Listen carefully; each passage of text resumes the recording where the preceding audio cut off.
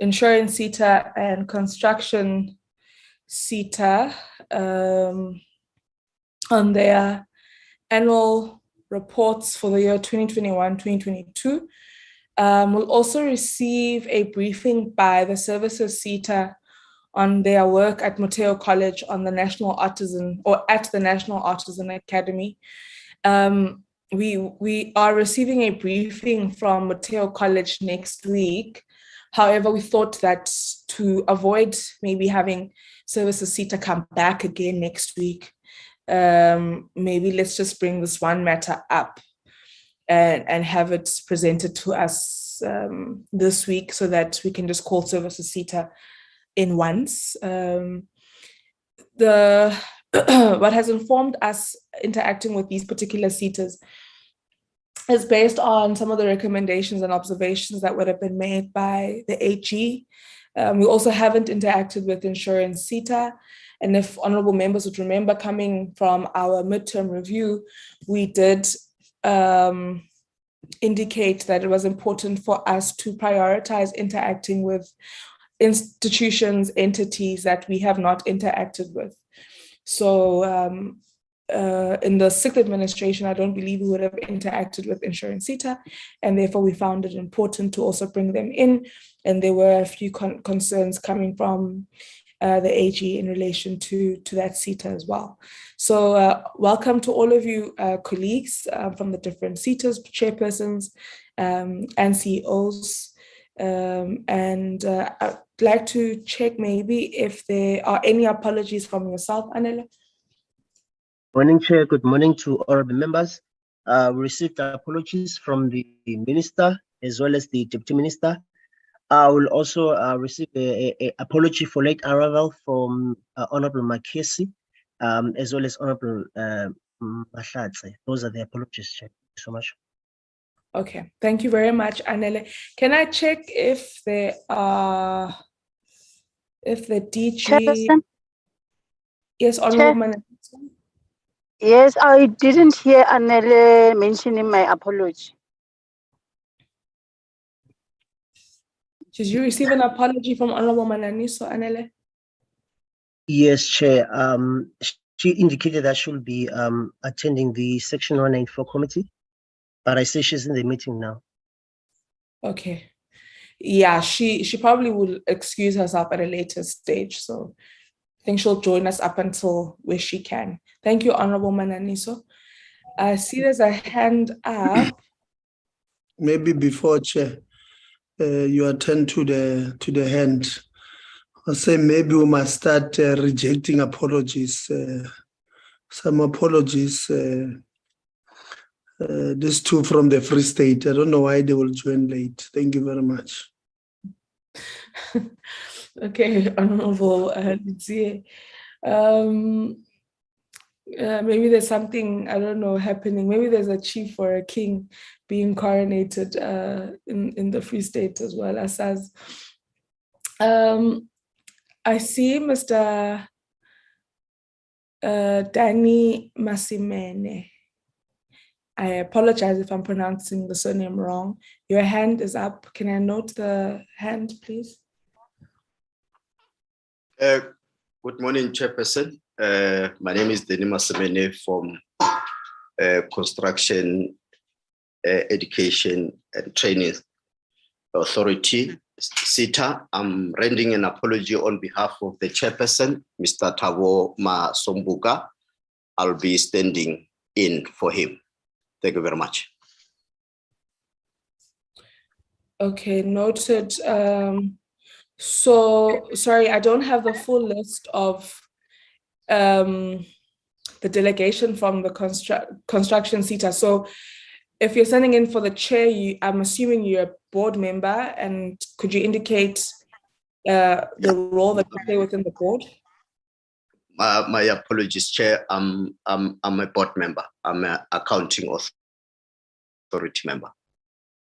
Okay. All right. Thank you very much. Ideally, we would have appreciated it. Anela, did we receive a written apology from the chair of Construction CETA? No. All right. Ideally, colleagues, that is a type of apology that we would need to receive in advance in a written format to the committee. We take the presence of chairpersons of boards, of councils, very highly in the committee, so it's an apology that can't take place during session. It's an apology that needs to be accompanied with an explanation and clear reasoning. It's an apology that can be rejected or accepted. So Mr. Masimene, if you could kindly arrange that a letter or valid reason be sent to us immediately while we're still in this meeting, because you are the last SETA to present, so you have some time. But between yourself and the CEO, could colleagues please arrange for that? Mr. Mbalo, I see you're on the platform. I'm going to hand over to you now to just make a few opening remarks before we hand over to our first SETA, which will be the services SETA.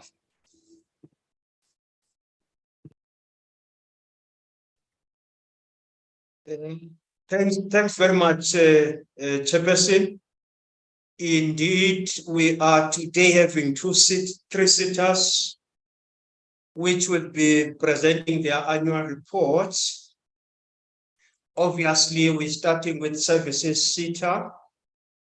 The chairperson is present together with some board members, as well as the CEO and the CFO and other senior officials from the SETA.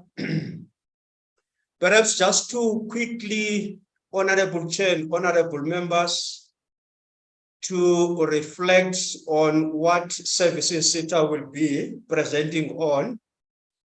There will be, amongst others, capturing the organizational performance, focusing in particular on overall performance of the organization, sector performance, transformational imperatives, which are quite very critical, Honorable Chair, Honorable members, for the work that we're undertaking within the post-school system. Importantly, as well as required, it will be targets not achieved and reasons for those deviations. Financial performance, which is quite very critical for the year under review. Irregular, fruitless and wasteful expenditure, the SETA will also venturing into those areas, the audit outcomes, action plan, that the SETA has developed to deal with those audit outcomes. Perhaps then with the next SETA, then I will come when we have concluded with the services SETA, Honorable Chairperson. I must also indicate that the DG could not join us this morning. He would have wished to have been part of this session, but then he was not well since yesterday, so I officially table his apology, Honorable Chairperson, as well as honorable members of the committee. Thanks very much. What I will do then, Chair, I will invite the Chairperson to make concise opening remarks, and then will be followed by the CEO. Thanks very much, Chair. Thank you, Mr. Mbalo.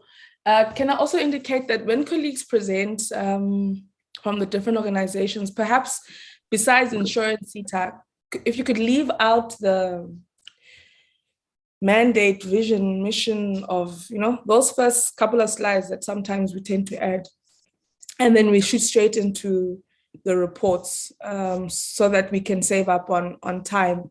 It's now 9:15 or 9:14. By the time I hand over to the chair of services SETA, it'll be 9:15.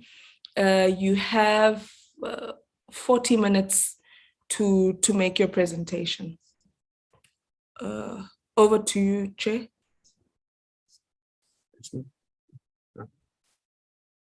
Good morning. Chair, first, I just want to check whether I'm audible. We can hear you.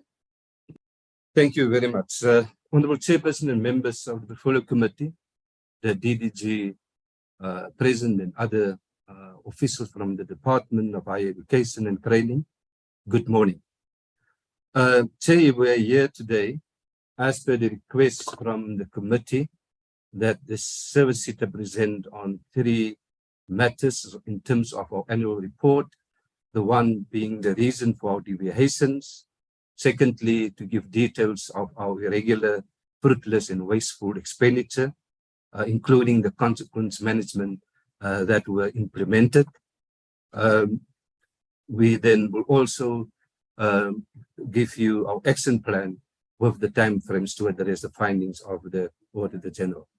Now, in 2021 November, we presented to you our mitigation plan for addressing audit findings for the previous financial years. And in March 2022, we reported progress on that plan.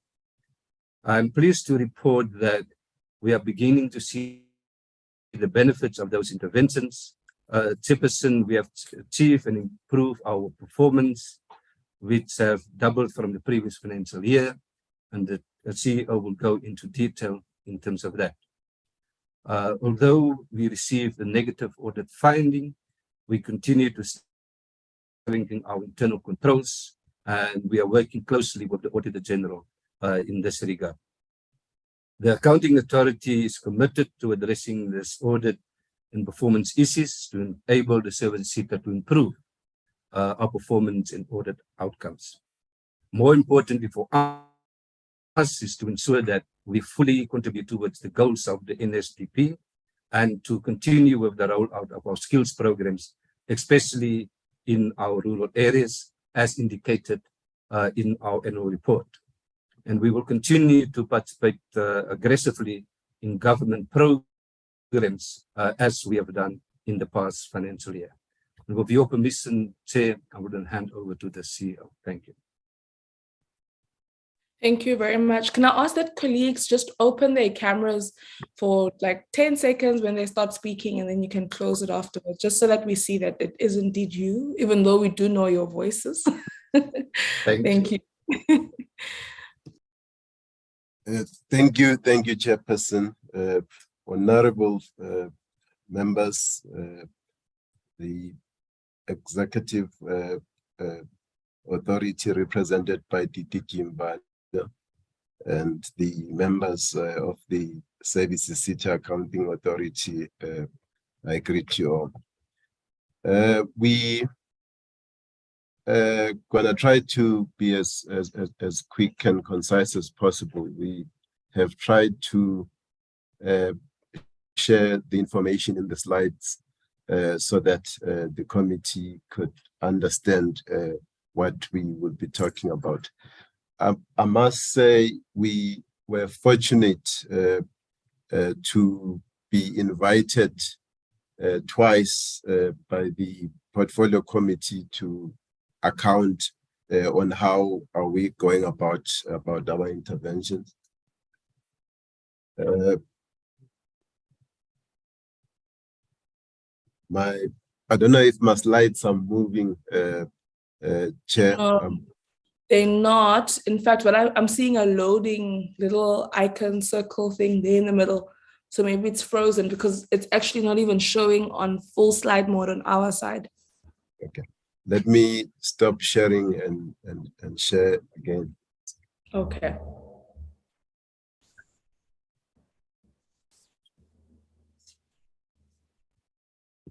Valo, this is your skill, ne?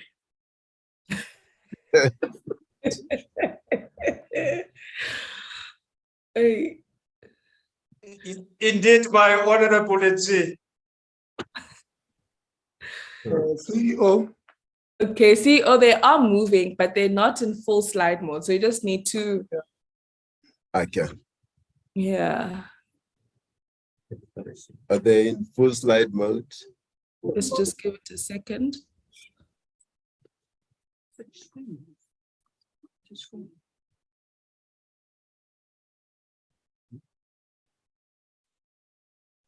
Oh, yes, I think it's moving properly. I apologize for the lack of compatibility. On our side, see, oh, I don't think, okay, Honorable Litier, are you seeing it on full slide mode on your side? No, not yet. I wanted to ask the CEO's right woman or right-hand person there to follow me. Can you go there on the top bar? There's a slideshow there. Yeah, you can even press there if you like. Okay. I see the team has got many people there, but no, not there. Leave that part. Go on top there, chairperson of on top. Where you see where design is. Yes. Towards your right of design. Leave that there.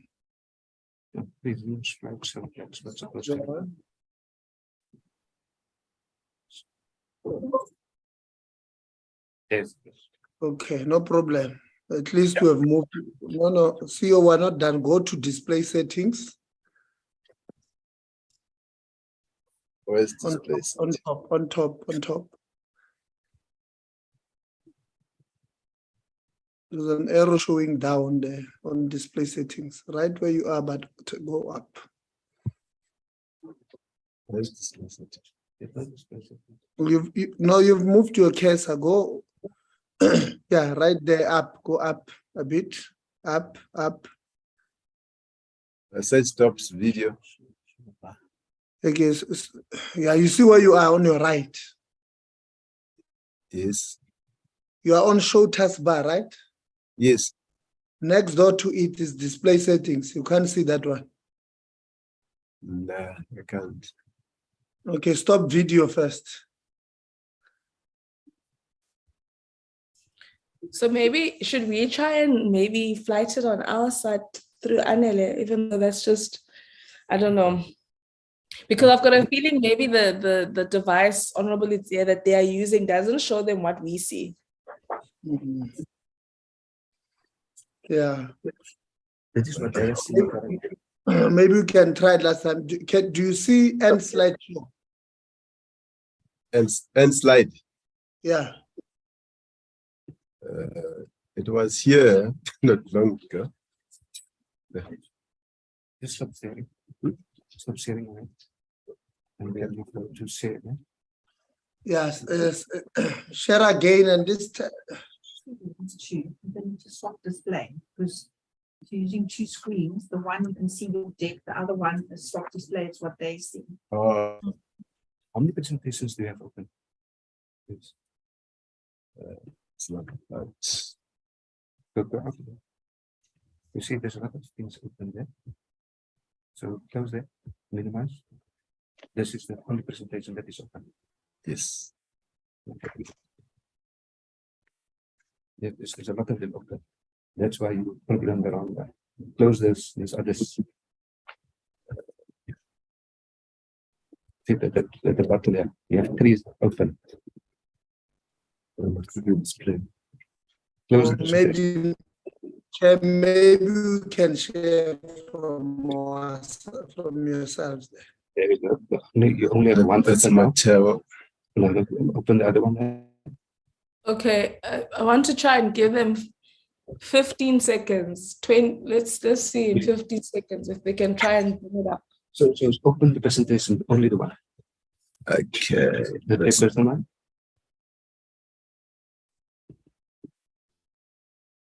Now you go in here to set into the. I'll make it bigger. Now you see. Now you only have that one open. Now you go into slideshow mode. That you normally slide. There you go. But it's still coming that way. Let's see.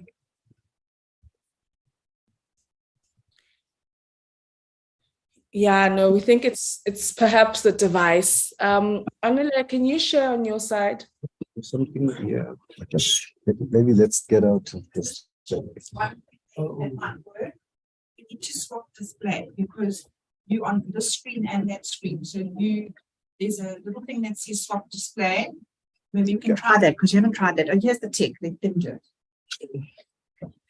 You know what I was thinking? Okay, colleagues, we are running out of time. I really was hoping that you would be able to flight it from your side, but we are running out of time. So I'm going to ask Anele, can we share the slides on our side? I know it's an inconvenience for you. Who's sharing the slides now? It is still us. Okay, we are fine. We finally can see the presentation. All right, you can continue, CEO. Well, thank you. I cannot recall where I was, but thank you, Chair. Thank you, members, for accommodating our technical glitches.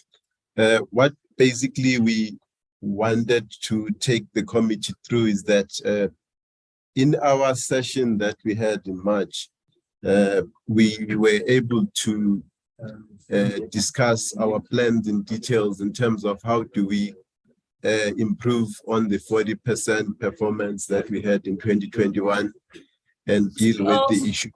The people who are in the room with you now need to keep quiet because otherwise we can't hear you. Okay, we apologize for that. So the key issues for us has been to reduce our commitments because we were held back by a high level of commitments that made us not to be able to fund the programs that were responsible for improving our APP performance. And we were also faced with the responsibility to resolve issues that led to audit out qualifications. I must say that, as the chair explained, we were able to achieve what we promised this committee in terms of the performance, the 73% that we committed. However, we still battled with the qualified audit outcome.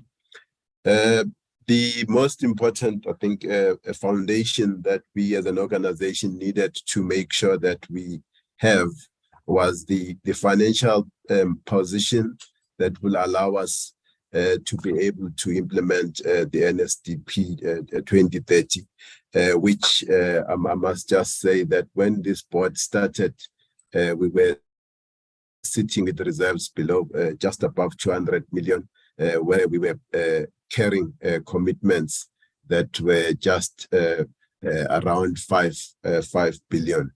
I must say that at the end of the financial year 2022, the reserves have increased, and at the same time we were able to reduce our commitments to just below 2.7 billion. The interventions that we put through to improve performance in the year made a very, very huge switch. The organization performance in terms of our APP almost doubled because we improved from 2021 in 2022 to 80% of our APP against the 40%. The biggest area which still requires more interventions were on the learning programs, where we achieved 73%. And in the main, our efforts are going very much in improving the more effective, more efficient way of implementing those programs. We still suffered on the administration, mainly because of the negative audit outcome. We would like to share in terms of that performance, especially on the learning programs, what was dramatic in terms of the improvement. We commenced more than 14,000 learners into learning programs, which was a significant jump from 237 learners in the previous year.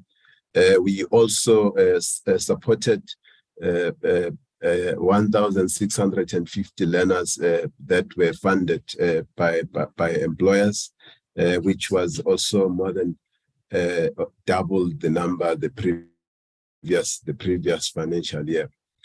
Also, in terms of exiting learners, we issued 50,810 certificates compared to the 9,465 that we issued last year.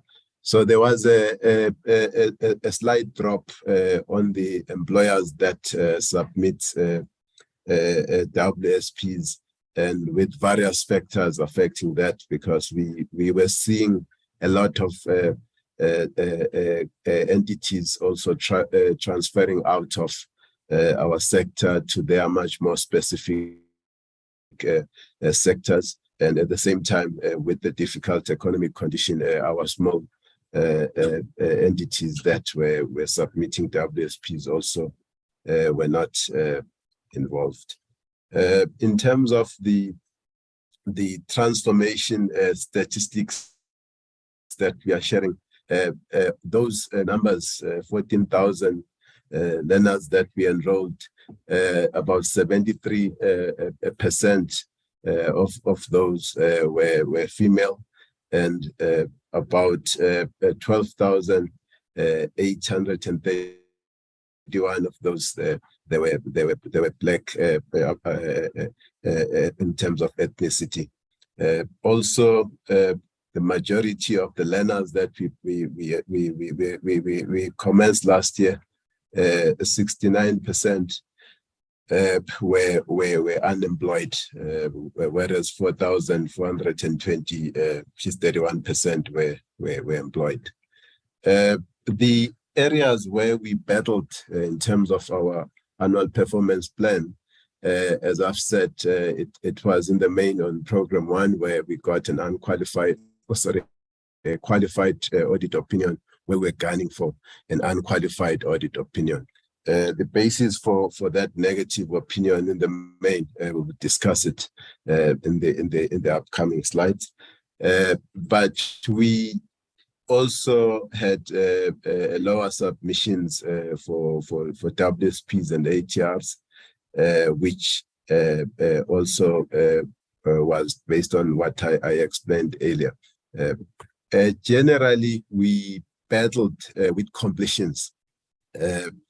In terms of the bursaries that we supported last year, we supported in the main the new entrants, whereas we had a measurement or a target where we needed to also keep on supporting the continuing learners, giving our low base in the previous year, and that target was very difficult to achieve in 2022. But we are of the view that because we have entered more than 1,500 learners in 2022, we will have a better chance of improving that particular performance.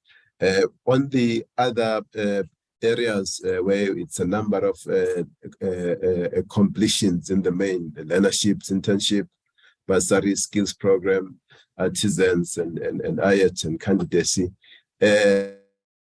we suffered greatly because of our low pipeline. We have entered quite a significant number in FY 2022, so that will basically increase our chances and perform better in this particular area. I must say the characteristics of our performance generally was affected by the fact that in the previous year, because of our low reserves, we did not commence enough projects, which I think this is why we had a follow-up session with this committee. On the expenditure-related issues, we still had significant non-compliances with legislation. Our irregular expenditure still have some elements of procurement non-compliances. We had also an issue with our discretionary grants support or project support cost being above the 7.5%.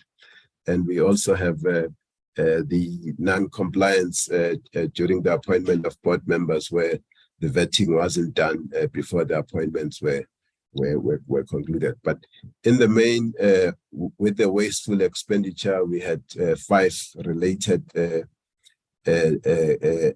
cases which came from litigation. The slide that follows in the main, it's attempting to explain where the irregular expenditure came from. We had an issue with payments against expired contracts, and we are busy trying to find ways to make sure that that particular issue does not continue. Because of the number of contracts that we have that belongs to the past, the process to extend contracts were proving to be problematic while we are busy trying to pay within the 30 days. So there was a bit of a conflict. We are busy trying to make sure that we can that and we put an end to it. On the discretionary grant support cost exceeding 7.5%, we had that last year, and we still are working on solving that problem because it's our structural problem, as we said before, where we have mainly in that 7.5 DG support cost, a labor cost, which we cannot easily deal with in the short term. But there are interventions in place in making sure that whatever that we get, it does not also go to waste. We get the benefit of that before we solve the problem. The issue on the appointment of the board members before vetting, it's receiving attention from the DHET. We will be getting it condoned in the near future because it has been dealt with at that DHET level. On the wasteful expenditure, this is the breakdown of the 1.5 million, where we basically had to pay either legal fees for other attorneys because we lost the case, or we were paying interest on cases that we have already lost. But I think all the 4 cases that make the 1.5 million, they come as a result of the cases that we lost. In terms of our audit plan, Chair, we had one, I would say, issue that always leads us to qualification, which is our commitment. However, in the new year, or in the 2022 financial year, our issue was more close to 2 areas. We had made amendments, and the supporting information that was provided, the Auditor General were of the view that it wasn't adequate. And we have made a reconciliation of the amounts that appear on the face of the financial statement and on the note. And again, the supporting documents, the Auditor General were of the view that were not adequate. So, and they could not accept what we were doing. And I think in the bigger scheme of things, the work that was done during that year 2022 was able to give the Auditor General some information to look at and to make opinions on whether it meets their expectation or not, which was an improvement for us. Where we are, we were of the view that if we must continue to look at that supporting documentation with the Auditor General so that we are able to find each other. I think I must jump into what we have done so far. In respect to that, we had a debriefing meeting with the Office of the Auditor General in September, in the presence of the Audit Committee Chairperson and the Finance Committee Chairperson, just to make sure that what we say are gaps are actually the gaps that are informed with understanding of both the auditee and the auditor. And then we agreed from that meeting that let's have a detailed discussion in terms of making sure how do we resolve the issues on commitment. And we also had a full day where we looked at the performance information, which basically also raises some questions in terms of usefulness and the cutoff issues that the Auditor General raised.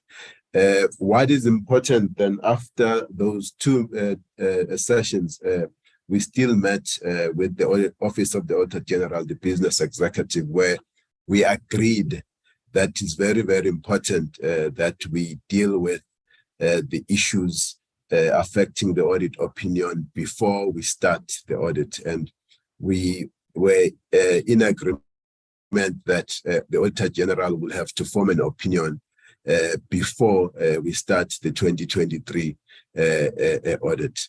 The alternative to what we are doing now could have been to continue with the audit and not close it on the 31st of July, so that the Auditor General can get to inspect all the documents that were presented. I think I must just mention that the biggest challenge that we have as Services SETA is that this qualification is the fourth in the row, and it does put us as management and the accounting authority in a very, very difficult position. And so our engagement with the Auditor General was to say we cannot continue to do what we did in the past and keep on coming up with the same kind of results.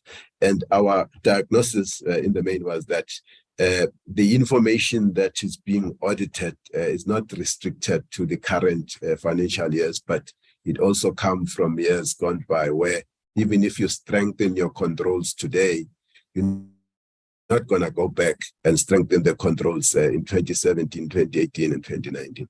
So we've came into understanding that for us to find each other on these issues, we will need to find alternative methods where the management of Services SETA will provide all the information in the manner that the information is stored or kept, which might be different in how the information for current information is stored. I'm of the view that there's an understanding and agreement and cooperation on both sides when it comes to that. Chair, I'm not going to go into detail in terms of the action plan, but I wanted to highlight the work that is being done on overcommitment. When this board came, there were big issues that affected projects generally. One was the reserves that were depleted, and commitments that were high, very, very significant. Obviously, the cash was not adequate to fund any form of performance. Also, we had windows that were opened in the past that were never closed. And I must say that within a few months, the board was able to make a decision on those 5 windows, which helped in managing our stakeholder relationship, because they kept asking about the applications on those.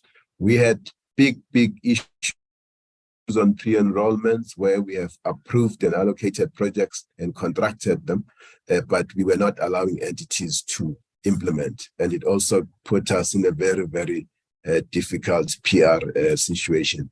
And we had dormant projects for a number of reasons. So those are the issues that when we started to look at the interventions was to try and deal with them. I must say my biggest focus was to try and find ways to reduce commitments without creating some grounds for litigation by parties involved. Last year, we had 2 cases that were so significant in terms of reducing those commitments, where we were able to write off about 435 million from an EOH project and reduce by 135 million from another housing project that was given to Set Square. I must say, when we started to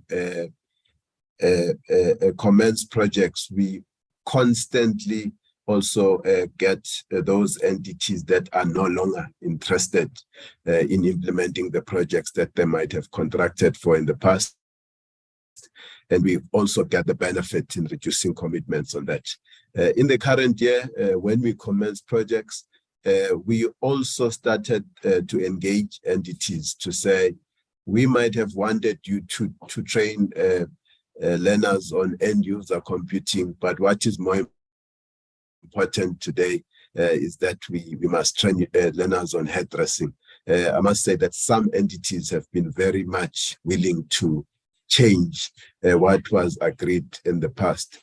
And also what we were able to do, we were able to recommend that we might have wanted you to train 1,000 learners, but given our financial situation, can you train 400?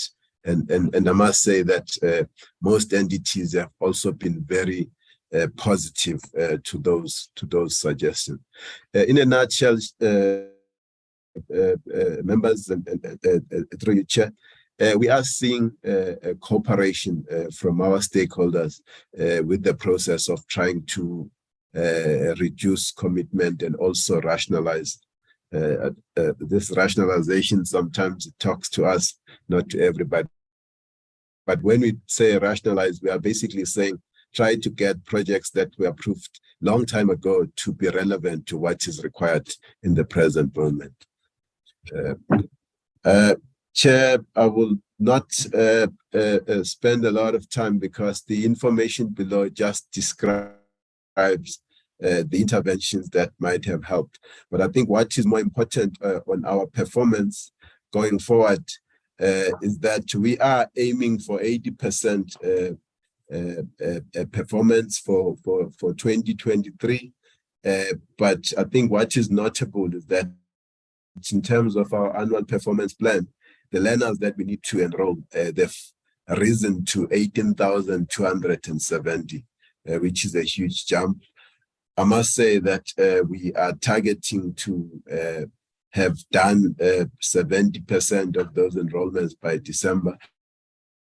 It's proving very, very difficult. We are still below 7,000 at the moment, but we are trying to put plans together to make sure that we achieve that kind of performance.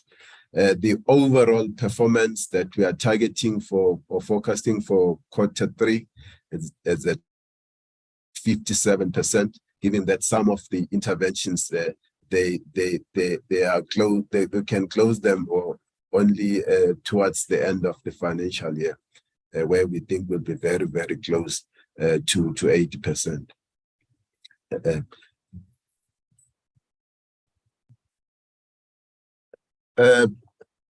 Chair, the most important thing that we are busy with doing, yes, it's going to be continue to rationalize commitments, and we are working on the business optimization process.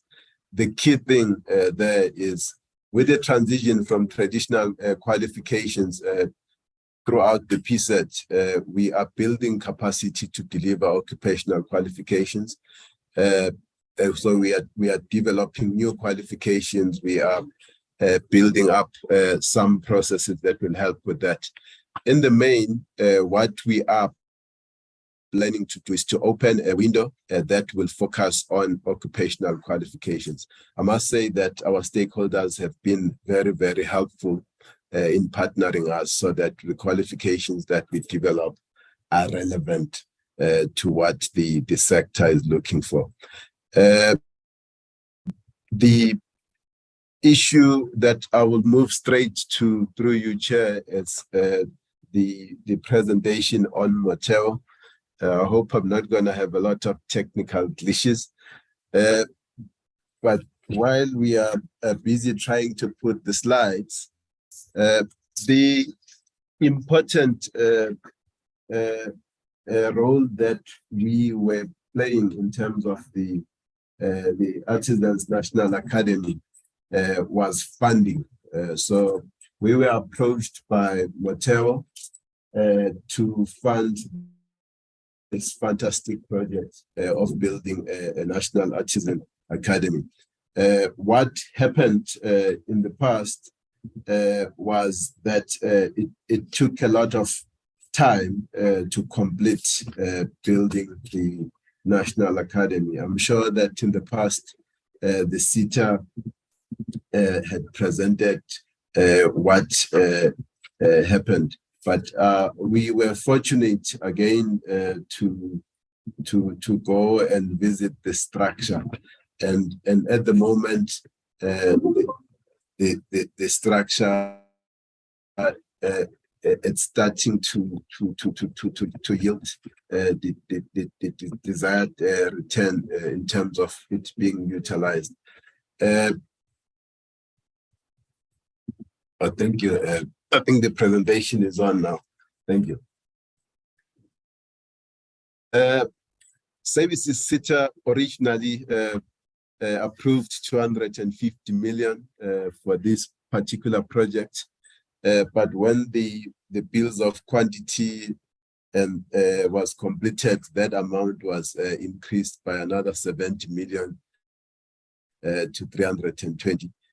We further injected 130 million, which made the total commitment by Services SETA on the project to be at about 450 million.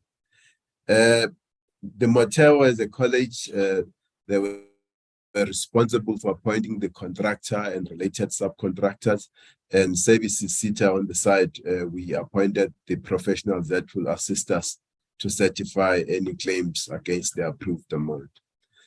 The current status, the structure is standing, and there is about 5.7 million that's still outstanding on amount, which is meant to assist with some construction snags.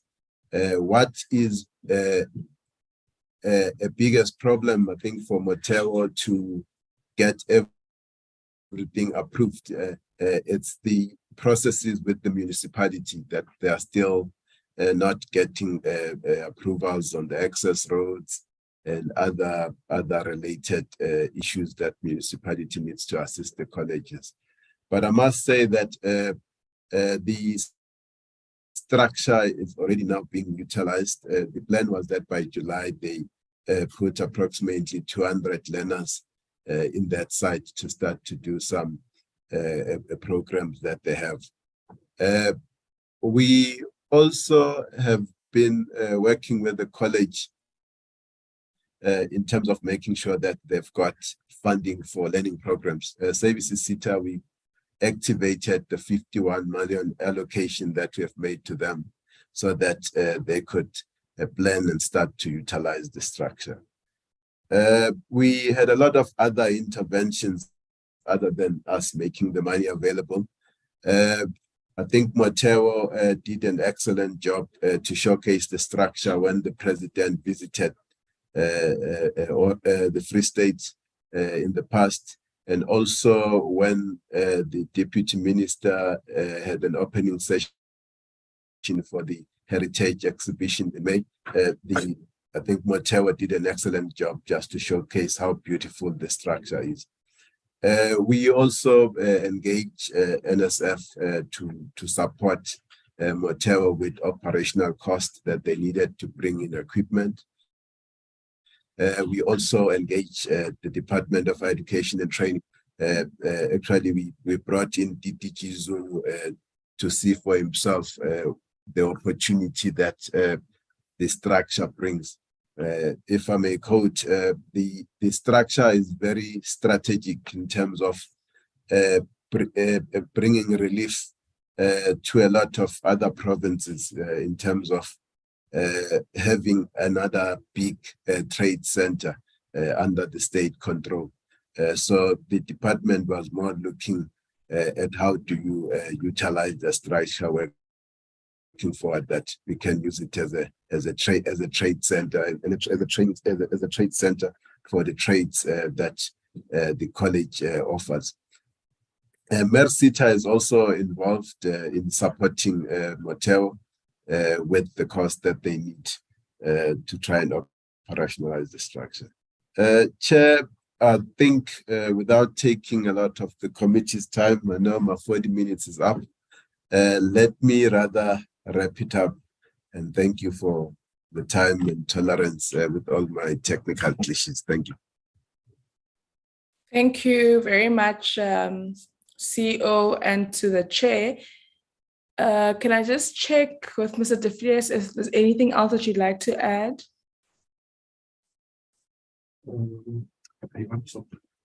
Chairperson, no, I think just to say that as the accounting authority and our other governance structures, that we will continue to strengthen our oversight responsibilities to ensure that the plans that we put in place that will be approved by the board in terms of the audit remedial plan, in terms of that the different structures of the committees are there. In fact, just in terms of this present, we have the executive committee members with me, the CEO, the CFO, and also one senior manager, and then also the chairperson of the audit committee. So we are very committed to ensure that we implement and turn around the organization. Thank you. Thank you very much to colleagues from the services CETA. We'll now hand over to Mr. Ngubane, who's the chairperson of Insurance CETA, and Ms. Gugu Mkhize, who is the CEO of Insurance CETA. Colleagues, it's now 9:56 and you have 40 minutes to make your presentation.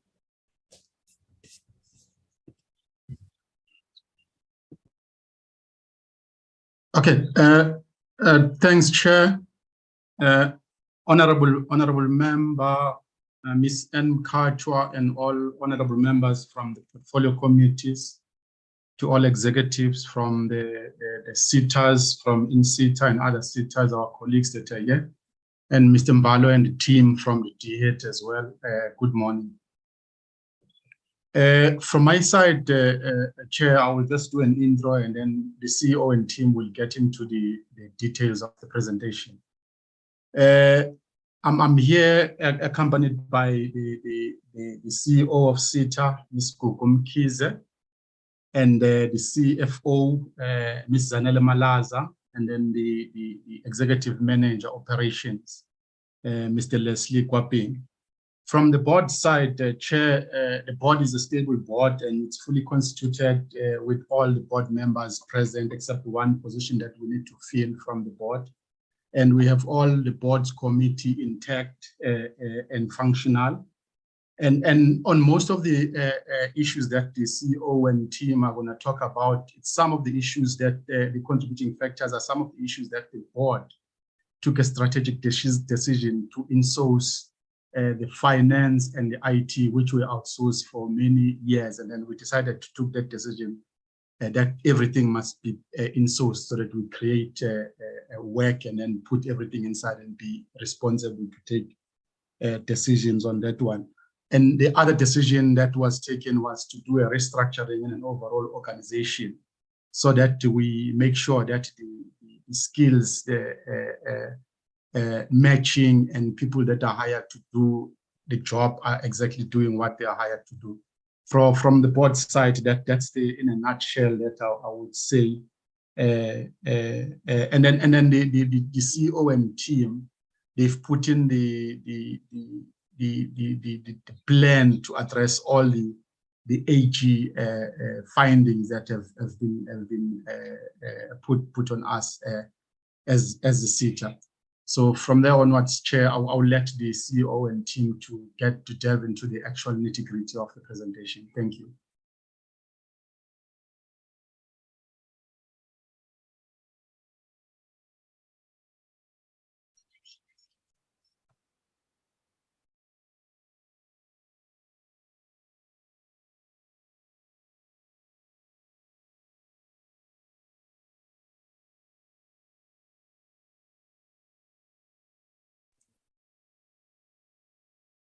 Good morning, Honorable Chairperson. Kindly confirm if I'm audible. Yes, we can hear you, Ms. Mkhize. If you can just switch on your camera for a few seconds. I shall do so, Chair.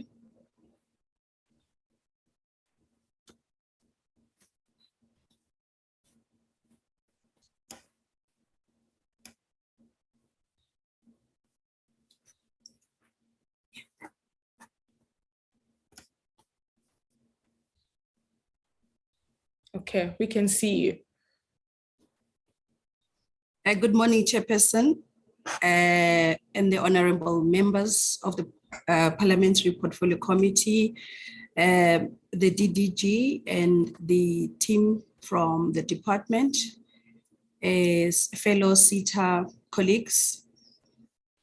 I will be taking you through the presentation that we have prepared in line with what we received from the letter indicating some of the areas that we are expected to cover.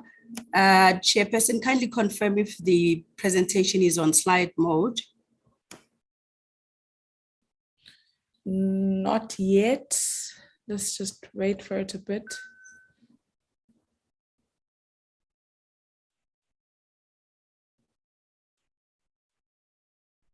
Yeah, no.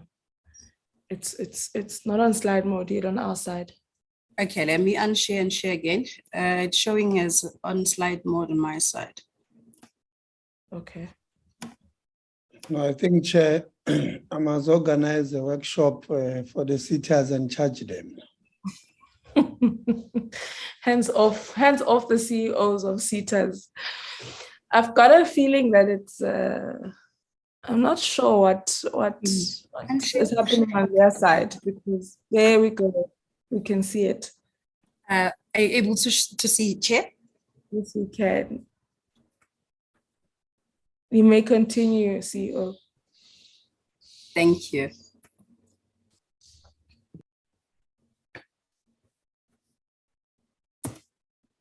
I'm not sure if it's moving, Chair. Not yet.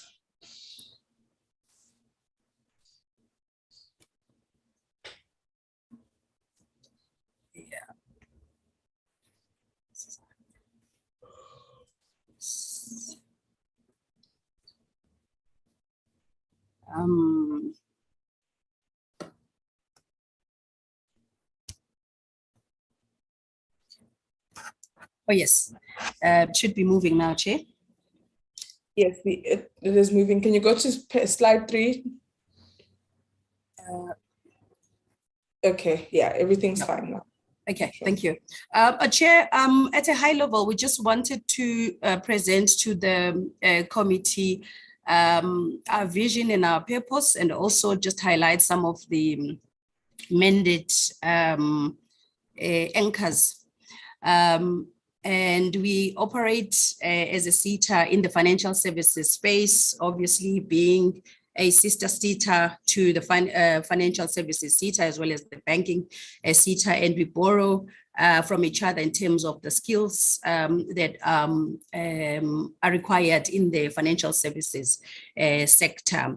And our vision is to ensure that we build a capable insurance industry pipeline in terms of the skills demands and the skills supply. And we are also have values that are anchored on partnerships, delivering quality and ensuring that there's value for money and impact in terms of touching lives and inspiring trust to our stakeholders.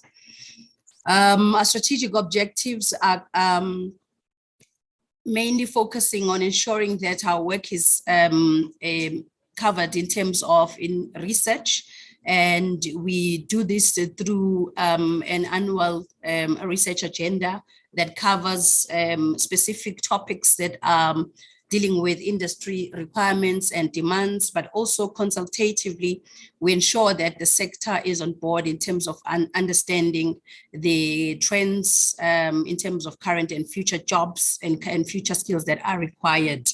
The work of the CETA, just like all the other CETAs, is obviously informed by the Vision 2030, and our objectives are anchored on that in terms of supporting youth, programs, entrepreneurship, support for SMEs, focusing on workers in terms of reskilling and multi-skilling, and also in terms of promoting careers in the insurance industry as well as career pathing.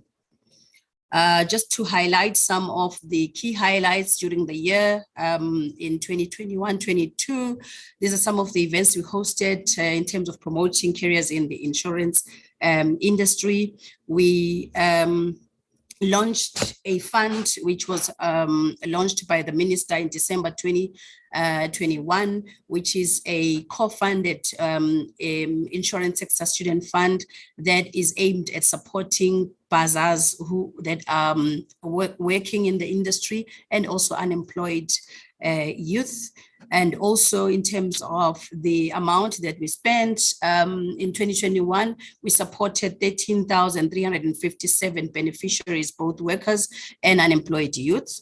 We also supported through our mandatory grants a total of 1,107 companies made up of large, medium, and small companies.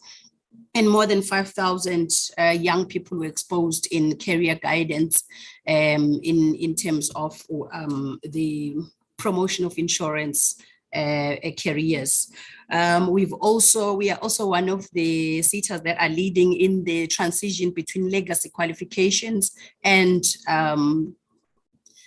occupational qualifications. We currently have got 10 qualifications that have been registered with the QCTO, and we've seen more than 300 beneficiaries exiting in the system in terms of completing these qualifications. We've also certificated our funding. In terms of the funding that we offer as in CETA, we certificated about 1,600 and 2,400 industry-funded certificates were issued in the previous financial year. Just in terms of organizational performance, Chair, I tend to speak very fast. You will forgive me, Chair, and the members, if I'm too fast, please advise. Then in terms of the performance, we moved from the previous financial year's performance of 72% to 86% this year, which was an increase of 14%. And we will just be touching on 5 indicators that were not achieved as per the guidance of the committee, and also highlight what are some of the plans that we have put in place. Under the administration outcome, our audit opinion regressed from an unqualified audit in the previous financial year to a qualified audit opinion. And we will be touching at a later stage some of the reasons that led to the audit qualification. And but to this extent, what we have done, Chair, with the support of the Audit and Risk Committee, as well as the board, we have been able to develop a turnaround strategy that was approved by the board, by the Audit Committee in early September. And we've also implemented, started the implementation of the action plan, audit action plan for the previous financial year.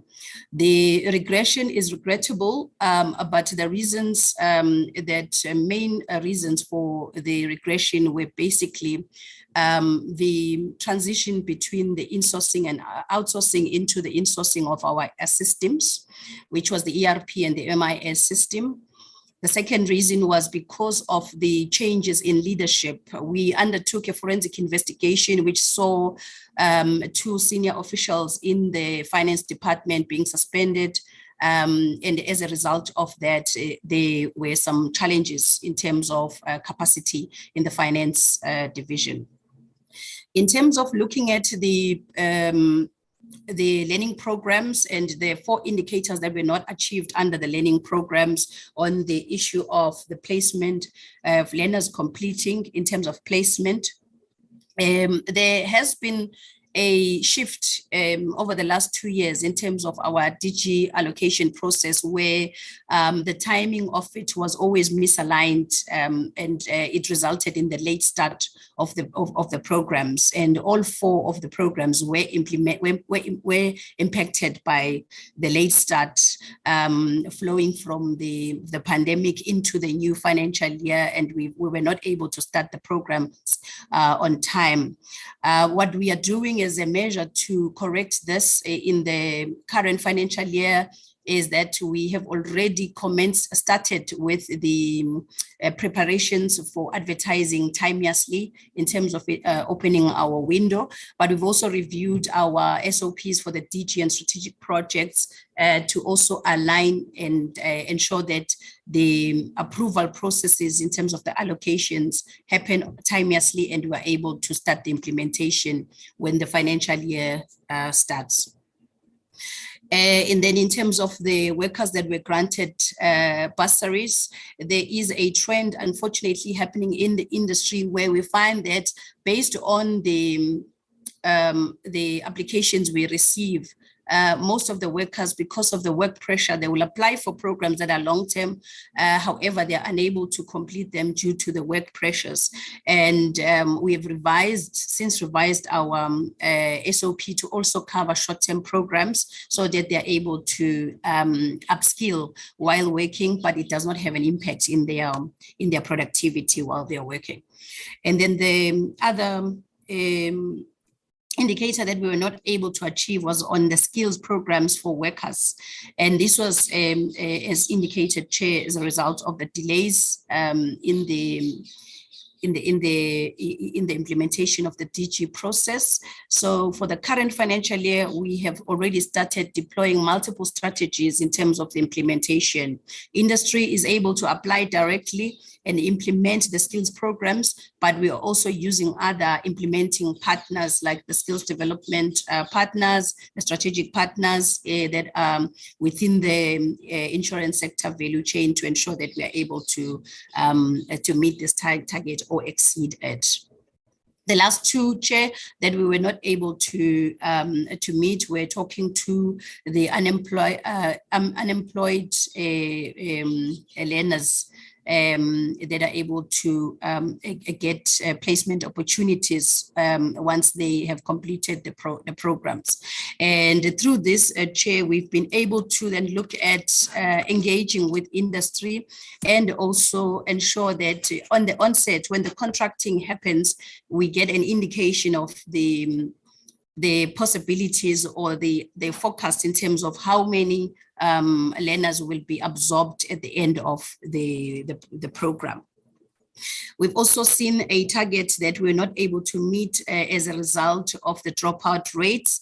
And through that, we've also seen that there is an enormous pressure that the learners subjected to because of the psychological issues or mental issues.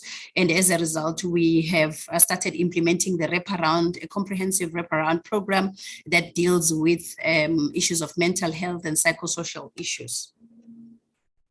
In terms of pushing for increasing our performance, Chair, you will note that in the previous financial year, in SETA's performance has always been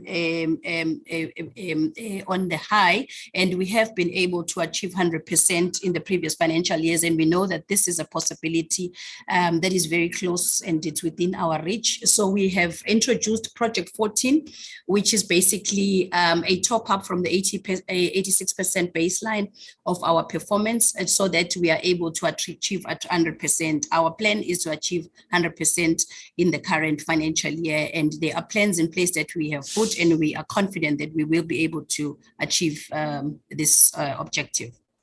On the financial management and viability, Chair, we're just highlighting some of the financial information which is already captured in the annual report. We actually received 606 million in levies in the previous financial year versus what we had budgeted or projected at 608 million. Over the previous financial year, we have been seeing an increase in the trajectory in terms of our revenue, but also we have seen a number through our stakeholder engagements. We've seen more than 400 companies being registered. They were insurance companies, but they were never registering in our as levy payers in our industry. From a revenue versus expenditure, Chair, we've spent a total of 475 million in the previous financial year, obviously, versus our actual revenue that was received. Our total commitments are 421. And in the previous financial year, we went through a cleanup exercise in terms of our commitments, and we still in the process of ensuring that there is a cleanup based on the findings that were raised by AG to ensure that we have an accurate register of commitments. From a liquidity perspective, our cash and cash equivalents are sitting at 655 million, and the total commitments of 528 million. On the irregular, fruitless expenditure, Chair, there were two investigations that took place. One of them was including 12 million of the irregular expenditure regarding the office lease, which was awarded in 2020. And in terms of this irregular expenditure, it was as a result of the collusion between the staff members and the landlord, the current landlord. To this extent, a resolution has been made by the board in SETA to vacate its current offices. Effective from the 1st of December, we will be moving into our new offices, and the two employees that were part of the investigations, one of them, the disciplinary matter was concluded, and the person has already left the organization. The other person, the disciplinary matter is nearing the end. In terms of our current measures to ensure that this does not occur again, we have introduced the vetting process in line with the PPPFA regulations. We have introduced the vetting of all contracts that are above 10 million prior to the award, but also we do a compliance checklist and ensuring that there's enforcement of all SCM processes. But on top of that, the vetting is done by the internal audit, but on top of that, we also solicit a legal opinion in terms of just confirming the compliance to all laws and regulations. And this is a process we've followed even with the procurement of the current building of the new building to avoid any unforeseen eventualities. On the issue of the project management being exceeded from the 7.5%. This was as a result of inadequate budget control. And as indicated, we have taken full responsibility, Chair, as a result of the transition and the vacuum that was created by the exiting of the staff members that were suspended and eventually left the organization. And in terms of preventing this from happening going forward, we have centralized the budgeting, and the CFO is leading this process, centralize the budgeting and expenditure control. And she keeps on emphasizing the principle of back to basics, where there's proper reconciliations done regularly. And on the last matter relating to the wasteful expenditure, which is captured in the annual report, is the 764K of an irregular allocation by an employee who colluded after the DG process was completed. We have a very robust DG allocation process, but we realized that there were some gaps after the allocation and the approval processes were done because our employees were able to manipulate the spreadsheets or the information where it was captured. And to this extent, Chair, we have then 3 employees have been suspended and they are currently going the disciplinary inquiry. And then in terms of the mitigating this risk and ensuring that it does not happen again, there is consistent validation of all contracts in a 3-way approach where finance, operations, as well as where the DG allocation process is taking place. There is a vetting and also the information is kept password protected. We also undertake data analytics to ensure and detect and prevent any other unauthorized manipulation of the spreadsheets that are used for the allocation process. In terms of our journey to excellence, this is a journey that has started in the previous, in the past 2 financial years, and the organization internally and externally we made some significant inroads in terms of repositioning in CETA to its stakeholders, and also ensuring that performance is on an upward trajectory. However, with the qualified audit opinion, we are working towards ensuring that we strengthen our internal controls and ensure that we hold ourselves accountable across all the levels of the organization with the support and oversight of the board and our governance structures. So our roadmap indicates that in 22-23, we are planning for an unqualified audit opinion. But over the next 2 outer years, our plans are to ensure that we obtain unqualified audits with no material findings.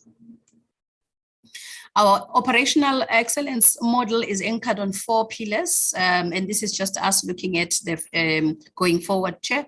It's anchored on the mandate of the organization, the impact we have on the sector, our people who are the drivers of the implementation of the mandate, as well as the systems, to ensure that these 4 pillars are working in the best interest of the organization, but also they are able to help us to deliver value for our stakeholders.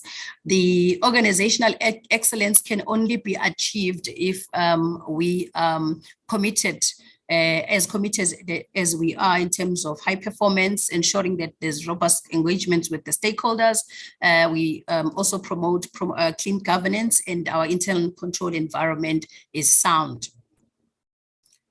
From an audit turnaround strategy, Chair, this is just a high level of what we have in the audit turnaround strategy, and this has been developed, and already we are implementing it in terms of the audit turnaround strategy. From the audit report, there were 44 findings, and out of those 44 findings, we have then gone into detail and developed 120 action plans that are spread across the different divisions within the organization.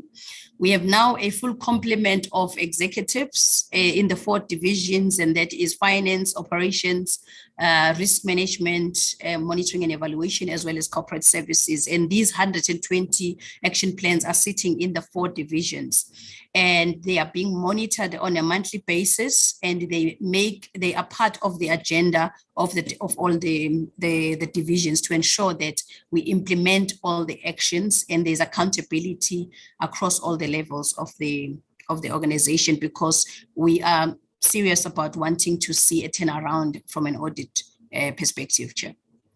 We've also done a cleanup process from the time when the audit report was issued. We have strengthened the capacity in the finance department, and also with the appointment of the CFO who started on the 1st of September, we are already seeing some changes already taking place in the finance division. We remain committed to our journey of excellence as in SETA, and we want to ensure that we drive organizational impact in our sector, but we also ensure that we also explore the insurance sector student fund is just one of the options or opportunities we have seized to create alternative sources of revenue to meet our industry demand. Just in the previous window, we received about 3.3 billion worth of applications from the sector, and our current revenue levies that we receive can never be equate to the demands. So we are rigorously pursuing alternative sources of revenue to ensure that we are able to meet our mandate, and also we strengthen monitoring and accountability, and also improve our maturity level. In the previous financial year, our maturity level from a risk perspective was at a 2, and we are confident that going forward, this should change with all the measures in place that we have put. Chair, that brings us to the end of the presentation. Towards the end, we had also put some of the audit findings that impact the audit report for the consumption of the members, but I would not go into detail. Thank you very much. Thank you very much, CEO. Can I check if there are any last remarks from the chair? No, Chair, thank you. There's no remarks from my side. Thanks. All right, thank you very much, colleagues from Insurance SETA. I'd like to now hand over to Construction SETA. I don't know if, Anele, have you managed to receive anything from the colleagues? Yes, Chair. The chairperson is in the meeting. Okay. All right. Okay, thank you very much. Chair, welcome to the engagement. We indicated earlier when we received an apology on your behalf from one of the board members, we received an apology that there will be a board member standing in for you, and an apology is not a challenge or a crisis, colleagues. Just the timing of it. When we're dealing with annual reports, we would, Mr. Masimene, there we go. Sorry, I was just looking for the name. The challenge is that we would prefer for such an apology to come in, in advance, and for us to also be put into confidence as to why the chair would not be available for the meeting. So, ideally, we can't be receiving an apology of the chair of the SETA, of the institution, in the meeting unless there's an emergency and the chair did not foresee themselves not being available for the meeting. So that was the concern that arose at that particular time. So since you are in the meeting, Chair, maybe you can just take us into understanding as to what happened there, and then lead the delegation into the presentation that will be later made by the CEO. Thanks, Chair. Good morning. Good morning, Chair and members of the Portfolio Committee, everyone in the meeting. The apology was made as part of a precaution to say in an event, and I'm sure you would have seen in the letter, in an event, my other engagements are unable to finish before I'm able to rejoin this meeting. Please take note, because I don't know if the chair is aware that an indication was made that this week will be engagement with the Parliamentary Portfolio Committee, but there was no specific date. Only, I think, yesterday or latest Monday evening, it did come to be confirmed. And there was still uncertainty whether the meeting will actually be today or on the 4th. So board members and chairs being not necessarily executive in the SETA, we've got other engagements and stuff like that. We thought we would then confirm the exact time and date. That's why the apology was very precautionary. It was not by any chance a middle finger on the committee. It was just meant to say, in an event, I'm unable to be part. So at least. Mr. Masombuga, thank you. Can I just check something? Can I check from Anele, did we receive a letter indicating that the chair, because we had asked earlier on if we received a letter from yourselves indicating that you'd not be available. So I want us to get the facts right. So if the error was perhaps on our side, then we'll understand that you did indicate and we did not receive, or that information was lost in translation. As to why you received an indication of this meeting late on your side as the board, we cannot account for that. So that's something you'll have to interact or engage on with the CEO. So can I check from Anele if we did, because my understanding at the beginning of the meeting that we did not receive that letter indicating that you would not be available. But I'd like us to clarify this matter so that it doesn't hang in the air. Anele, can you? Thanks, Anele. Yes. Oh no, thank you, Chair. I think we did not receive that letter, Chair, prior the meeting. But when the meeting was going, I did forward you. They just sent it at I think, yeah, they just sent it during the meeting. I did forward you, Chair, when you asked for it. All right. So, Mr. Masombuga, we on our side, we must clarify that we were informed during the meeting by Mr. Masimene, who's a board member, that you would not be able to attend. That is what we were informed at the start of the meeting. We then indicated that ideally such an apology must come prior to the meeting, particularly if it's an apology from a chair of the entity.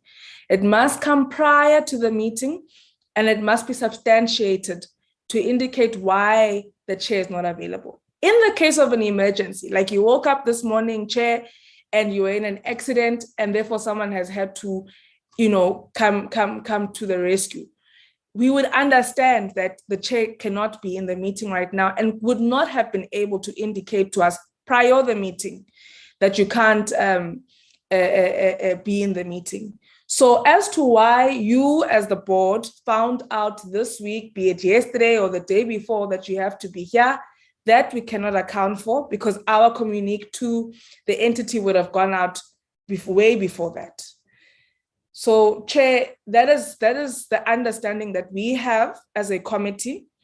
And unless there's something else, but Mr. Masimene, you can also assist, because you are the one who rendered the apology on behalf of the chairperson. So that is that. I want us to have the order of events to be very clear on our side. So if there's nothing, if there's no other clarities that we need, I'd like for you to please make the opening remarks on behalf of the entity and hand over to the CEO. No, that's fine. Thanks a lot, Chair. I think going forward, those are things that should be cleared up and taken care of, so that it doesn't really create an impression that there is unwillingness to cooperate with the committee. Thank you very much. Thank you, Chair. I think let's start. I would then thank the opportunity to engage with this committee and then introduce the members who are part of the team. I've got Mr. Vilagazi, I've got Mr. Masimene, I've got the executive who are board members, and I've got the executive team led by the CEO who are going to take us through the presentation of the silent areas that were indicated to us by the committee secretariat. And in an event that this committee requires further clarity, we will then chip in to give specific detail and clarification from the perspective of the accounting authority. CEO, please project the presentation and let's have the members taken through the various areas. Thank you, Chair.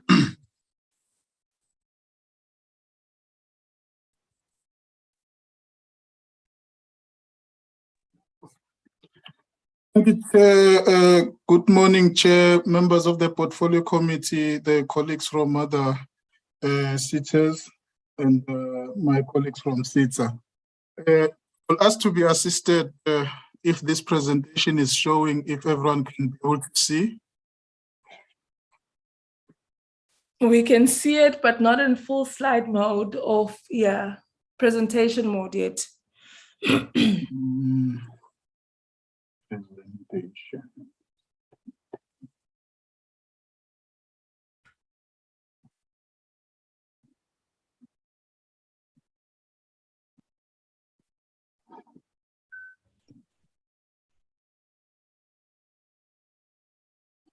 Okay, is it now in order? Showing full. Okay, thank you. Thank you, Chair. As we were requested to take the committee through the annual report for 2021-22, we'll do so. In terms of what we are covering in the presentation, in the main is issues on HR, SETA performance against our 21-22 APP, and then specifically our core business performance, financial overview, the OEG's audit outcomes, and the summary of actions to address the 21-22 AG audit matters, and then we will conclude. I'm not going to go through the slide for the vision and the mission. I'll just go straight in terms of the annual report overview. In terms of the requirements from the PFMA and the Skills Development Act, our annual report was submitted on to the AG, to the DHET, and also to the Parliament within the legislated deadlines of 31st August 2022. And in the main, it contains what is in the National Treasury annual report guidelines for the public entities, so it's fully compliant in that regard. Then touching on certain sections that are supposed to be covered in the annual report, I'll start with the HR, followed by core business and finance. And just a high-level overview, it is on record that SETA was under administration up to the 2nd of February 2022. During that period, there was an organizational redesign and development process that was undertaken, which resulted in certain deliverables in the main, with a new redesigned organizational structure, which was consulted on with labor and which was used for the staff placement. There were areas that were not in the organization before, like talent and leadership development framework and toolkit, competency frameworks for all the competencies that are required for the officials of the organization. There was a performance management review report. There was a skills audit report. Also, the salary and employee benefit benchmarks was done, and new salary scales that are anchored on the 50th percentile of the Peterson grading were adopted. There was a staff remuneration and incentive strategy developed during that process, also accompanied by the updated and newly developed HR and development policies and procedures, plus the change management and culture audit report from the deliverables of the organizational restructuring and development process. When it comes to employment status, as at 31st March 2022, we had top management consisting of 4 executives and then 1 senior manager at the time. And then for professionally qualified officials, we had 23. And then amongst the skilled officials, we were sitting at 42, with semi-skilled at 30, and unskilled, we had 6, with a total complement of 106 employees in the organization. When it comes to labor relations matters, which include misconduct and disciplinary actions, and for those that were terminated, we had a termination due to death and resignation 1, and there were 3 dismissals that happened during the year, covered by the annual report, which amounted then in total to 5 total terminations. And then for those that went through disciplinary processes, there were 3 disciplinaries that took place that resulted in the separations with the organization at a later stage. Under employment equity statistics for the period covered by the report, in the main, the organization is in majority constituted of mainly African females, 60 out of 106, and then 38 African males. And we got 5 colored, being 2 males and 3 colored females, with 2 Indian females in the organization at that time, and only 1 white female in the organization. We got 3 disabled employees at unskilled level, with 1 African male and 2 African females. Overview of the SETA performance at high level. Overall, out of all the 104 targets that we have, we achieved about 64, which is 62% of overall APP targets for the year, which was a significant improvement from the 22% that was achieved in the preceding year. For program 1 under administration, we achieved 88% of that, with research planning and reporting for program 2 receiving 100%, same as quality assurance. And then we were very thin on program 3 learning programs, which I will highlight at high level when I get to that point. In the main, for program 3, maybe we had the achievement which was sitting at 40% against the SLA that we signed with the department, which most of the targets not achieved were broadly related to unfunded targets, which we have no control, but is dependent on the extent and the level of engagement and the commitment that the industry has done for that year. And these were mainly related to artisan and leadership, and also underfunded graduate development programs. We had non-achievements in the main from bursaries, candidacy, and artisan. And some of the TVET college-related targets were not achieved because those needed certain engagements, also as in a certain understanding, which at that time we had not signed many MOUs, which have subsequently been signed. In terms of the performance improvement actions that we will be undertaking to improve our 62% upwards, we have started the tracking of projects rollout from Q1 of this financial year, and we have also moved to advertise the DG window earlier, which was usually around December. And then by 28th of July, the advert was already issued, which at this point in time, the process is at a stage of awarding so that our providers can start implementing, thereby assisting the organization to achieve its targets earlier than only on Q4 of the financial year.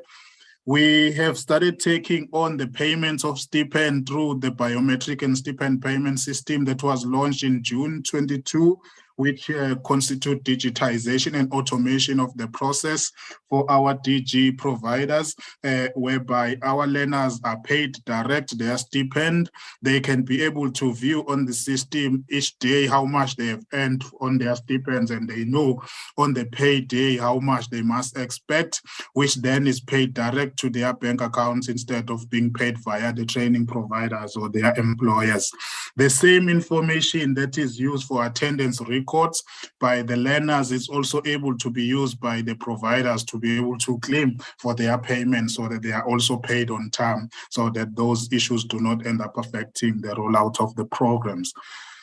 We got a quality assurance service provider that is assisting in various areas that are required in the QCTO SLA requirements as a quality assurer.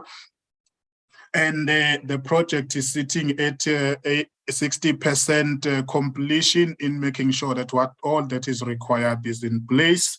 The verification of performance information throughout the year, we got a shared folder where all the managers are loading supporting evidence of what they're claiming as achievements on monthly basis. And this is reviewed by our monitoring and evaluation unit to ensure that we track the performance of the organization regularly.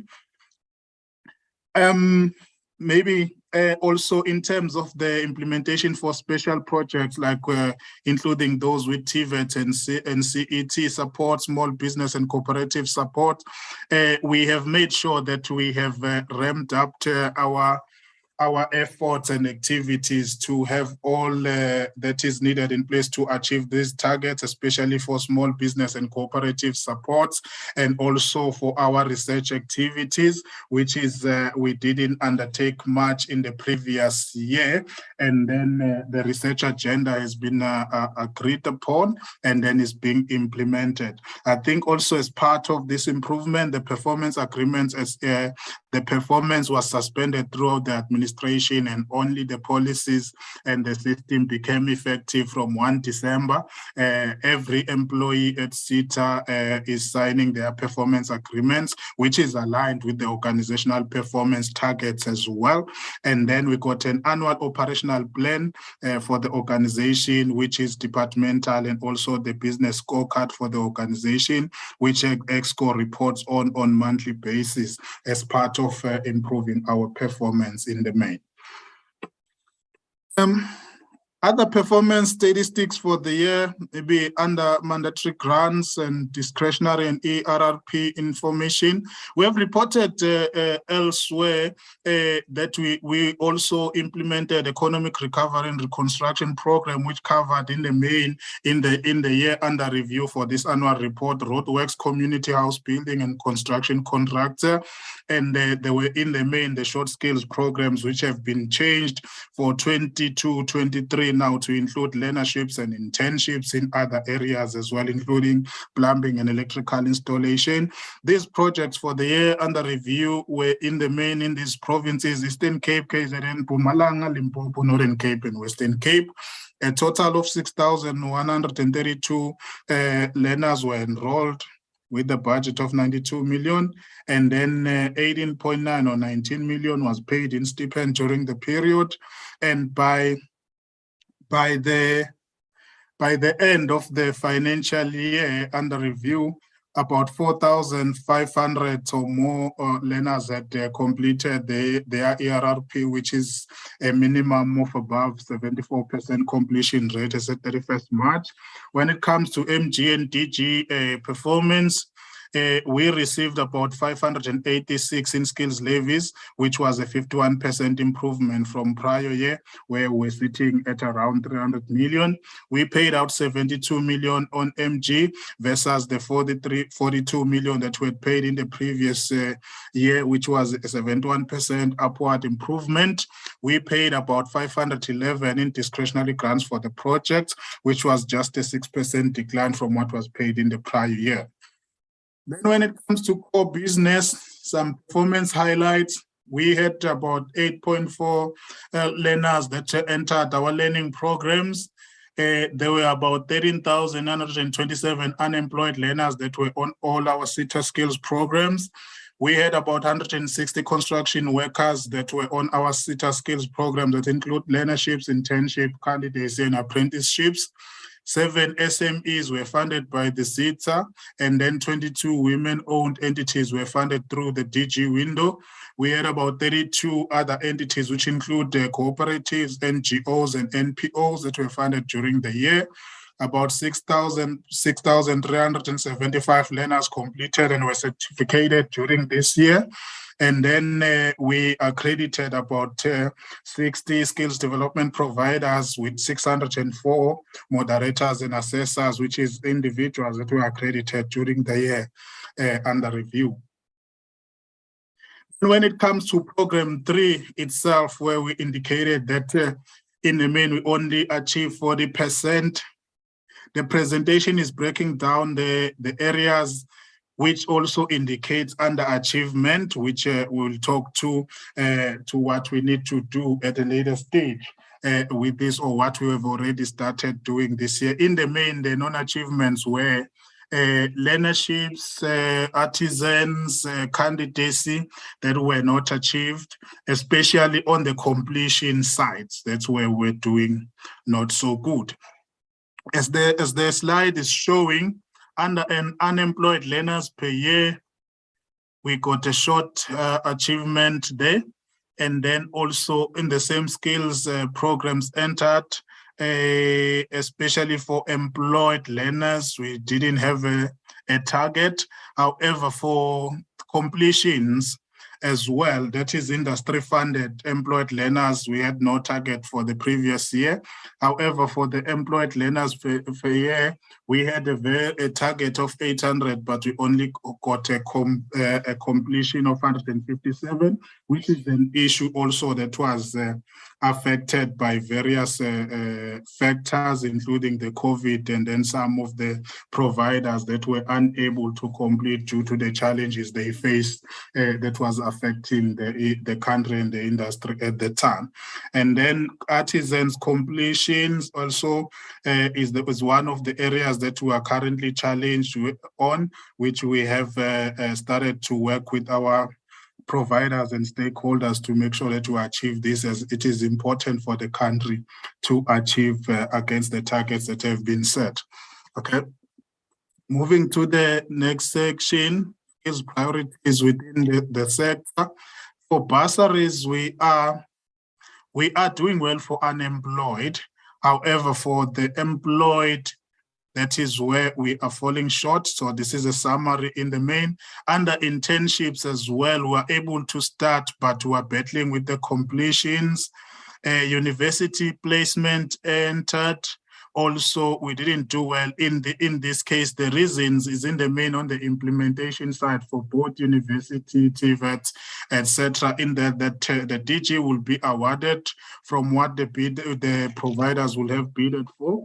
And then the implementation lags behind. It's either the reasons range between those who will find opportunities elsewhere and they are no longer available to start, or the time lags as well, that way between the time of the DG advert versus the time of award, were also affecting some of the providers that they will have claimed that at the time they applied, they had the learners, but the learners have moved on. So, yeah. And then on the issues of the development and growth of the public college system, this one we did well, we did achieve, except for the number of managers receiving training on curriculum-related studies, which we have an action plan through the MOUs that we are signing with various colleges this year to make sure that this is achieved, as it is part of the 22-23 target as well. Same for the partnerships.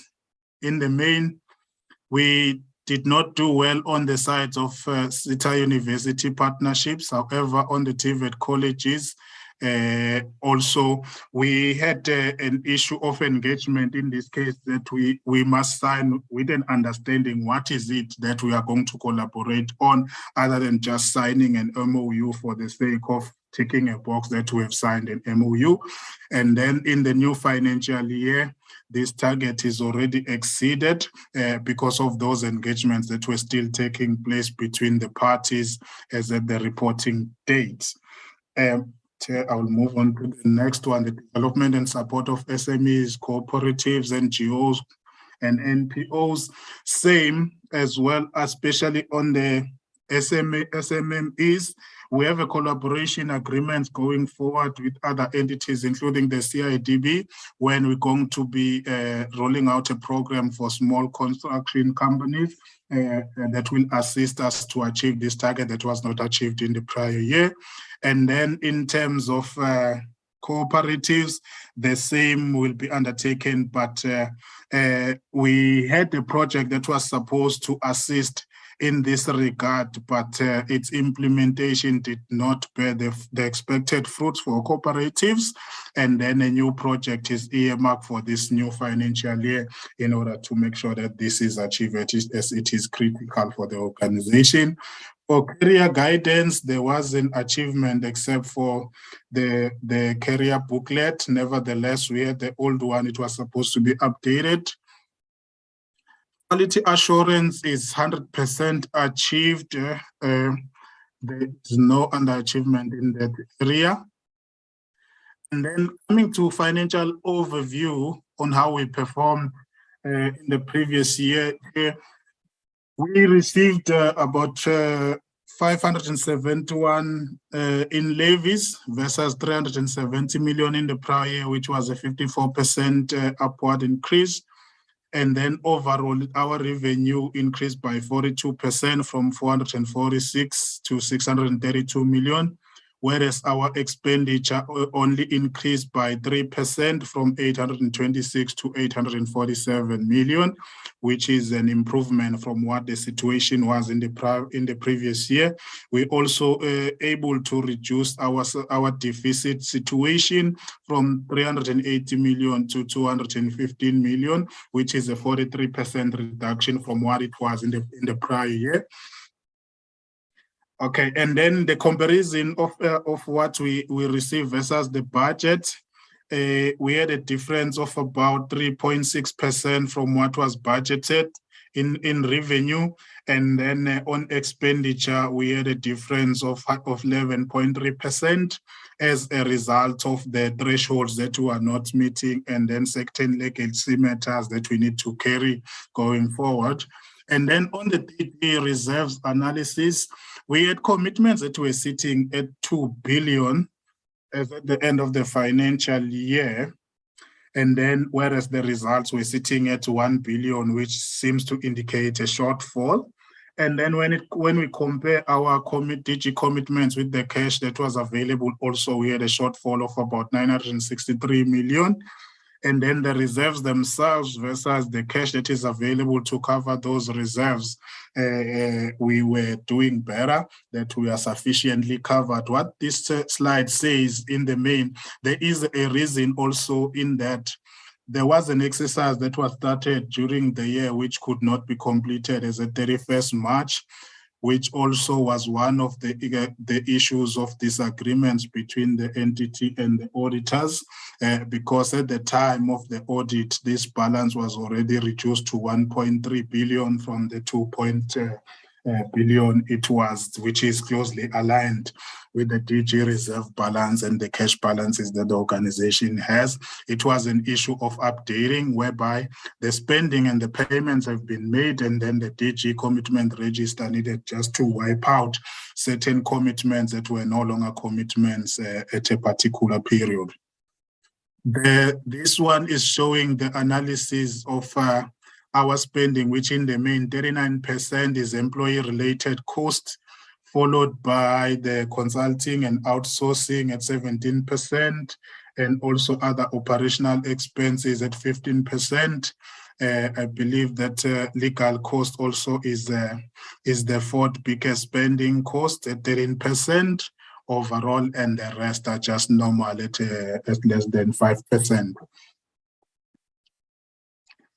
Comparison between prior year and this year, and we are aligned a bit in most areas except for other operational costs and consulting and outsourcing.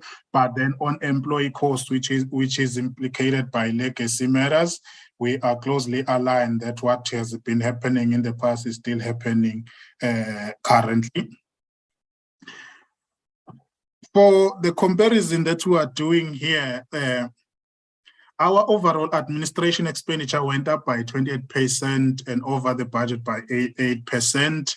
We requested to exceed the 10.5 administration cost threshold, and this was endorsed by the relevant minister. And when it comes to also to the 7.5%, and this ended up contributing to our irregular expenditure disclosure, which was around 76 million in total, with the 7.5% administration threshold that was exceeded on our DG expenditure by 52 million in the year. And then there were some expenditure incurred without following a proper SEM processes at 18 million. And then one of irregular appointment of an employee, which was who had faked the qualifications, and it's one of those the three that were dismissed during the year. And then this amounted then in the total of 76 million for the current year under review. In terms of our levy revenue and expenditure, we got levy payers status didn't change much in this year, and the number of those submitting WSPs and ATRs also didn't change significantly. Year-on-year discretionary grant expenditure, 2021 was higher than where we were, and then went down and as compared to last year. And then in terms of the payments, though, it's just a 6% difference from what was paid last year, which is driven by the number of claims that we receive as well. And then in the prior year, it would be known that the COVID situation also had prompted that certain payments are made, even though there were no attendance. But then when we normalized, then some of the claims didn't come on time because they have to submit the records that talks to that claim that are being made, which then resulted in that minimal 6% decline in the amount of payments made in this regard. The relationship between the expenditure and performance is looking reasonable, in that our expenditure increased by only 3%, and then the revenue went up by 42%, and then our performance overall improved by 182% to 62% from 22% in the previous year, which is a better picture from where we come from. When it comes to irregular expenditure, this slide is just showing that some of the detailed breakdown of the situation that led from what the auditors say and the action taken or to be taken, which most of the matters are going to be investigated, and then the loss control committee will then determine based on the recommendations of the investigation, the sanctions that needs to be imposed if there is any criminal element. If not, then the processes will go for a condonation process by the accounting authority to have these matters addressed accordingly. Same thing with fruitless and wasteful expenditure. These ones are subject of investigation. And then after the investigation, we'll have recommendations on the course of action that needs to be taken, which for fruitless and wasteful expenditure, for some, it may include also the steps to recover the money from those who may have been paid for certain things that did not derive the benefit for the organization. When it comes to the audit outcome, we got a qualified audit opinion, which our qualification in the main was on one line item, being the discretionary grants commitment disclosure note that we include in the financial statements as required by the accounting standards. And in the main, this is a legacy issue in that in the past, the DHET had issued a CETA DG grant regulations guide on how you account and disclose the commitments. And then it defines also an instrument that will constitute a commitment, which was in the past used called an offer to contract, which both parties will sign. It contains terms and conditions, which then constituted a contract by itself. And that in the past, between 2014 up to 2019, that's what the organization was using on the basis of that guideline, which was prescribed by the department. And in those years, there was an acceptable instrument that supports a valid obligation that results in a DG commitment. However, came 21-22, the AG was of a view that those instruments are not sufficient. They wanted to see the service level agreements. And then in the main, SETA only started having SLAs with its DG providers in late 2020 and 21 financial year. And as a result, most of the commitments that we are carrying coming from the period 2016-17 to 2019 do not have such, because they were already contracted for at that time under certain prevailing circumstances.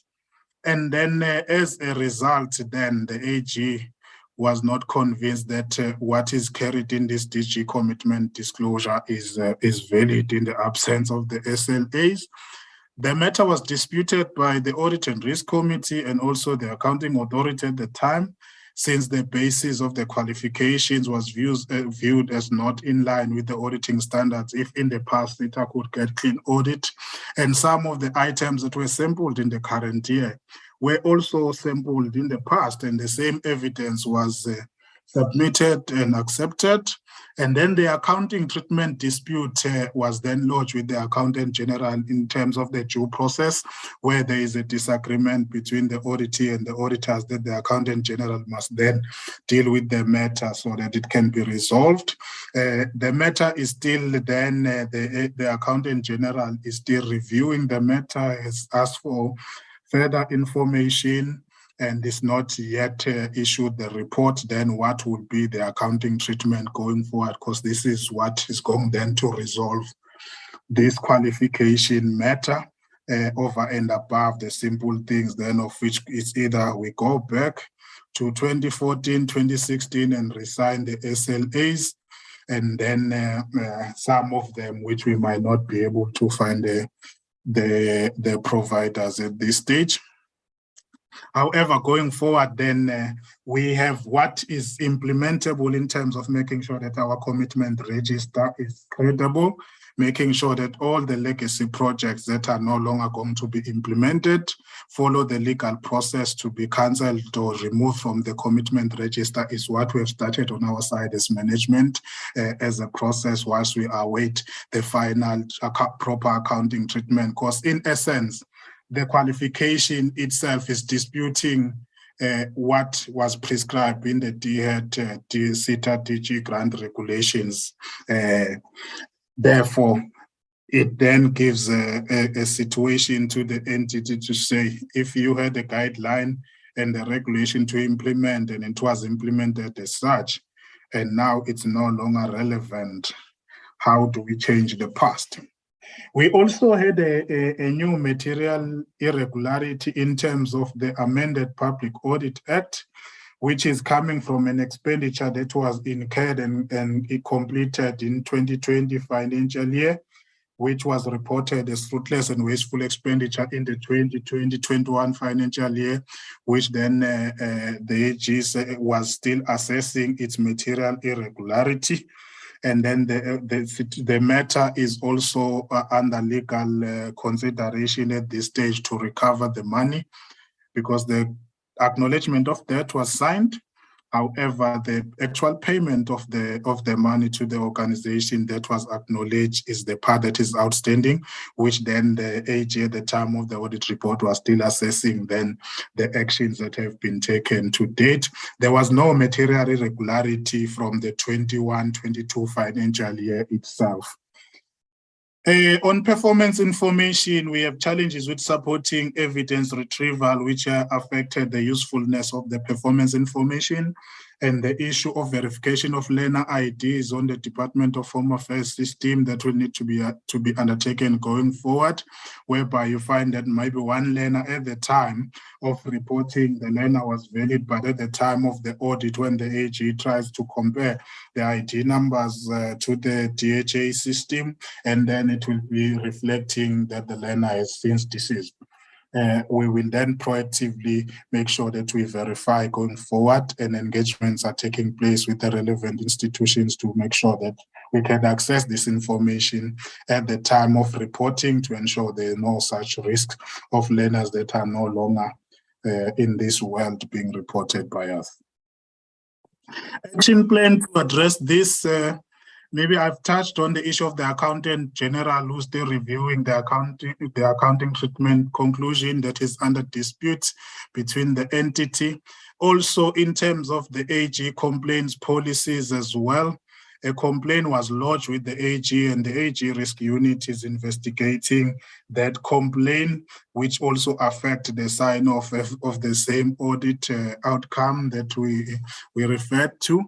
And then we have instituted project management improvements to make sure that we track our projects throughout the period. We report them at Management Exco. And also we have an audit improvement team constituting of core business and finance, which we meet on monthly basis, and they report to MENCO. That also tracks the action plans implementation, and the same basis is also reported to the Audit and Risk Committee on quarterly basis as to where we are with the action plan to address all these AG issues. We have also embarked on digitizing our records, which at a later stage we like to automate, because our major challenge in the main is the retrieval of the documents. Some of them at some point, they seem to indicate that they grow legs and walk away mysteriously. So digitization will assist the organization to ensure that all the records of what has been done is safely maintained and not manipulated in any manner. Engagements with SARS and DHA are in process for our beneficiaries' ID verification, which we had earmarked by the end of Q3. And then monthly and quarterly sign-off by managers for quarter performance reports achievement. If you say your unit have achieved X and Y, because every indicator and target is also allocated to a specific department and a specific manager. And then I mentioned the issue of the shared folder where everyone must load then the supporting evidence of what they are signing off. There is a certificate that a manager must sign off that say, my unit has achieved X in this period, and this is the evidence which must be loaded and be kept in that shared folder for easy retrieval at the time of need. Also, monitoring and evaluation verifies and reports to Management Exco on monthly basis the performance of the organization. The Loss Control Committee considered and advised oversight committees with regard to issues of irregular, fruitless, and wasteful expenditure. Investigations then currently into all our IFW items are earmarked to be completed by end of November, with recommendations then to be implemented immediately once those investigations are conducted. And also to curb the situation where irregularities are only picked up after the award in the tender process.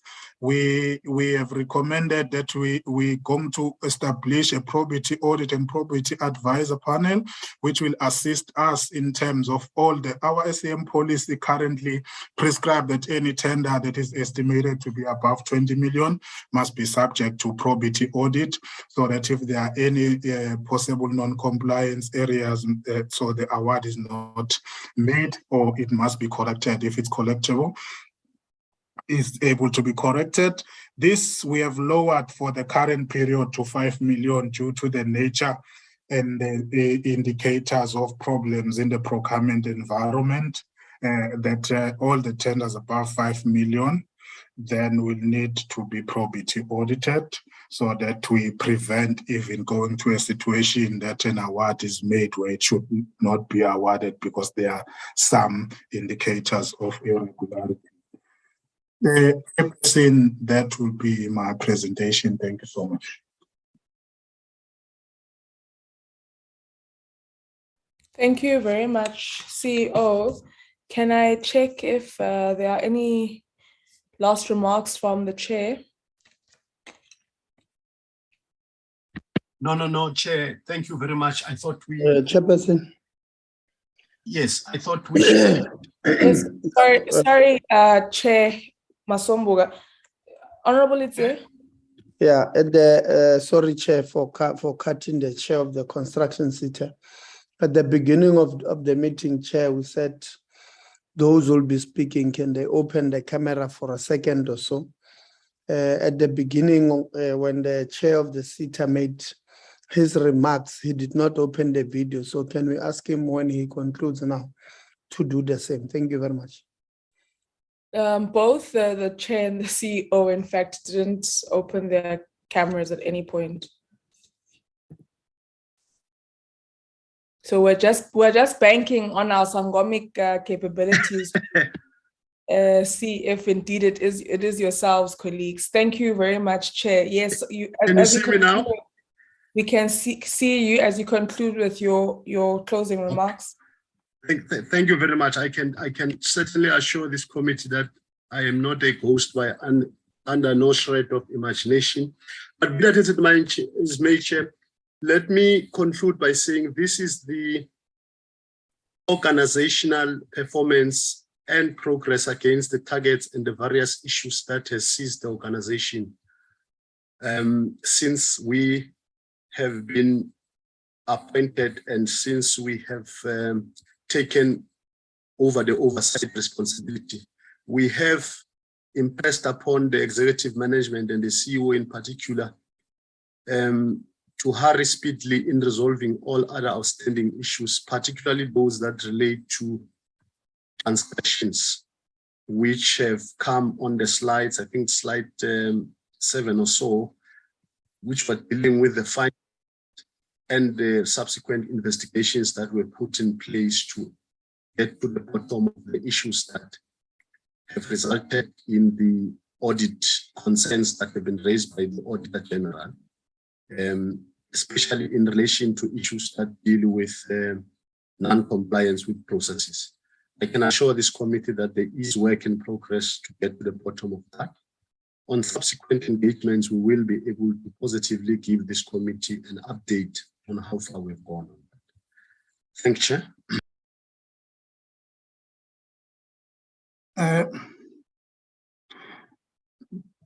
Thank you very much to the chair. Apologies, I didn't show my face. I'm not sure if it's showing. I was in a room that was not conducive to do so. No, should you look like a I think if you have a cover for your camera, maybe you've closed your camera. Okay. Yeah. There we go. All right. Then it is going Mpela, CEO. Thank you. All right, thank you very much. Thank you very much to all the chairs and CEOs of the 3 SETAs we've interacted with. Mr. Mbalo, would you like to say anything before I hand over to members? At this stage, Honorable Chairperson, honorable members, I should think we just need to open for the members to make their comments, issues of clarity, questions, and so on. Thanks very much, Honorable Chair. Thank you very much, Mr. Mbalo. Thank you very much, Mr. Mbalo, chairpersons and CEOs of Construction SETA, in SETA, Insurance SETA, as well as Services SETA for those presentations. It is now 11:16, honorable members, and I will be at this stage opening up for comments and questions from members. I'm trying to figure out if I should say my 2 cents now or say it later. The last time I spoke, Honorable Mananiso said it's very hard to speak after me. I felt like I had spoken too much, but I also try my best not to speak towards the end because I don't want to conflate my views with the summary, you know. But maybe let me allow for members to go first. I think I'll probably be by and large covered by Honorable Litsi in terms of the Services SETA and perhaps the others as well in relation to, I mean, maybe let me shoot at it. Maybe let me just touch on Services SETA, Honorable Litsi, and say that, I mean, firstly, we must indicate to colleagues that we have an obligation to play an even closer oversight role on institutions, colleges, universities, entities where we see a particular concern arising. I mean, I think the NSF is a clear indication of a need for us to play that very close oversight role before things become, more worse than we could have imagined. And so, in as much as we still have concerns in relation to, for example, our ability to provide evidence for some of the targets we say we have met. I mean, particularly let's maybe speak to program 3 of services CETA, right? So we've made, we say we've made progress from an odd 40% achievement to an 80% achievement in the following year. And that's sort of like in terms of performance, we've sort of doubled our performance in that regard. But when we are unable to provide evidence for some of the achievements that we report, we find them and then there's this little mark, that doesn't want to go away. It doesn't inspire as much confidence as we would want. So it's like last week when we were discussing, was it with, which entity was it? Was it NSF? When we were saying there's been there's been some sort of progress made, but it's still progress that is not ideally where we want it to be. And so we don't want to end up applauding without sounding harsh, mediocrity, right? So we acknowledge that particular progress that has been made, and we want to implore on colleagues to strengthen the areas where we ideally aren't, that are holding us back, so that are making it hard for us to say, well done, in terms of the progress that you have made. So really, colleagues, we need to find a way to nip those matters in the bud so that we are able to clearly see where there is progress that has been made. On a matter that for me always becomes, and it's been an ongoing theme of mine throughout this process of interacting with the annual performance reports of the different departments and their entities and their institutions, colleges or CETAs or whatever it may be. But it's where there's a demand from society and where, in terms of our performance, there's a shortfall. So when you look, for example, in relation to matters on placement of graduates, though such a target for me cannot not be achieved, because there is a demand. I mean, I can tell you now, in my emails, I have young people who have emailed me from the University of Joburg, from Tshwane University of Technology, who are saying we need to do what's this, in-service training, or we need to do our practicals. Can you assist us in getting placed?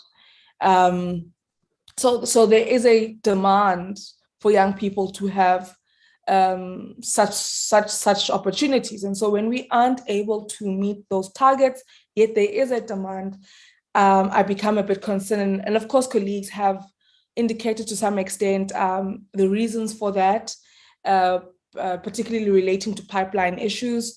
And, for me, what becomes most important is to be brought into confidence on how we're going to remedy that so that we are able to catch up. And so, yeah, I mean, matters relating to I don't want to call it double dipping. I don't like that word, but young people who are being funded by, or who have training opportunities with multiple CETAs. That's an ongoing concern of the AG across a number of CETAs. And I think in our engagements with the services CETA, there's even another element around young people who are with NSFAS and who are also receiving bursaries from services CETA, and that sort of concern. And I think that's just an overlapping, ongoing concern. When you speak about your transformation imperatives, you've indicated as a gender activist, seeing the representation of women at 73% is quite exciting. But there is an ongoing concern around young men who are loitering the streets and are not being equally equipped to meet the standard of fellow citizen that exists within the space. So I'm not even talking about making sure that within particular sectors we have counterparts that are as equipped, who are as enlightened, as exposed, so that we don't have this imbalance that creates toxicity in itself. But just generally in society, we find ourselves with young men who are just loitering the streets and are causing a risk as they become more occupied with criminal activities and so on and so forth. So the 73% is really exciting. It's really exciting to see that there are young women who are, or women who are having opportunities at this scale within the organization. It just makes me wonder, I would say, okay, where are these other counterparts of ours and what are they doing? Yeah, that's just because I mean, I also think we always speak about proportional representation, and yeah, it's nice to see that 73%, but I just wonder, and what are they doing? Because they themselves not having opportunities creates a huge crisis for us in terms of safety and security as a country. But I also think we've missed out on an opportunity to report back on transformation imperatives in terms of those with disabilities. And then if you could also just bring us into confidence when in relation to many cases, an incidents, we speak about the fact that there's consequence management being implemented. So what does that necessarily look like? What does consequence management look like? Okay, I've spoken about the findings against program 3 that are reoccurring and that being of concern. So those are my questions for now towards services CETA. And then I'll come later somewhere within CETA and construction CETA. I saw Honorable Litie's hand was the first to go up, followed by Honorable Sibia, Honorable Boshoff, and then Honorable King. Honorable Litie.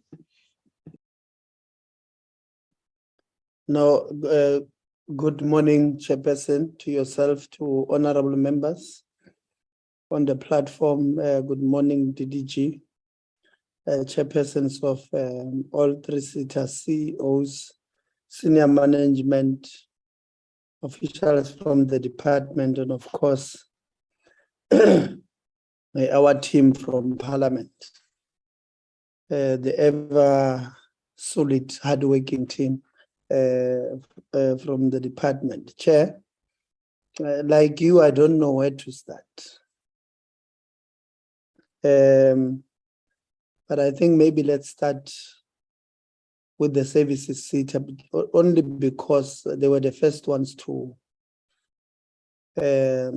present. AG has given services CETA the 4th qualification in a row.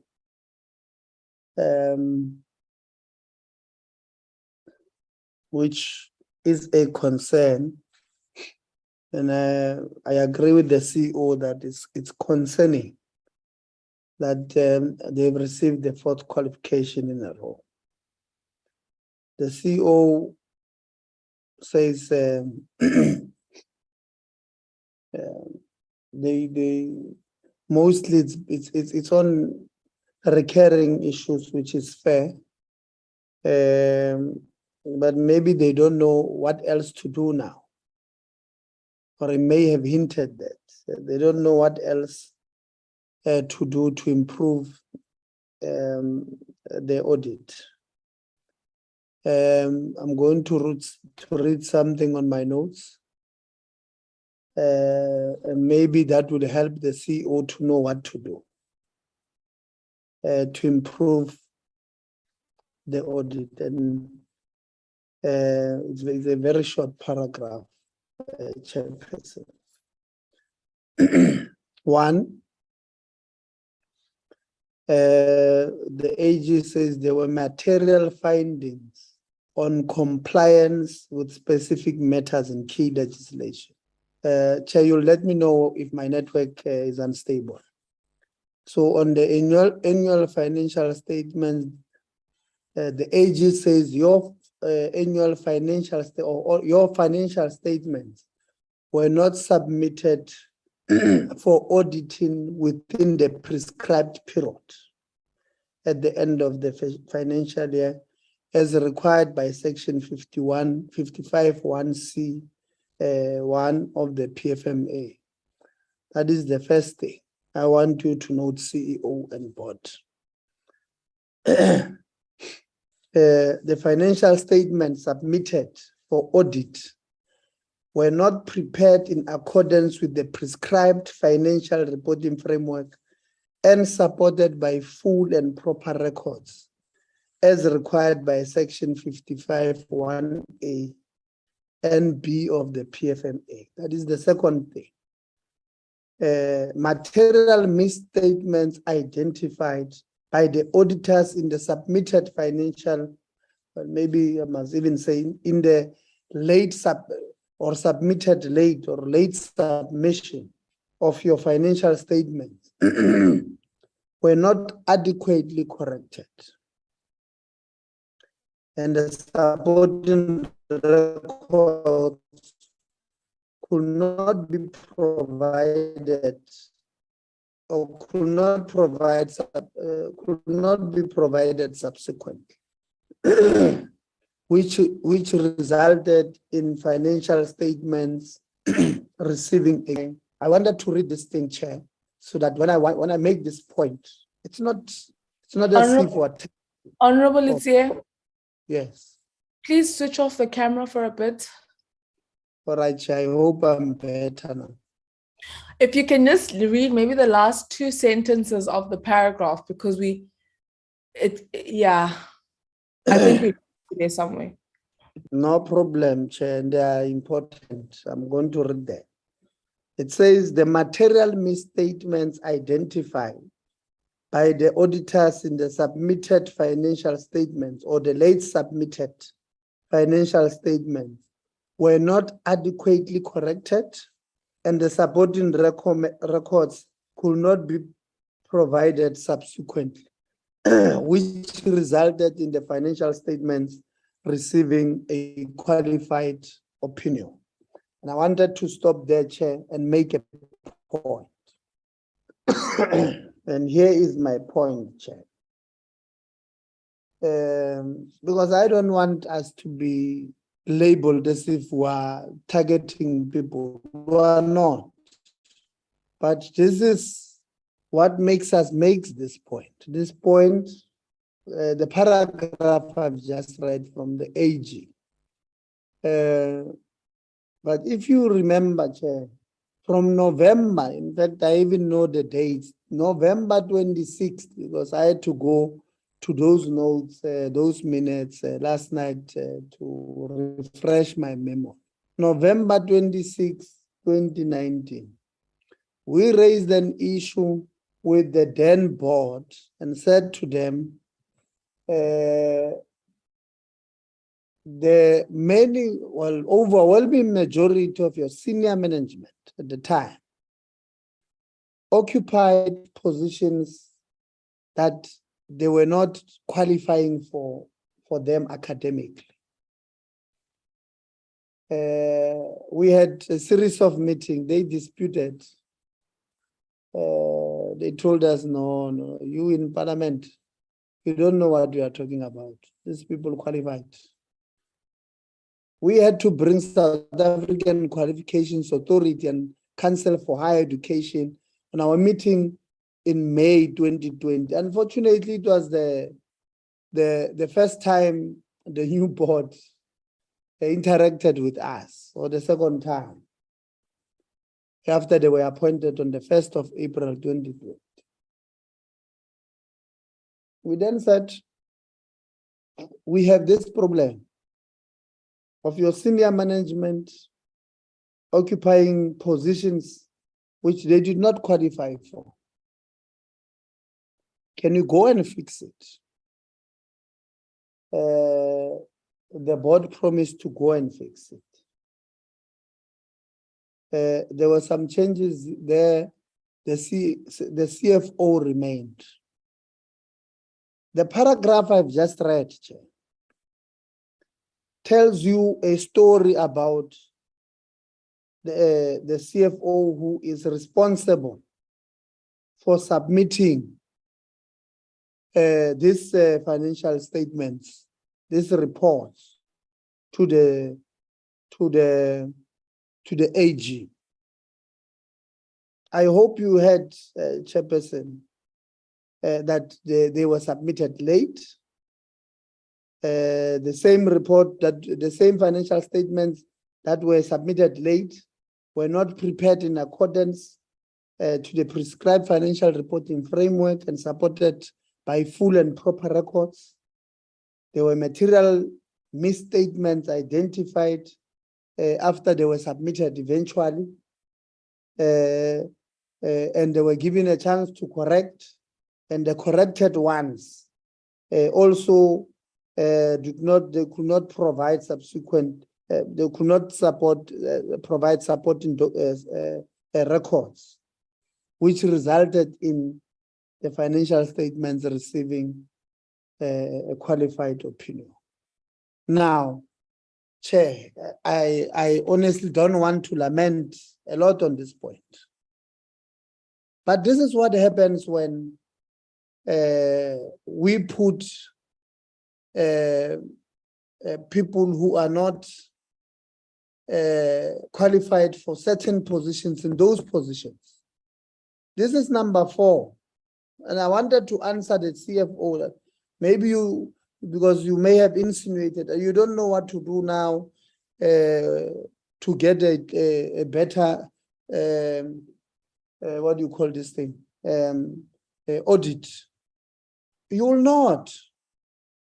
You will not, as long as you submit late, you submit the financial statements that do not make sense, that do not, that cannot answer this and that. They give you a chance to go and correct them. When you correct, there's no proper records. You will not get a clean audit because I want to put it bluntly, the CFO there, that the board are afraid. I don't know why you are afraid to touch him. I don't know. I mean, do we have, last year I asked them, Chairperson, do these people sign performance agreements? Do they have performance? Because if they had performance agreement, we will not be seated here, Chairperson. We will not be seated here. Titi Jimvalo, it can be. It cannot be. It cannot be honest that we're seated here with one problem after that. I mean, I don't want to go to other issues, Chair, where they speak about internal audit, which reports to the CFO. I don't want to go and talk about those things. Effective and appropriate steps were not taken to prevent irregular expenditure amounting to 138 million. This is it's not us. This is AG, as disclosed in note 34 of the annual financial statement. It's not us. It's there. What must the SETA collapse in order for us to really put people? I mean, on this one, Chairperson, I don't understand. You don't even need a performance agreement. You must just evaluate, we brought, Chairperson, the adverts. That this is the advert that went out. This was your CV. You were not supposed to be appointed. In fact, were even soft. If we were to be hard, Chairperson, we would even say In fact, because these salaries that we have drawn from the CETA all these years was irregular. Let's find a way of getting it back whilst we cancel your contract. In fact, you know, maybe that's what they want us to do. Maybe that's what they want us to do. When we are saying to them, no, man, fix this mess. This is a mess, fix it. They think, no, these ones, they don't know what they're talking about. So, Chairperson, like I said, I would have wanted us not to be interacting with the services CETA again anytime soon. I wanted us to interact with other CETAs. But how do we close the matter? Chairperson DeVries, how do we close the matter so that we allow you to run the CETA there? But every now and again, we must bring you here. The CEO, when he started, he says, no, we are lucky that within a space of a month or so, we're interacting with you twice. We don't want to interact with you because we're taking you away from doing what you are supposed to do there. But how do we do it, Chairperson? You see? So this one, science, man. It does not need science, comrades, colleagues. This one, no. Let's fix, please. Because next year, Chairperson, I can guarantee you, we'll have the same issues. In fact, if you look at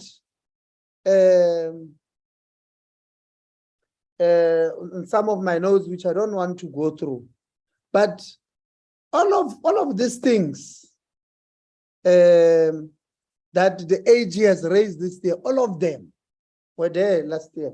All of them. All of them, you know. I wanted to check on my notes here, but it does not matter. But all of them, Chairperson. There's no record keeping there that is effective. The monthly process for monitoring and reviewing financial information were not adequately implemented.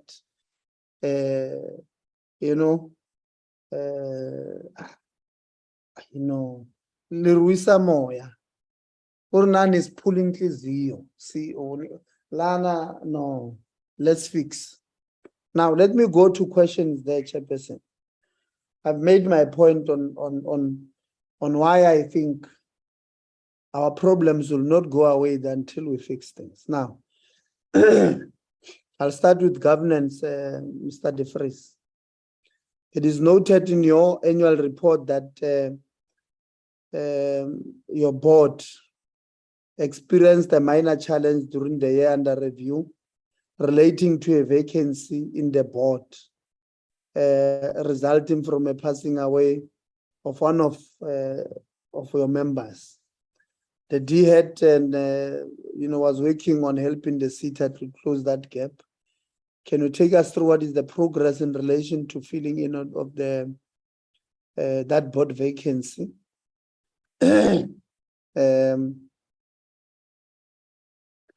Yeah, maybe I must make a point before going to questions. I think also, Chair, even though where we must, we'll always ask questions, but I think we must commend the services CETA for achieving more than 80% of their targets. When they were here last year, again last night I went through the minutes. They had achieved 40%. And they said to us, we saw where the gaps were. We're recovering through that thing of COVID. And I said to them, that is an excuse. Don't bring an excuse every time you don't achieve your targets. But here they are, Chair. They've achieved 80%. And I think we must give them credit for that. They've done well there. We would want a situation where now we achieve 100%. of our non-financial performance as in belief. Let's move towards 100%.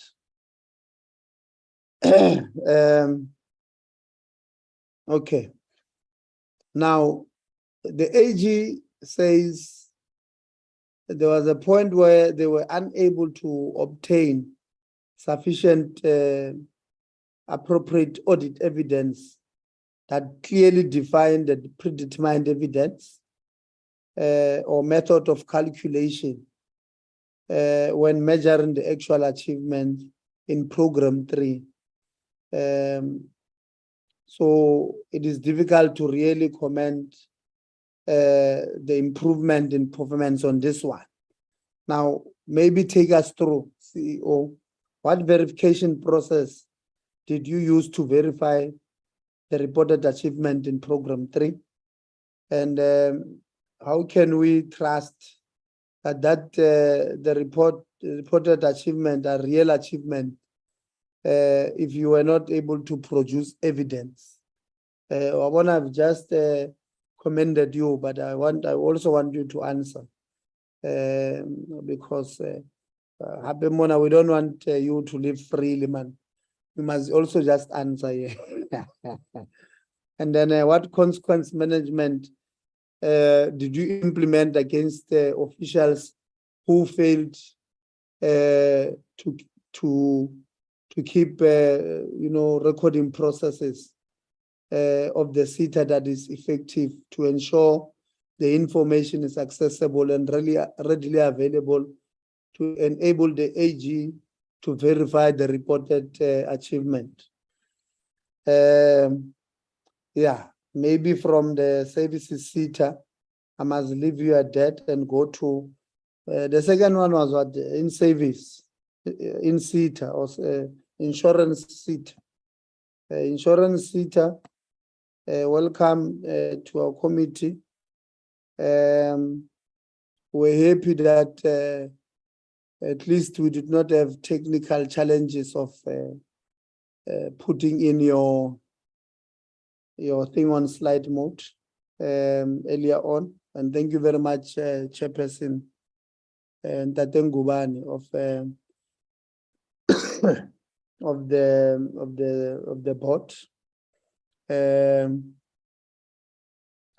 Chair, I met Taten Gubani when we were in Durban there, that skills what South African Lake of the Will skills something. And I had promised to go do oversight at their services seat. I have not had time as yet, but I want to assure them I'm going when the time allows. Okay, there were issues. So this one I'm not sure whether it will go to Ntatemvalo or the board. The question that I will ask.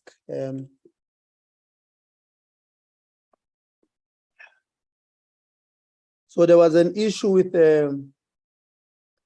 the irregular expenditure on board members' fees of about 303,000 rand, because they were appointed and they'd received their stipend before being vetted. So AG said irregular expenditure. How did that happen?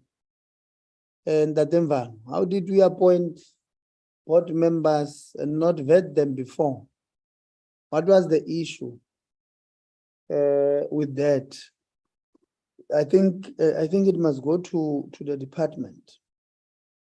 Tatemvalo, please take us through. How did we have?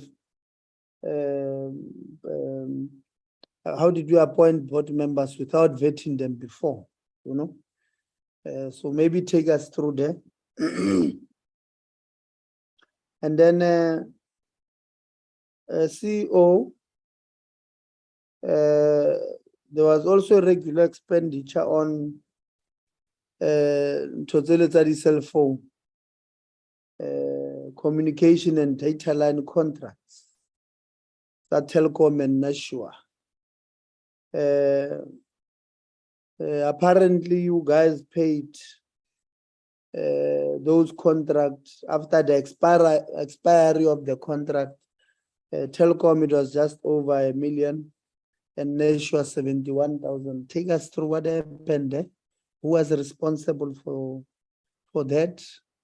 And consequence, are these the reasons why you had some officials in the finance suspended or under attending these things? Now, Auditor General also says about yourselves that you have regressed from your audit outcome. You moved from, a good audit. You are now with qualified with findings. Maybe you'll take us through after I've asked a few questions why. The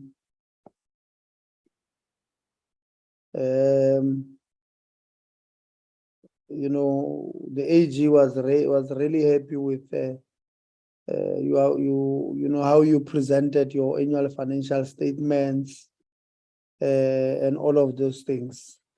But your qualified opinion was on administration expenses, where you did not properly account for administration expenses in accordance to GRAP 1.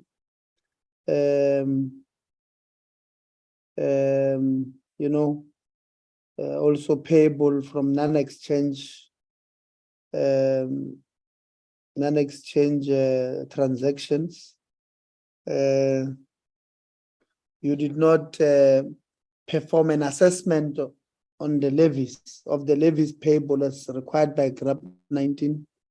As a result, the AG was unable to determine whether the balance for other levies stated at 3.6 million in note 9 of your financial statement required any adjustments. The AG was unable to determine the full extent of the misstatements, as it was impracticable to do so. So you also had some issues there. You have issues with internal control. Your management did not implement proper record keeping to ensure that complete, relevant, and accurate information was accessible and available in a timely manner. Your management did not prepare regular, accurate, and complete financial and performance reports that were supported and evidenced by reliable information. And this is evidenced by the material misstatements identified, some of which were corrected during the audit.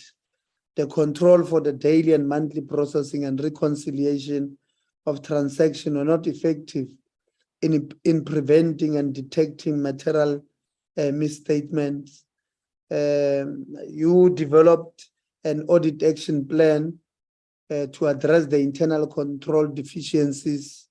However, the plan was not adequately monitored, to ensure effective implementation of corrective measures to address these weaknesses and therefore improve the overall audit outcome. So you just develop an audit plan and put it there so that it gathers dust.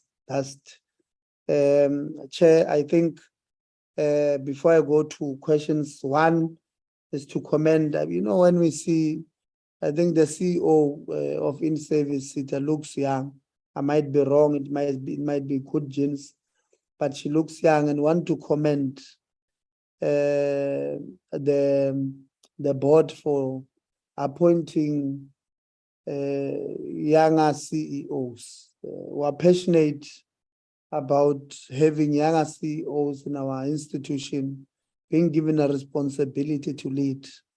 For the longest of time, we've had problems where people at these positions of responsibilities has been old. And I think throughout the sector, if you look at the CEOs, shame, we've done well, including the services and construction sector.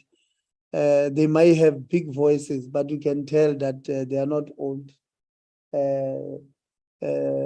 So I think maybe let's also commend them, but commend this one more because they've also brought us a woman, which is something rare in the sector. But here are the questions, CEO. Even though we are happy that we are given responsibilities, we still have questions because we must account. One, Chair, I'll start with yourself, Ngubane, governance. We have a full board. It is also commendable that 9 of your board members are women, which is very good.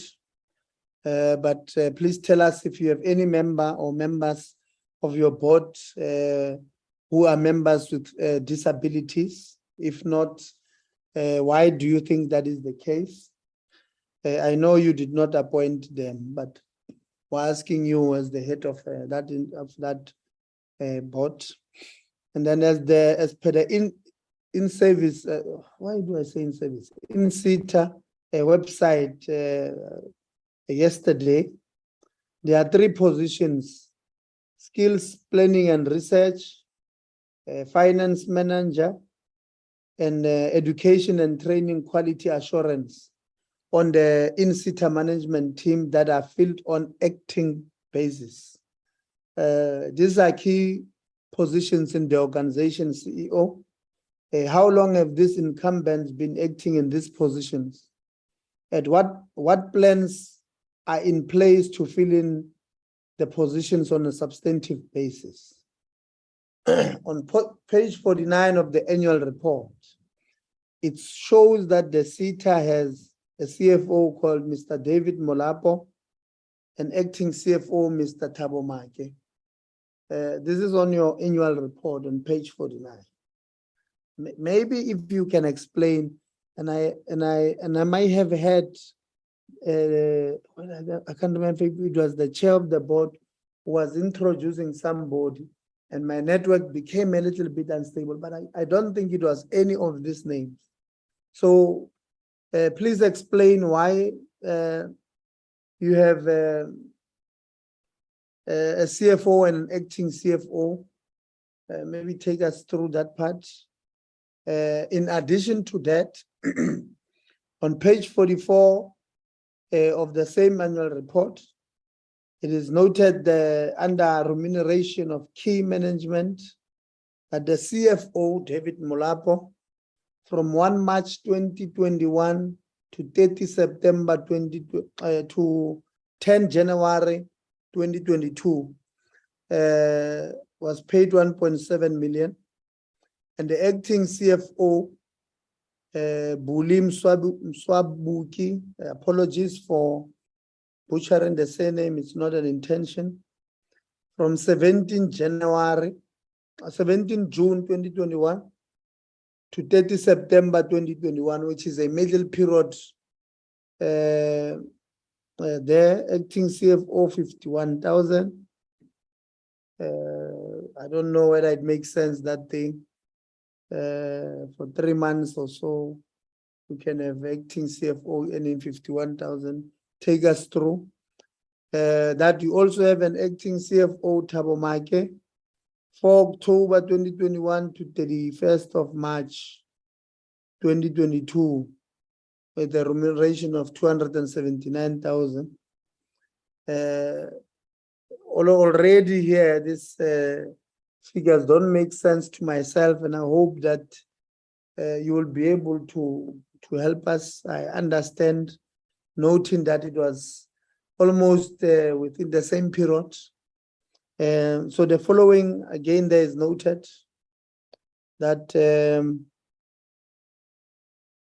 there were 2 acting stints from 17 January to 31st March, which implies that David Molapo was in office for less than 3 months, from 1 March 2021 effectively to 16 June 2021. So he was in office for 3 months. And then the rest, the 2 colleagues there, Thabo Make and Bulim Swabuki acted the whole period. It is further indicated Mr. Molapo resigned on 10 January. So it was from 17 June 2021 for 7 months, 7 days short of 7 months. He was not a CFO. He resigned on 10 January. The remuneration for acting during this period amounted to 330,000, while the cost of employment for the CFO amounted to 1.47 million. Please take us through this part. I really want to understand why would that have been the case. Chair, you touched on this thing, and I'm going to ask it to the in SETA, but also to other SETAs. But this is the point we continuously continue to raise. Well, Squasa Tusas Chava saying apologies for repeating certain, but I think it's we come from secondary schools, not high schools, so please bear with us. There are learners that our colleagues have funded here, Chair, for bursaries. Where is it? Yeah. You know, maybe, yeah. The AG identified payments made to 2 learners who are more than 65 years old from the SETA. Why were the 2 learners who were above 65 old funded? This one, Chair, please. If you don't have the records now, we can give you 7 days, Chair, to come back with a full detailed answer on this one. Want to understand this thing. How did they get into this system?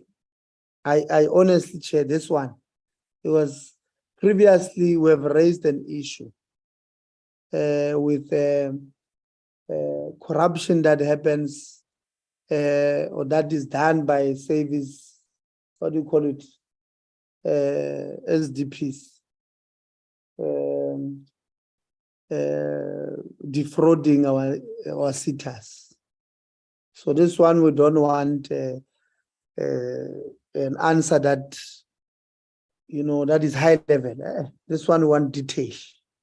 Please assist us on this one. 2, 63 learners who received bursaries, by the way, full bursaries from NSFAS were also funded by SETA. Now, again here, Chair, we've raised an issue.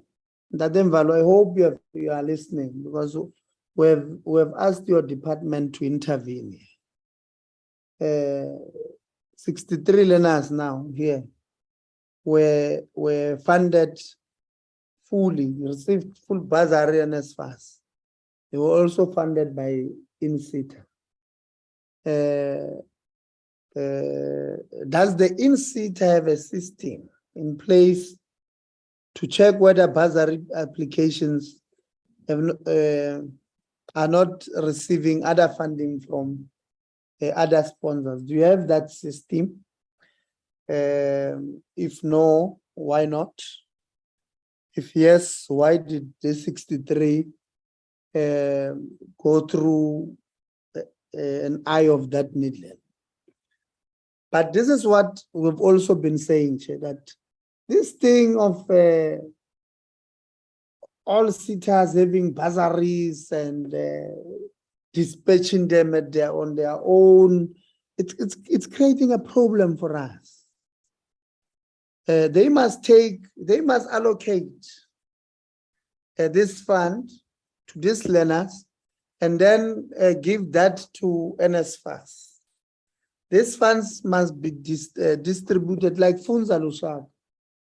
and many other bursaries from NSFAS. So there must be one plan for one country, not one bursary, one government, not this thing of everybody doing their own thing, because this is what happens.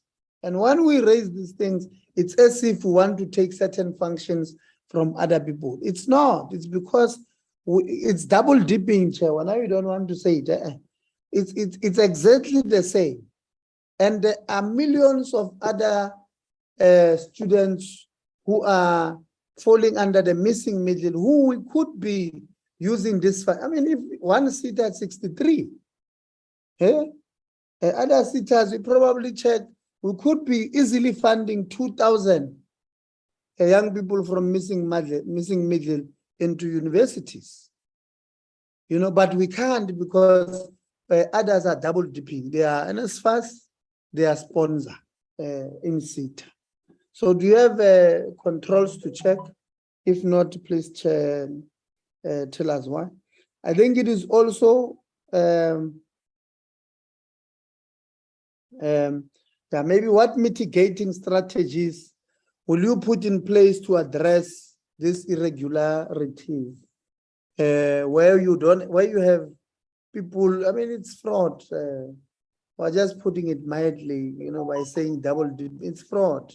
You can't have two sponsors from the same government. Otherwise, it's not possible. So maybe let's assist us in that thing. And then, in fact, the white paper, Chair, mandates the in-service CETA to make ring-fenced allocation to NSFAS, and they are not doing it. Maybe because this is the first time we're interacting with them, maybe let's be nice to them. But in the next meeting, Chair, we want them to tell us they've started a process of ring fencing. They are talking to NSFAS for next year's applications. This is what they are going to do, because it can be, Chairperson. They are mandated by the white paper to do this, to ring fence and for NSFAS to dispatch for themselves. There are too many questions I had on them, but I know I've spoken for long. Lastly, maybe to construction CETA.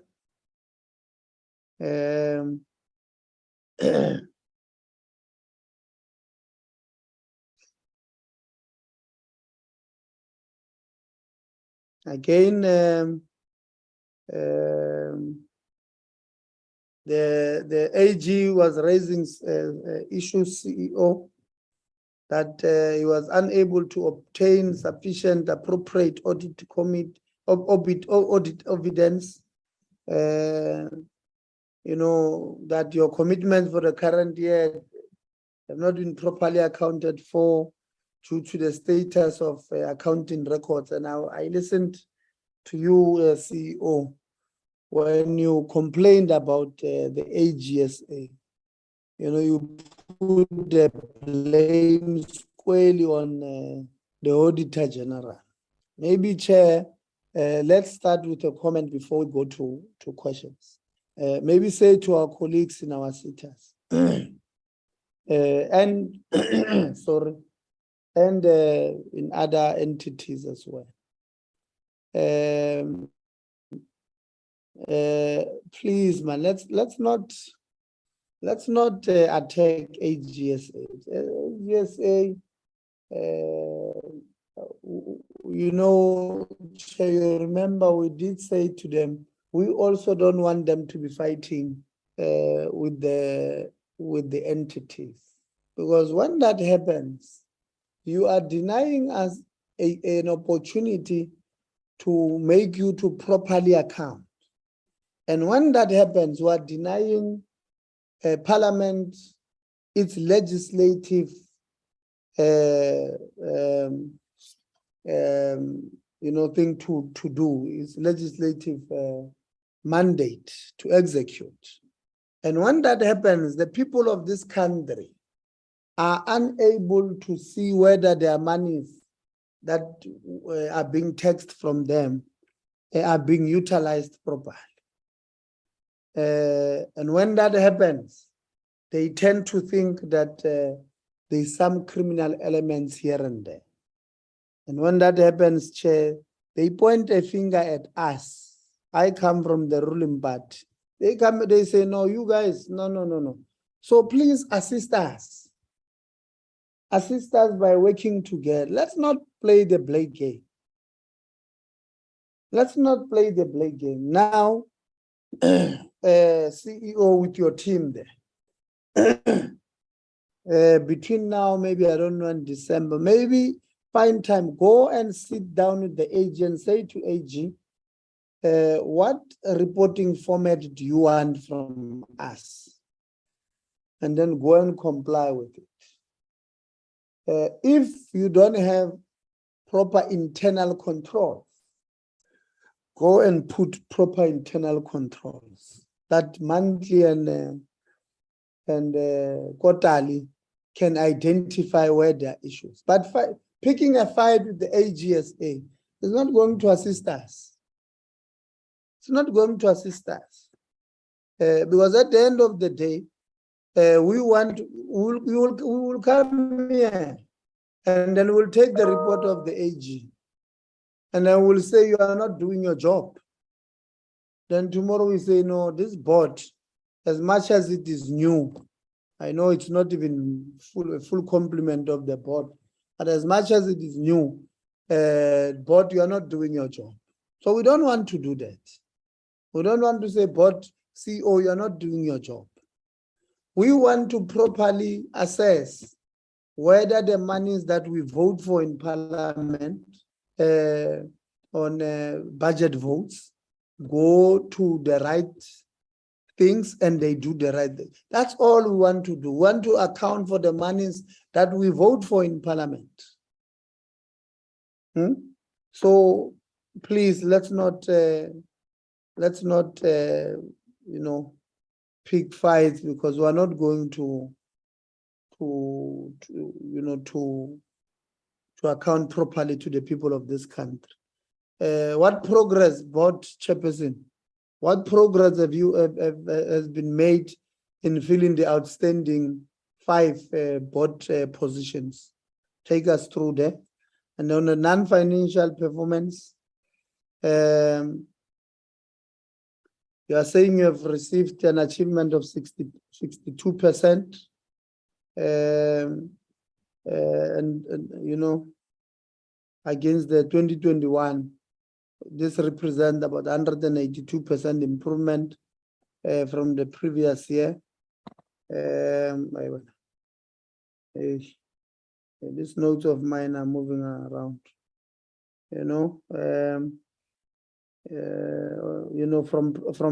From prior overall performance, notwithstanding this reported achievement, want to say that it is concerning that the AG reported at some point that your supporting evidence provided by yourselves materially differed from the reported achievement in some of the indicators in program 3 as well, which is learning programs and projects, while in other instances the AG was unable to obtain sufficient appropriate audit evidence.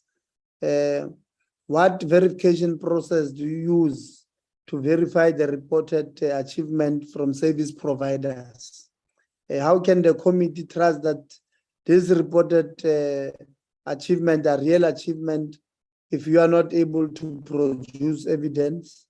And what consequence management, if any, was implemented against the CETA officials who failed to ensure proper record keeping, especially that the AG made similar finding in program 3 in the previous 2020-2021 annual report? Again, this is the last one, Chair. I want to leave many of my other questions. Again, it's on this issue of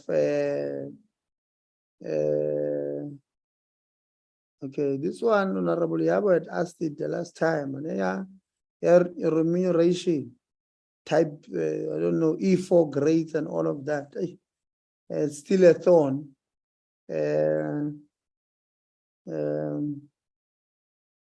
Yeah, well, I don't want to go through your disagreements with the AG, because I don't think they're going to assist us. They're not going to assist you, they're not going to assist us. So maybe we must find a common ground there. Maybe, Chair, let me leave it at that and apologize profusely for taking too long. Yeah, so thank you very much, Chair. You see, I'm even twanging, hey? Thank you very much, Honorable Liti. We'll just say maybe you've taken the questions from Honorable Mananiso and Yabo. Honorable Sibia.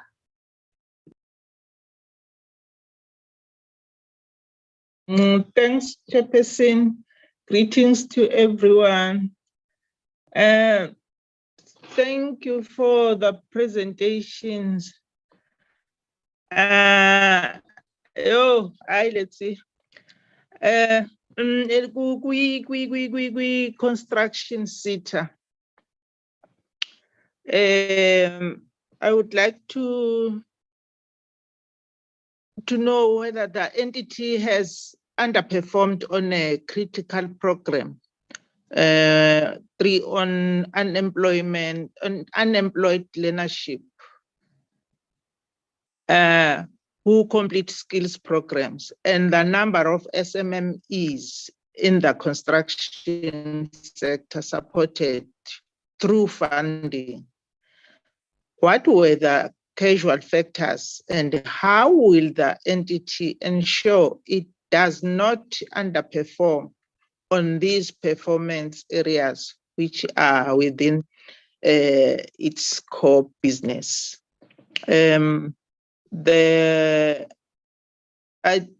we would like to also to recommend that the entity must submit a draft of change in for annual performance plan for the upcoming financial year.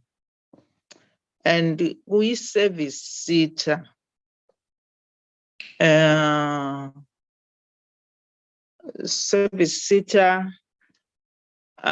What commitments constitute the adjustment, and why does Service SETA not have complete contractual information, as this may mean that funds are paid without sufficient contractual grants, creating a fertile ground and corrupt practices? And which employees approved payments without the appropriate delegated officials, and what actions were taken against those employees? And we, to all AMA SETAs, does the entities management have the opinion that their entities have adequate capacity and skills in project management to ensure they monitor enterprises and institutions funded to ensure outcomes and impact of funding are realized? And do they have sufficient mechanism and the last one, how do the entities do an impact assessment and analysis of supported beneficiaries funded? I thank you, Chairperson. Thank you very much, Honorable Sibia. Honorable Boshoff. Thank you, Honorable Chair. I would also leave my camera off for network purposes. I have 3 short questions. The Service SETA, I would like to know what is the nature of disputed documents with the Auditor General. I think it links to something that Honorable Chair also said, but to say that there are some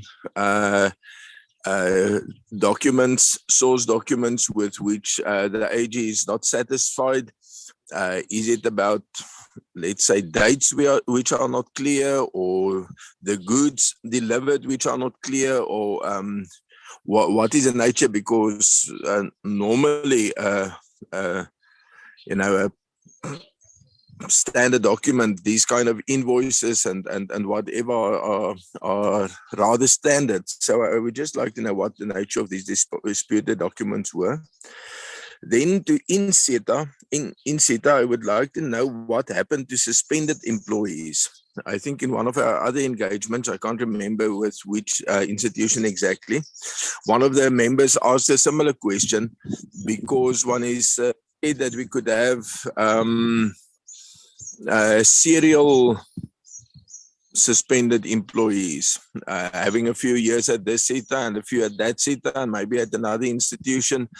Looks well on the CV, but maybe the person was suspended more than once, and that is only realized afterwards. So is there any way to keep track of what happened to suspended employees and to prevent any future harm? And then to the construction SETA, I noticed the employment equity numbers, and I know that normally I'm not the guy most insisting on representativity, but I see that out of 130 something employees, I have only one white employee. And if we are serious about inclusivity, I believe there should be something between 10 and 13. So I just want to confirm, is SETA actually targeting whites for employees in order to reach representativity from now going forward? Only these three. Thank you, Honorable Chair. Thank you, Honorable Boshoff. Honorable King. Good morning to everyone on the platform. Chair, I'm also going to be quick because most of the questions have been covered. Chairperson, when you look at the irregular expenditure just on the three SETAs before us, it amounts collectively to 232 million rand. The fruitful and wasteful expenditure then of all three combined then amounts to 19.1 million rand. My concern, Chairperson, is that you see these exorbitant amounts, and then the issue then raised that SETAs receive 20% of the skills levy from the various business sectors. So I would like to know, if you look at it in that perspective, how effective is it then to say that they are then able to actually fully and meaningfully meet the sector skills plan targets identified from the various sectors? Because from the look of it, they might not be getting proper return on investment when we talk about the business industry in getting the desired and requisite skills that the country need in order for them to move forward economically. Then also, with the underspending of the insurance SETAs and the services SETAs, which collectively amounts to 864.7 million rand. Chairperson, we continuously as a committee want to advocate for proper funding for the various industries, SETAs, universities, TVET colleges in the sector.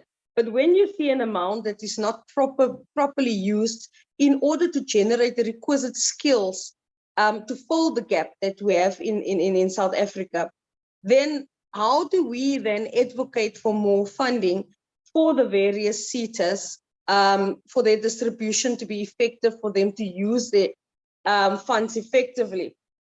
Then we do note, Chairperson, that they have reached most of their KPIs, which is commendable. But then that also raised another question and another concern from myself.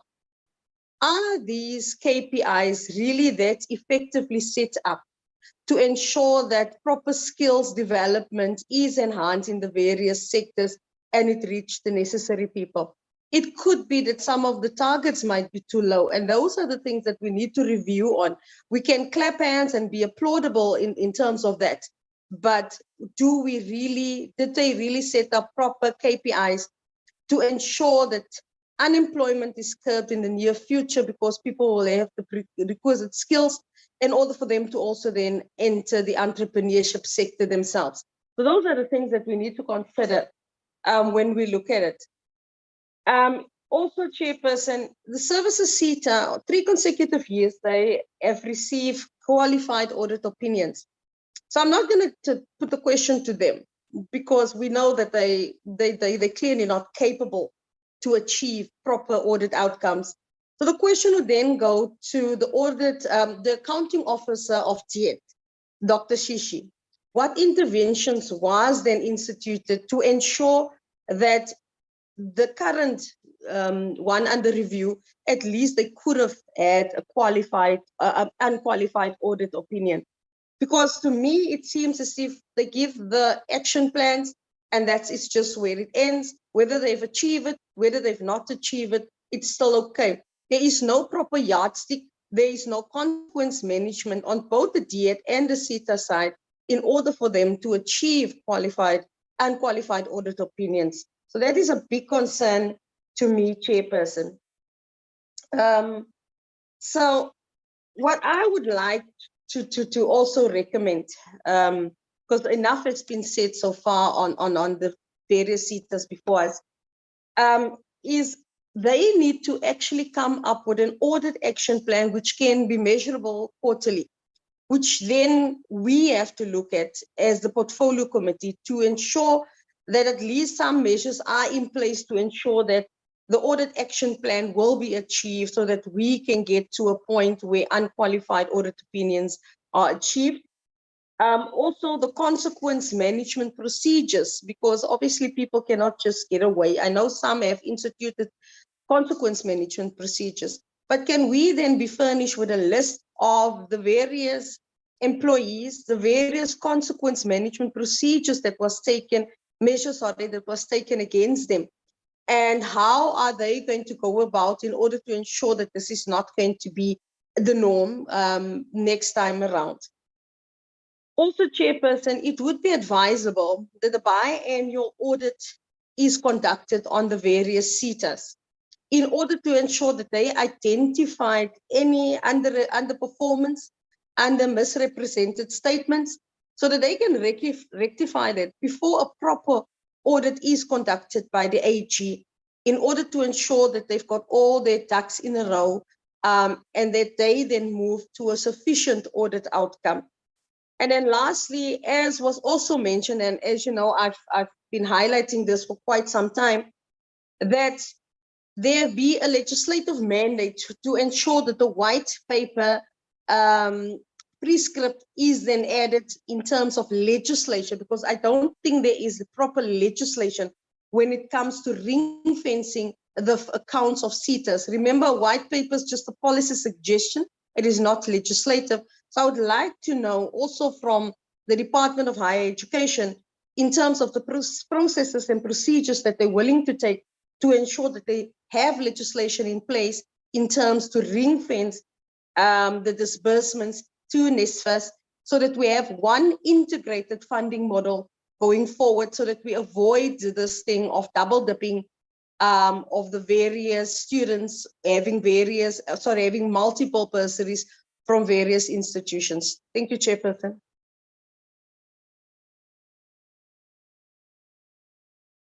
Thank you very much, Honorable King. Thank you very much to all honorable members for your questions, comments, recommendations. Maybe I said I'd come back on CETA and on construction CETA. I think with CETA, there's just one from my side. Under program 3, we say that we were supposed to have, sorry, 1 second. So our target was to have 420 of our TVET students completing their work integrated learning placements. We managed to achieve the placement of 206 out of that. And when we give reasoning as to why we could not reach the entire 420, we say some programs started late in 2021 due to the unavailability of employers to host learners on TVET World programs. We also give remediation on how we will work on that. And I think you say that SETA will participate in the ministerial TVET World program that allows for the placement of learners at the same TVET colleges and. I'd like to understand the funds that would have gone to that difference of placement that we weren't able to reach. So what happened to those funds? Are we able to just account for those funds? And are we able to perhaps find a way of catching up with that particular cohort that we weren't able to cover? So adding that difference to our planning for the following year. So that's within SETA.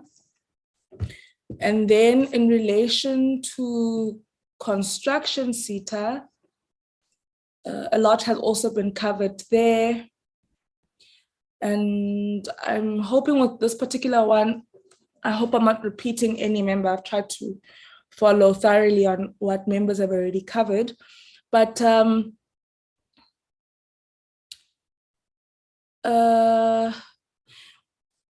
where we attribute our inability to meet some targets, we at times say that there was late learner recruitment by the awarded entities, which then result in the programs not being implemented on time, or appointments of providers which were done late in the financial year, therefore affecting entering of learners to get their completions on time. I get concerned when it almost, particularly where the awarded entities have not recruited on time. And my concern there is always what then becomes the consequence on those who have been awarded the responsibility to recruit and initiate these various programs, right? So do we give these entities who we would have awarded the opportunities to, do we give them timeframes as to when they must commence with skills training or learnership, as to when they must begin their recruitment? Is this all included in the MOA so that from the onset they know what the plans of the NSF of the SETA are, so that they're able to complement what we are trying to achieve as the construction SETA. So are we able to find a way of ahead of time ensuring that we don't find ourselves in this particular situation where awardees don't recruit on time and so on and so forth, and is all of this added in the MOA? And of course, I've asked about consequence management in relation to this. So because if we can't just say the awardees didn't recruit on time, and that's that. What happens to these awardees who don't recruit on time? And I think another challenge, Honorable Itzige, which goes back to your concern around us not knowing who these service providers are, is that you, Chair and CEO, are the ones who will get the lashing from the committee. So when we don't know who these people are, we as a committee can't go directly to them and say, but why are you not recruiting on time? And I think that's really where, as a committee, we need to try to find a way to strengthen our oversight in finding a way to go and visit some of these entities that are awarded the responsibility of this training. Then in relation to, and Honorable King alluded to it slightly, but with the SETA planning to fund small businesses for skills that enhance enterprise growth and development, what collaboration does the CETA have with the Department of Small Business and the National Youth Development Agency and other entities to support small businesses? This is, of course, taking into consideration the fact that we don't exist in isolation, and we really believe as a committee that we need to find a way of bridging the silos and strengthening the ecosystem within government to support skills training. And then the AG also reported that there were 2 companies doing business with CETA, and those companies could not be confirmed with the CIPC, or they are deregistered or they're in the process of deregistration. The concern there is that was there no due diligence done before awarding contracts to such companies, and whether or not there was consequence management implemented against CETA officials who neglected their fiduciary duties of ensuring that companies awarded contracts to comply with the statutory requirements. I think for me, when I think of incidents like this, where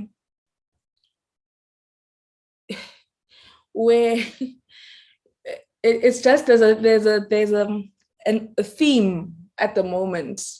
I think our interactions, honorable members, with the NSF forensic investigation report is really ringing bells for me personally on crises that we could be having in the sector of, people who are given funds by the NSF, by various CETAs, who just don't meet the requirements of individuals or organizations or collectives that we as government should be doing work with in order to strengthen our country through ensuring that citizens of this country have the requisite skills and knowledge to participate in our economy. So we just so Father Christmas, who's just giving people money, to do we don't know what.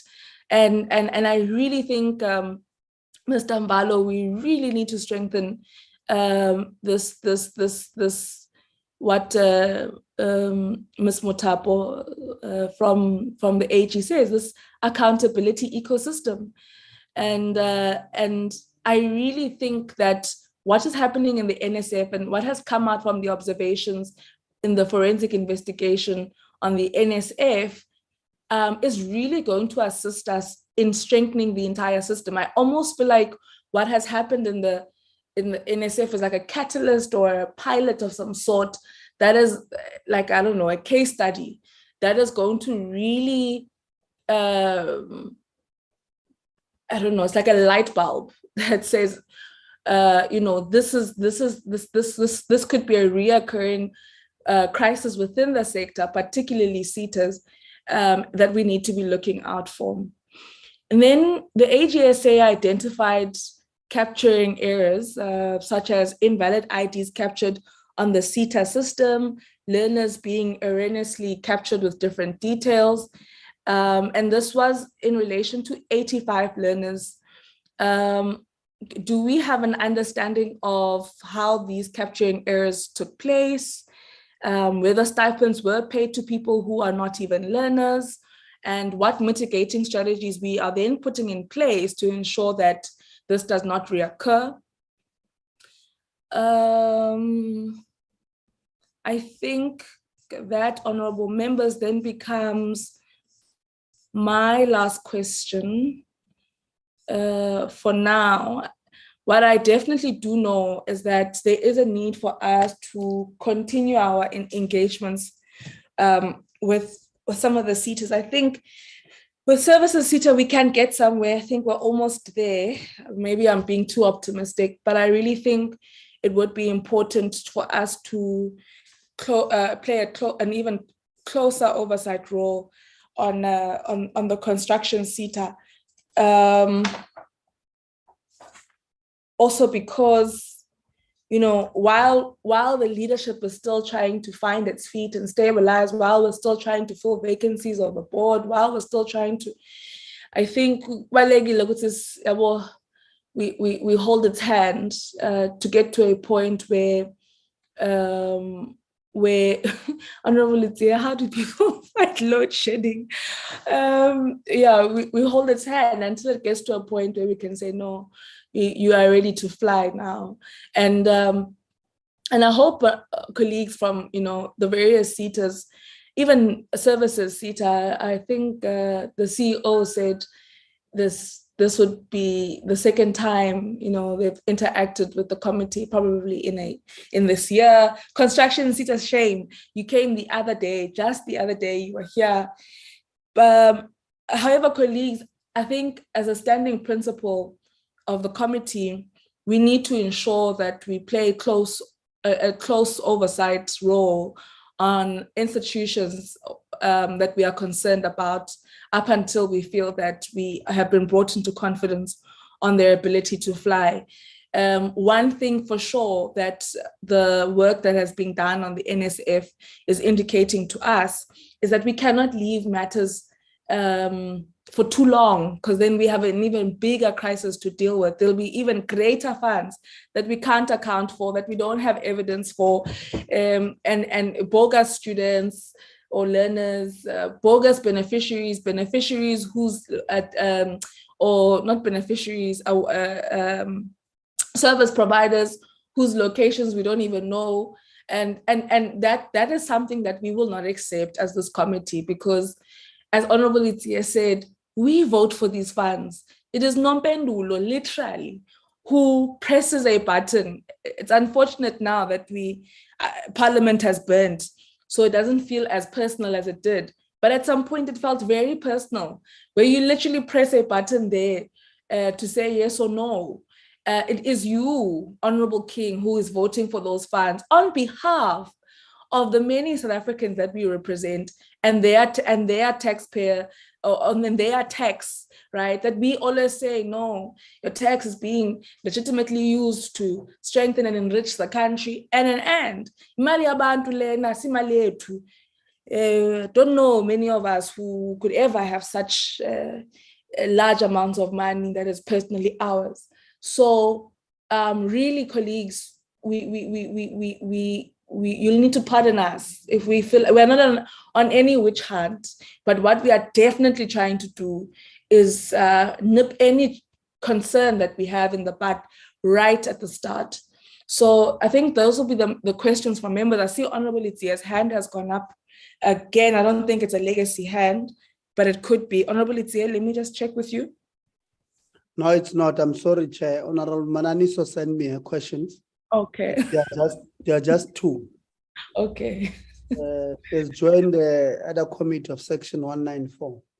So she's asking on the point that I was making about the construction SETA being at odds with the AGSA. So she says I must ask if the SETA is of the view that the audit opinion from the AG could have been an unqualified one, if the AG could have acceded to the request. That is one. Two, she asked of in SETA that must kindly ask, why were the two senior finance officials suspended?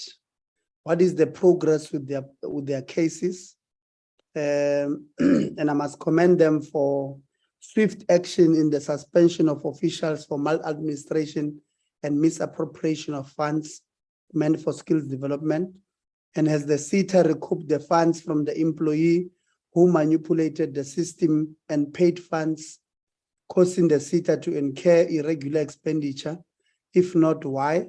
And what are the plans in place to recoup the funds from the officials? Thank you very much. I apologize. I realized after you asked me if I was asking for other colleagues that she had sent these two questions. Thank you very much, Chair. Thank you, Honorable Itia. And I really do want to acknowledge, or want us to acknowledge, where members have acknowledged the positive that is taking place. And I mean, in some cases, we just would want appreciate an elaboration. I mean, for example, with services SETA, we are saying there is consequence management.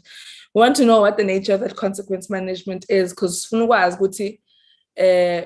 you are not serving, I don't know what's more better between the other, but I think grapefruit is nicer than a lemon. So we want to make sure that you are giving people lemons and not grapefruits. So we really need to be brought into confidence, colleagues, in relation to some of these matters. But there is progress in other instances. And as fun ukuthi maniphume ku-committee ningakhuthazeki ngifile ngathi oh Nkosi yami, why are we even doing what we're doing? But we do acknowledge where work is being done, colleagues, but there's a whole lot more work that does need to be done. And in those instances, we have to be firm on those matters, right? So those are the questions that have come from members, comments and recommendations. We would like to implore on yourselves that where thorough detail is needed, please opt for yourselves to send us that account in writing, and then we would so where you need to elaborate and give thorough detail on some of the questions members have asked for, please do so in writing. I think I saw that colleagues from the AG are in the meeting, so I think I saw Zamahlang and Mr. Makitla. I think he was here earlier on, but Sister Mahlang is still on the platform. So colleagues, we do see you. Oh, there we go. I do see you, Gabelo. You're welcome, and thank you for always being with us in these engagements. And I'm sure you're glad to have heard Honorable Izie also really affirming the importance for cooperative, cooperation between the AG and all our entities, and really it goes both ways. We always say that the AG must ensure that they play a supportive role towards entities, but entities also need to understand that the AG has a role to play, and that is what it is. And we all need to respect that. So thank you very much, colleagues, for joining us on the platform.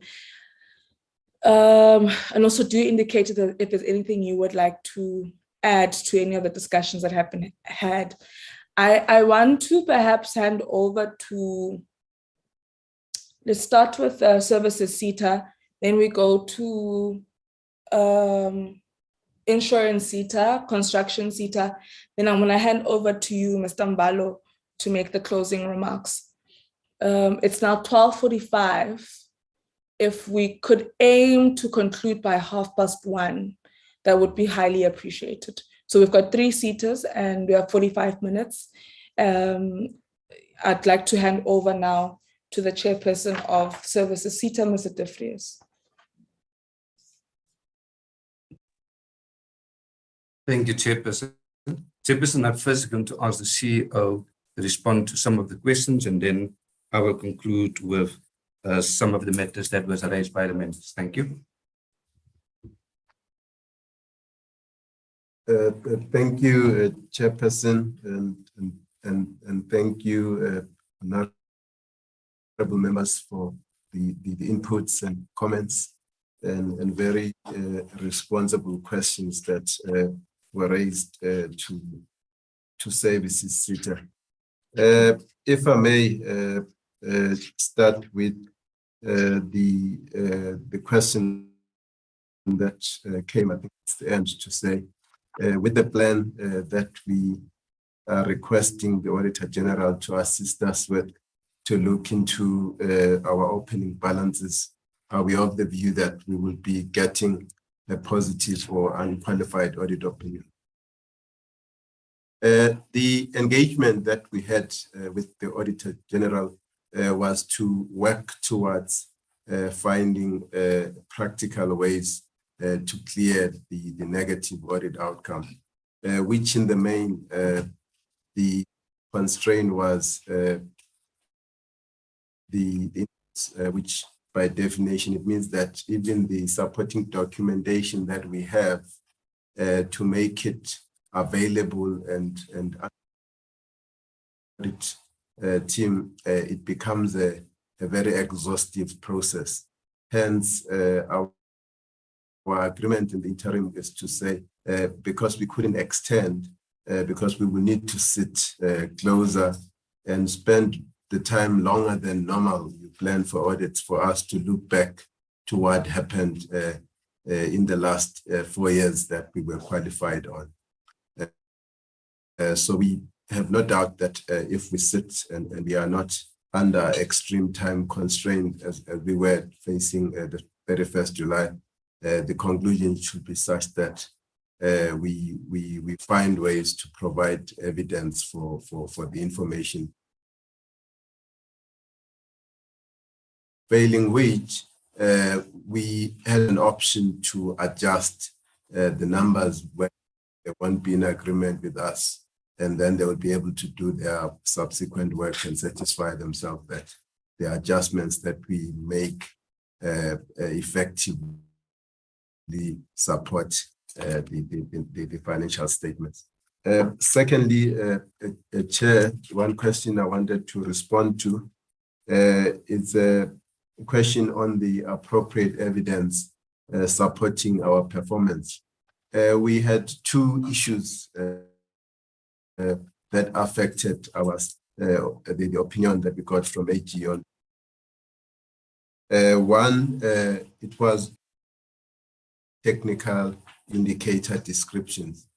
We knew that our technical indicator descriptions are not assisting in terms of the usefulness of the information that.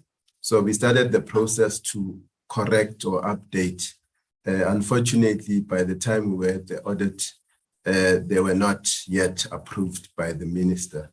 So we were being audited by the ones so in agreement with AG that does not help with the usefulness of the reported information. The second issue on the performance information was on the what do we define as a completion of a training program, where as services SETA, we were of the view that when we've submitted the closeout, whereas the agreed view recently after engagements with AG was that when we certify or we issue certificates, that should be the cutoff. That's where the project should be regarded as complete. So those were the key issues. It does not necessarily undermine the performance that we reported, but it does subject to it to inconsistent interpretation. Chair, there was also a question about the consequence management generally for one, following processes to supporting the audit in the manner that we should have, and other form of irregular expenditure. I think we had a similar process in the previous year, where we were able to put the package together after we have done the investigations and we have taken some disciplinary processes in instances where there were financial losses. We were also assessing whether we can recover. I think in the current year, that process is due to be presented to our next executive meeting, and it's due to be presented to our board meeting in November, so that the accounting authority can assess whether our intervention is adequate. I'm of the view that the committee have expressed that they would like to see the documents and the report that support the work that will be undertaken on the consequence. I will allow the chairperson to allude to the issue of that Honorable Letia dealt with initially about consistent events that led to the fourth qualification. I will try and attend to the question on what constitutes the amendments that we could not adequately support. If we may recall at the beginning of our presentation, we mentioned a lot about overcommitments and our efforts trying to reduce them. In most cases, we had communicated a cancellation of infrastructure projects, which indirectly were within the Department of Higher Education and Training sector, where we had written letters and we had now letters that were returned. We had also a couple of communications that we had with other entities where we were reducing or cancelling commitments, but the evidence that was on the table during the audit was viewed not to be adequate.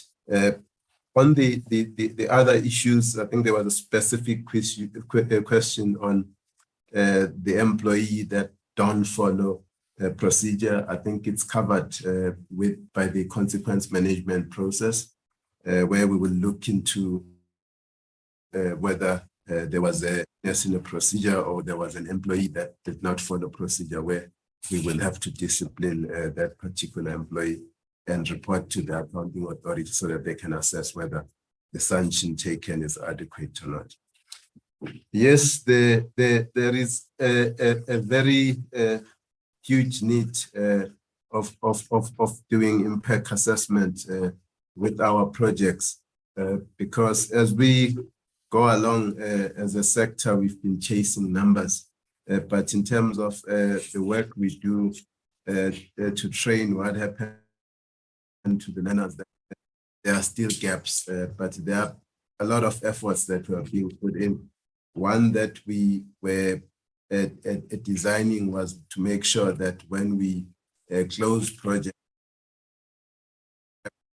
of the learners and we create some platform for them so that they could be interested in doing some e-learning and update their CVs, so that at least we are all able to see when their CVs are updated and they are doing something with the qualifications that they might have. Chairperson, I'm not too sure if I left a lot unanswered. We welcome the comments that we should provide a quarterly update on our audit action plans. We also welcome it will assist us to come before the audit to account. Chair, thank you. Let me hand over to Mr. De Vries again. Thank you very much, Chair. If I may proceed. On the issue around governance and the specific one on the vacancy, we have recently been in contact with DHET, the replacement of the member, the report at this stage we've informed is with the ministry. So we are confident that we, in the near future, will receive the confirmation of the replacement. Furthermore, on the issue of governance, and I think that over the next 2 days, we also have a stretch session where we'll actually look in terms of our governance committee, looking actually at the work in terms of our key performance outcomes and ensuring that we're strengthening those governance issues. So to ensure that we improve our performance, both in terms of financial and in terms of our performance. So on the issues that the Honourable Member, the Chair, have mentioned, as the governance structure, we have started with deliberations, and especially looking at the issue about the performance, the audit outcomes when it deals with performance and our financials, and also how that link in terms of with senior management. So at this stage, that is how I would like to answer that. We are, as governance structure, looking at that, And we are taking it seriously also to comments that are being raised by the committee. Also, the other members, I think the points that have made the honourable members, as we deliberate over the next day or two, we will surely take into account some of the comments and suggestions that you have made that we can take into our structures to improve our oversight role. Thank you very much. Thank you very much, colleagues from the services CETA. Definitely, we look forward to the responses that you will give us in writing as committed to by the CEO. I would then want to hand over to our colleagues from Insurance CETA. So hand over to Mr. Ngubane and Mr. Mkhize. Okay, thanks a lot, Chair, again for the opportunity to respond to the question that the honourable members have been posed on us. I think there was only one question to me as a board members when I was jotting them down. If there is any questions that me and the CEO we missed, hopefully we will still write the response and then put all these questions that put all the answers to these questions and then send them back to the chair of the committee so that it can be distributed to members. Well, one question that Honourable Letsie asked was the issue of recruitment of disabled board members. And before I come to that, as well as to emphasize that we're looking forward to Honourable Letsie or any portfolio committee member, all members to come for a walkthrough to our CETAs. We will really welcome them and then be able to take them through to the whole of INCETA when that time comes. And then to the question of the disabled board members, I think it's one of the short-sighted thing that has happened into us. We've never looked into that. What the process of recruiting board members, it happens internal within the organization, and as board we receive the spreadsheet of shortlisted board members after advert and everything, and then from there onwards then we choose from the shortlisted and submit them to the D8. So from that list of shortlisted, I've never seen the column emphasizing on the disability in the spreadsheet. I think it's a pity that all the two that were outstanding position have been filled from the INCETA's side. So hopefully, Honourable Letsie, when we get probably another opportunity, maybe in future to recruit another board member, we will definitely try and put that in our mind to make sure that in future we definitely needs to make sure that we try by all means to onboard even on a disability element of board members. But it's an item that we really as on recruitment of board members were short-sighted on and haven't looked at, or possibly maybe they were shortlisted, disqualified from the spreadsheet of qualified members for the board. So I think that's my response. The rest of the question, I think the CEO and the team will respond to them. Thank you, Chair.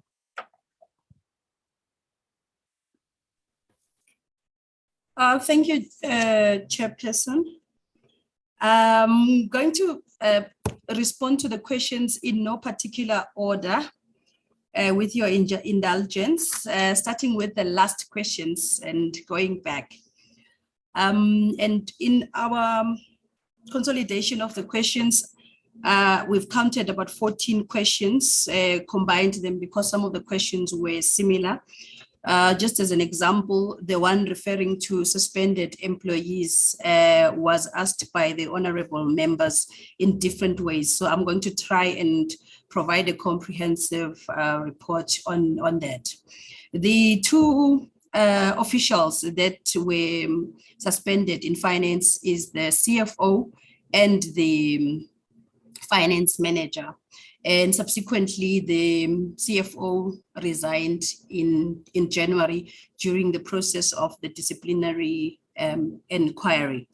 And then the other employee with the finance manager, the disciplinary matter is almost at the end. We should be receiving, based on the chairperson's response, we should be receiving the closing report before the end of November on that matter, and it touches on the vacancy in the position of the finance manager, which I will respond to later. The other part of the same question was talking to if we have been able to recoup the money. The two officials were suspended based on the issue of the building. And at the time, we sought an independent investigator to conduct a forensic investigation.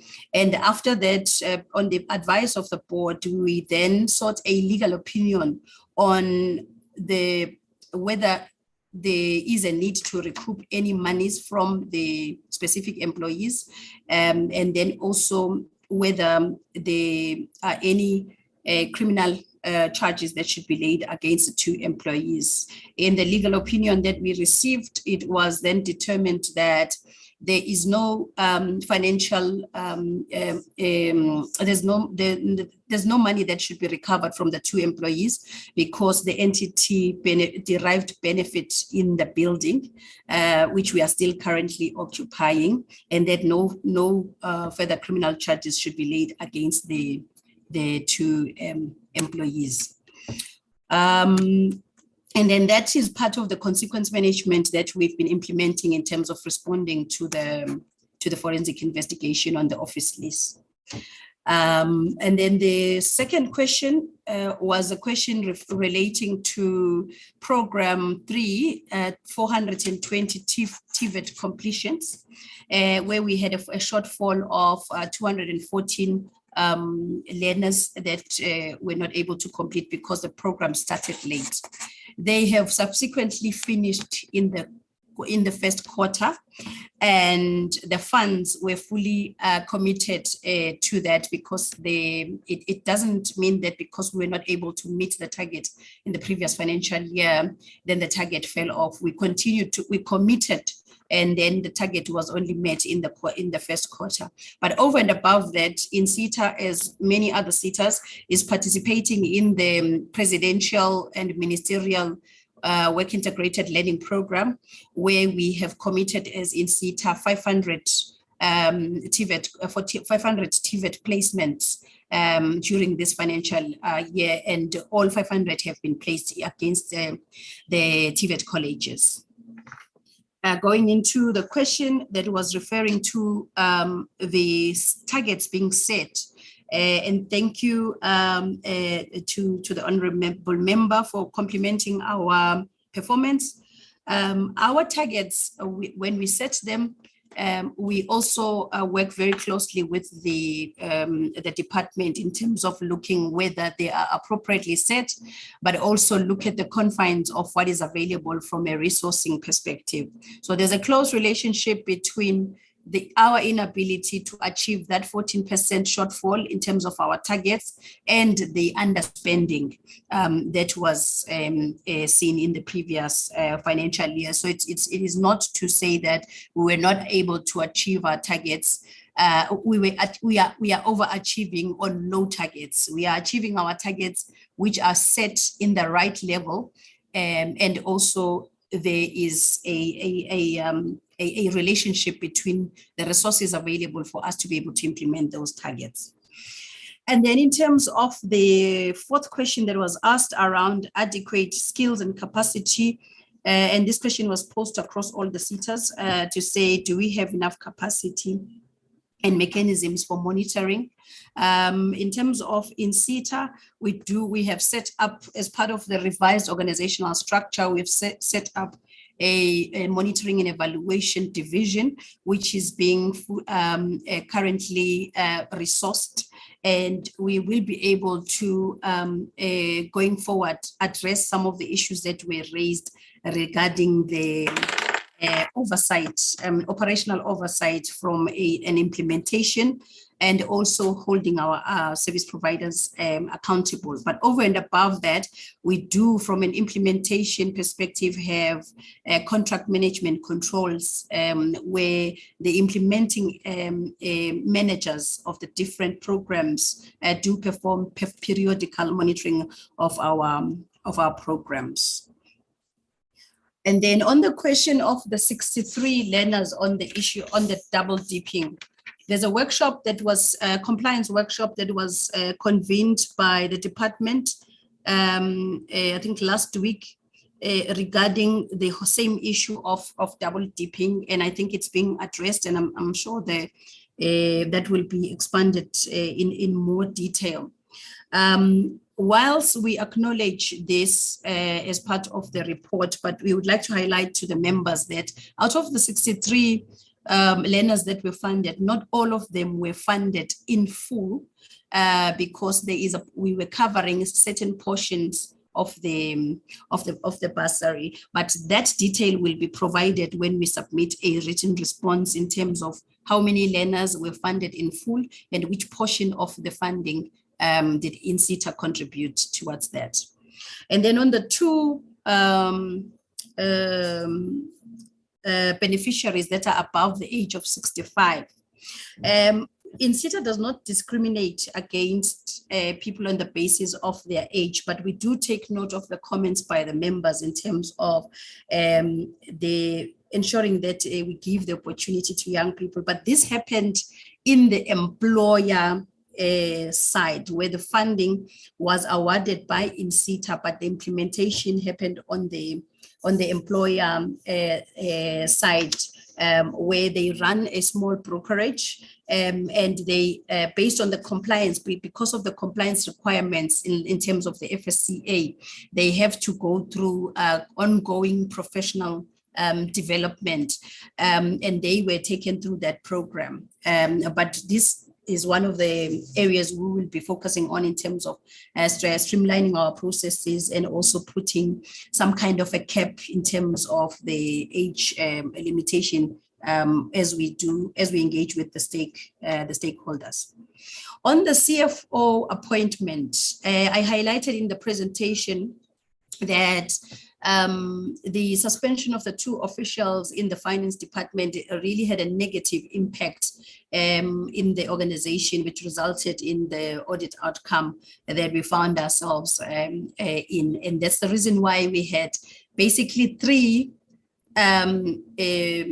individuals that were sitting in the CFO role within 12 months. And the first part of the financial year, you would see, we had the CFO who was appointed,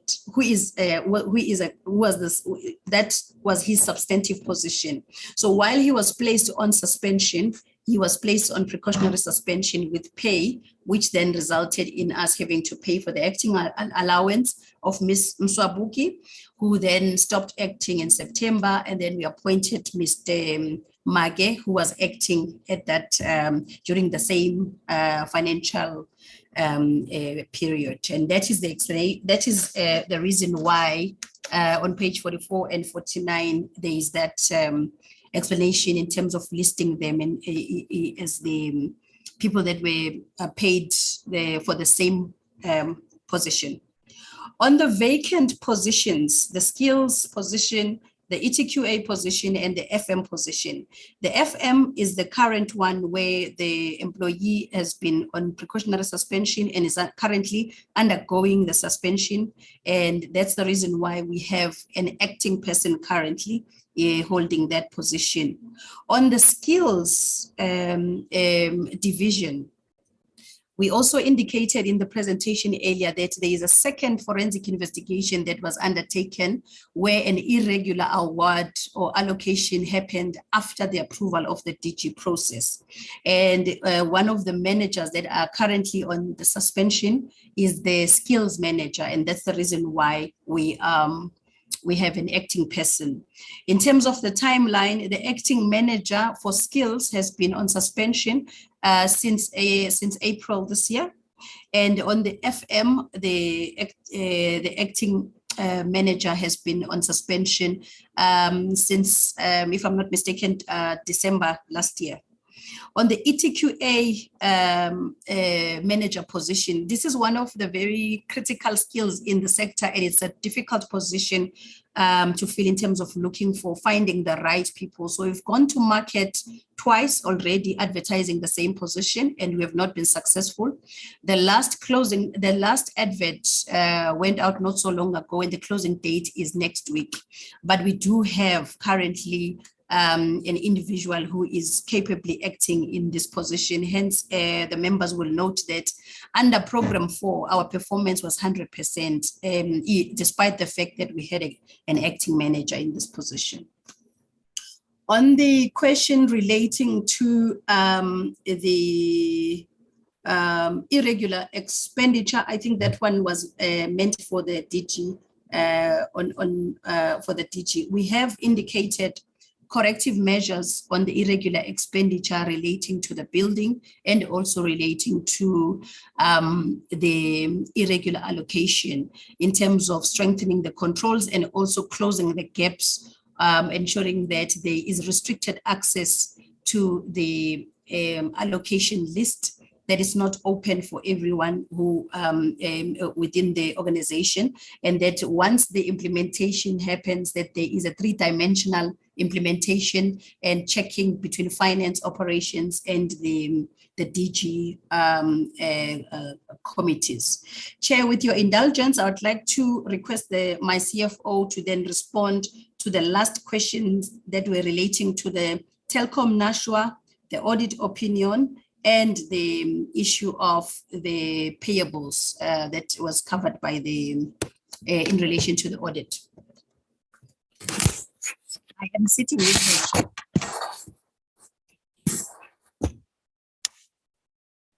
Honorable Chairperson and honorable members, my name is Zanele Malaza, CFO, and I'll be responding to the questions that have been raised around the irregular expenditures and also the audit outcome. Chair, maybe let me just start with the irregular expenditure, especially for the board appointment, which DHET would also come through in terms of the process that has been undertaken for the condonement thereof, which National Treasury has given their input, and the request was not supported, and we subsequently received a correspondence from DHET that basically required us as SETAs to basically apply the regulation or the framework, especially paragraph 57, 58, and 59, whereby we are allowed to remove the irregular expenditures from the notes of the financial statements after we have confirmed that certain processes as outlined in the framework have been complied with. The second item on the irregular expenditure relates to the contract for Telkom and Nashua, which it's a contract that did not include the variable cost, which we were paying only the fixed costs. And the expenditure that was declared irregular was mainly because of the fact that the contract was not signed for the variable costs that we had to pay through the debit order arrangement. Chair, let me indicate that as part of our control environment, we have since stopped the irregular expenditure and we have stopped the debit order from occurring. And it's part of our measures that are incorporated on the audit action plan to basically turn around the audit opinion. Chair, I think with regards to the audit outcome, we have received a qualified audit opinion, which basically allowed us to diagnose and basically understand what the root causes were.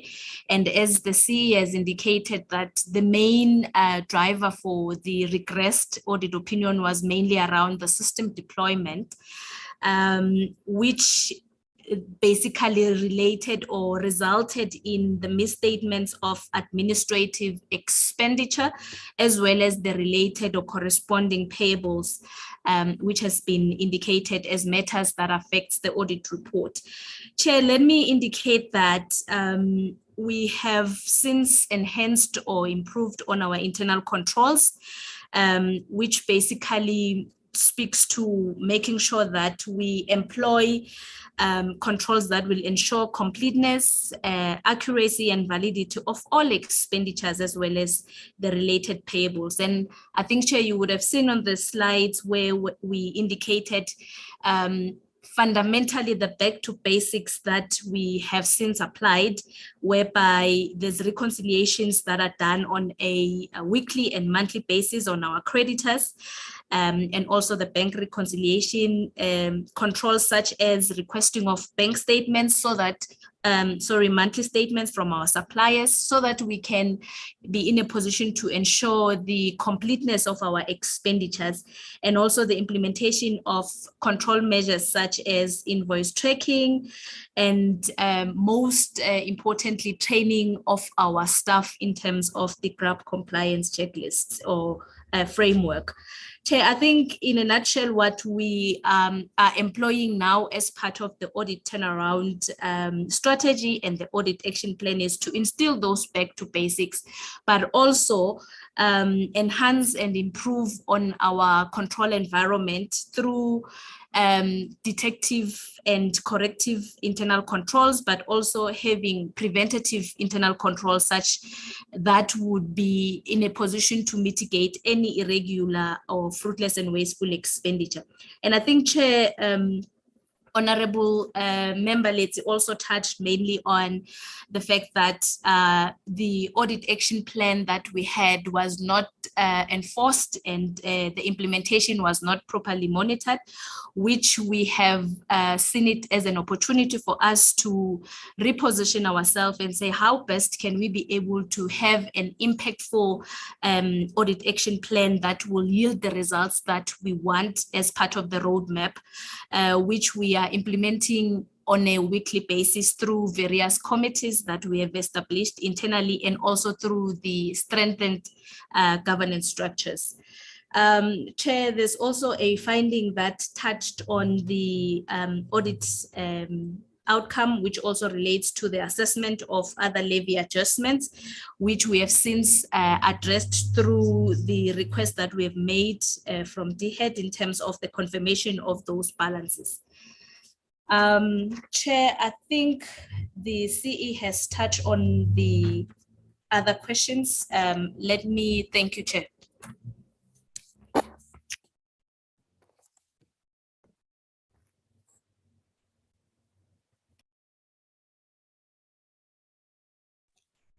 Thank you very much, Chairperson.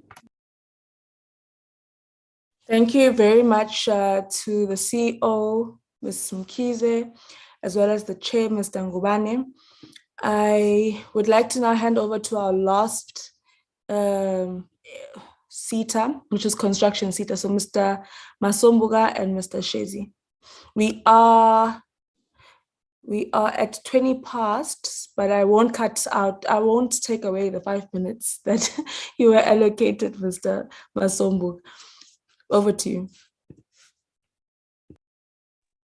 Thank you, Chair. I think I will allow CEO to go first, deal with the specific issues, especially that relate to the view on whether we're thinking that the AGSA matter would have been handled differently. CEO, just speak on that. Then generally on the other issues, then with those. Thank you, Honorable Chair, and thank you, Chair. And yes, I'll start to respond to the first question, which was also echoed by the last question, which was saying if there was no disagreement, whether the opinion would have been different. I would like just to answer this question into two. One, the issues of internal control deficiencies that were identified relating to the matter that is under qualifications are already part of our action plan to address issues. However, the technical accounting treatment issue is the one which the arbiter is the accountant general per the due processes between the auditor general and the auditees. And also the engagement with the AG leadership took place in this, with this regard. Obviously, the qualification where we stand at the moment is only on one line item, being the discretionary grants commitments, meaning all other line items in the financial statements are in order and not qualified. We're deducing from that, we believe then that would have mean if there was no, or if there was no qualification in this line item, the audit outcome would not have been a qualified one, but a better one than that. We are working, I think the CFO, if there is maybe something that I would have missed, will indicate we are doing much significant progress in terms of making sure that we turn around the issues of control deficiencies, which we have committed that those we will address immediately, except for the opinion on how we should treat this matter, because it will be a standing matter even in the future. Hence, the ones that are responsible for GRAP accounting standards need to be the one that then advise, which their advice becomes final on how the accounting treatment on the matter should be. Then on the issue, there was a question about the vacancies in the board. Maybe Chair will comment, but want to assure the committee that the advert, as was indicated in the last session we had, went out, and the organization is in the process of doing the verifications of those, and then the board has met also to make recommendations. As soon as the verifications process is finalized, the recommendation report will be submitted to the minister for the due appointment of those names that are recommended. Then there was a question regarding the performance achievement vis-a-vis that the AG was saying for some, there is no sufficient supporting documents supporting such achievements. I just want to indicate maybe in response to this question in that the audit is sample-based, and also for the annual report to be submitted to the authorities, it goes through a process of being checked by the Auditor General for any inconsistencies between reported information and what the Auditor General would have audited. In this case, our AR also went through the same process. There were no inconsistencies in the version that we have submitted. An example on how come we will have such a situation, for instance, if we got a target of learnerships for 200 learners entering, and then the achievement is 232. And during the audit, then it is identified that 15 out of 232 that are claimed to have been achieved are not supported. You'll find that the target, since it was 200, then despite that for 217, that is supported, is still overachieved. As a result, the control deficiency that was identified, that you don't have 100% of the supporting documents, will still remain. However, the achievement itself is not affected in that more than 200 learners will have been achieved and are actually supported by available evidence. Then there was a question on unemployed learnerships, what are we doing in this regard where we did not achieve, which also talked to the capacity to monitor our project. I think I'll link this question, Chairperson, with the other question that was asking about the late recruitment by providers as to what are we doing, what action are we taking against those providers. One, it's an issue of project management that we have indicated that we have strengthened to make sure that our project management is effective and is tracking the achievements regularly. Also, since we're under administration as well, the other part of the root cause for this is that performance management was not in place. Some of the issues are just issues of coordinating with the providers, which then the performance contracting that has taken place is also addressing these issues so that that everyone knows that they are responsible for what at what time. And then with regard to late recruitment by providers, all our award letters, they got clear conditions that indicate the timelines when they must accept the award and by when they must have recruited and by when they must have loaded their learners on the information system that the SETA is using. And then if they fail also to meet those timelines, the same award letters, they got consequences for that, that if you fail, your award will be will then be cancelled and either be given to a next provider that is ready to implement. On the side of management, EXCO took a decision how to deal with those who fail to implement projects. That if you fail to implement a project in the next cycle, after we've cancelled your service provision in the next cycle as well, we'll take the results of your performance in the past as well. You may not be awarded. Worse if you abandon a project, because we had a lot of providers that get to be awarded. Some start, and then in the middle of the implementation, they walk away from projects for different reasons. That in the future, if you abandon the SETA projects, then we're not going to be awarding you in the future. And that's the status that we are now implementing actively. And when it comes to the question about the employment equity statistics, yes, we like to reiterate that the SETA is committed to comply with the provisions of the Labor Laws and Employment Equity Act provisions, and therefore all the targeted races and all our adverts are very clear as to what is the target, and also we do not bar any race to apply for the positions in the organization. It will be at this stage that whatever comes through then is assessed accordingly. And usually we do not get certain races applying for one reason or the other, but the adverts are all widely publicized for every citizen of this country to respond to the opportunities available in the organization. Then with regard to the question whether have we engaged with the NYDA and the Small Business Department, we like Chairperson to indicate that yes, as part of our stakeholder engagement matrix, NYDA and the leaders were one of them. However, the actual engagement has not taken place. We hereby commit that we'll start that process. With regard to these issues of irregular, fruitless, and wasteful expenditure, whether if we're incurring such, are we meeting our mandate, and whether we are attaining any return on investment for our programs, yes, Honorable Chairperson, I would like to indicate that we are, in that some of the issues that are part of our irregular expenditure, like for instance, in our case, 74% of the 76 million is attributable to us not being able to be within the 7.5% of the DG admin threshold that's set in the Act and the grant regulations. In this case, it will not necessarily mean that there's been transgressions, but it's an issue that the cost we need to incur to deliver and roll out our programs themselves, they are not able to fall within the prescribed threshold. However, the service has been delivered and we have been able to roll out what we're supposed to roll out. On the issue, yes, CPI status of the entities that we deal with, that we do business with, yes, it's a concerning status. However, we would like to indicate that at the time of award, we do all the necessary checks.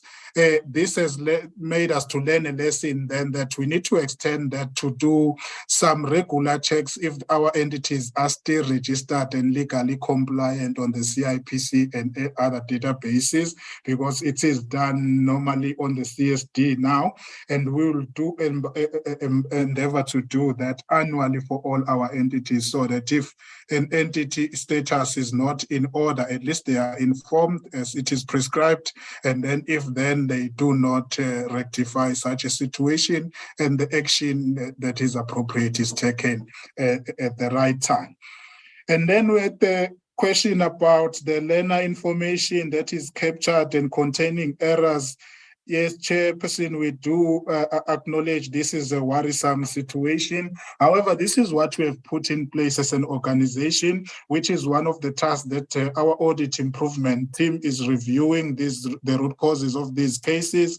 And also the issue of consequence management that we referred to, whereby every information that is captured on the system, if it's captured by our provider, is supposed to be reviewed by somebody who must be able to pick up if there are any errors. So we'll be enforcing consequence management to those who let the errors go through with the system undetected. It's also linked to the sign-off that managers are signing off when every month when they submit the achievement of all the targets that they claim to have been achieved by their departments, where they confirm, one, that information that they are submitting in the system is accurate.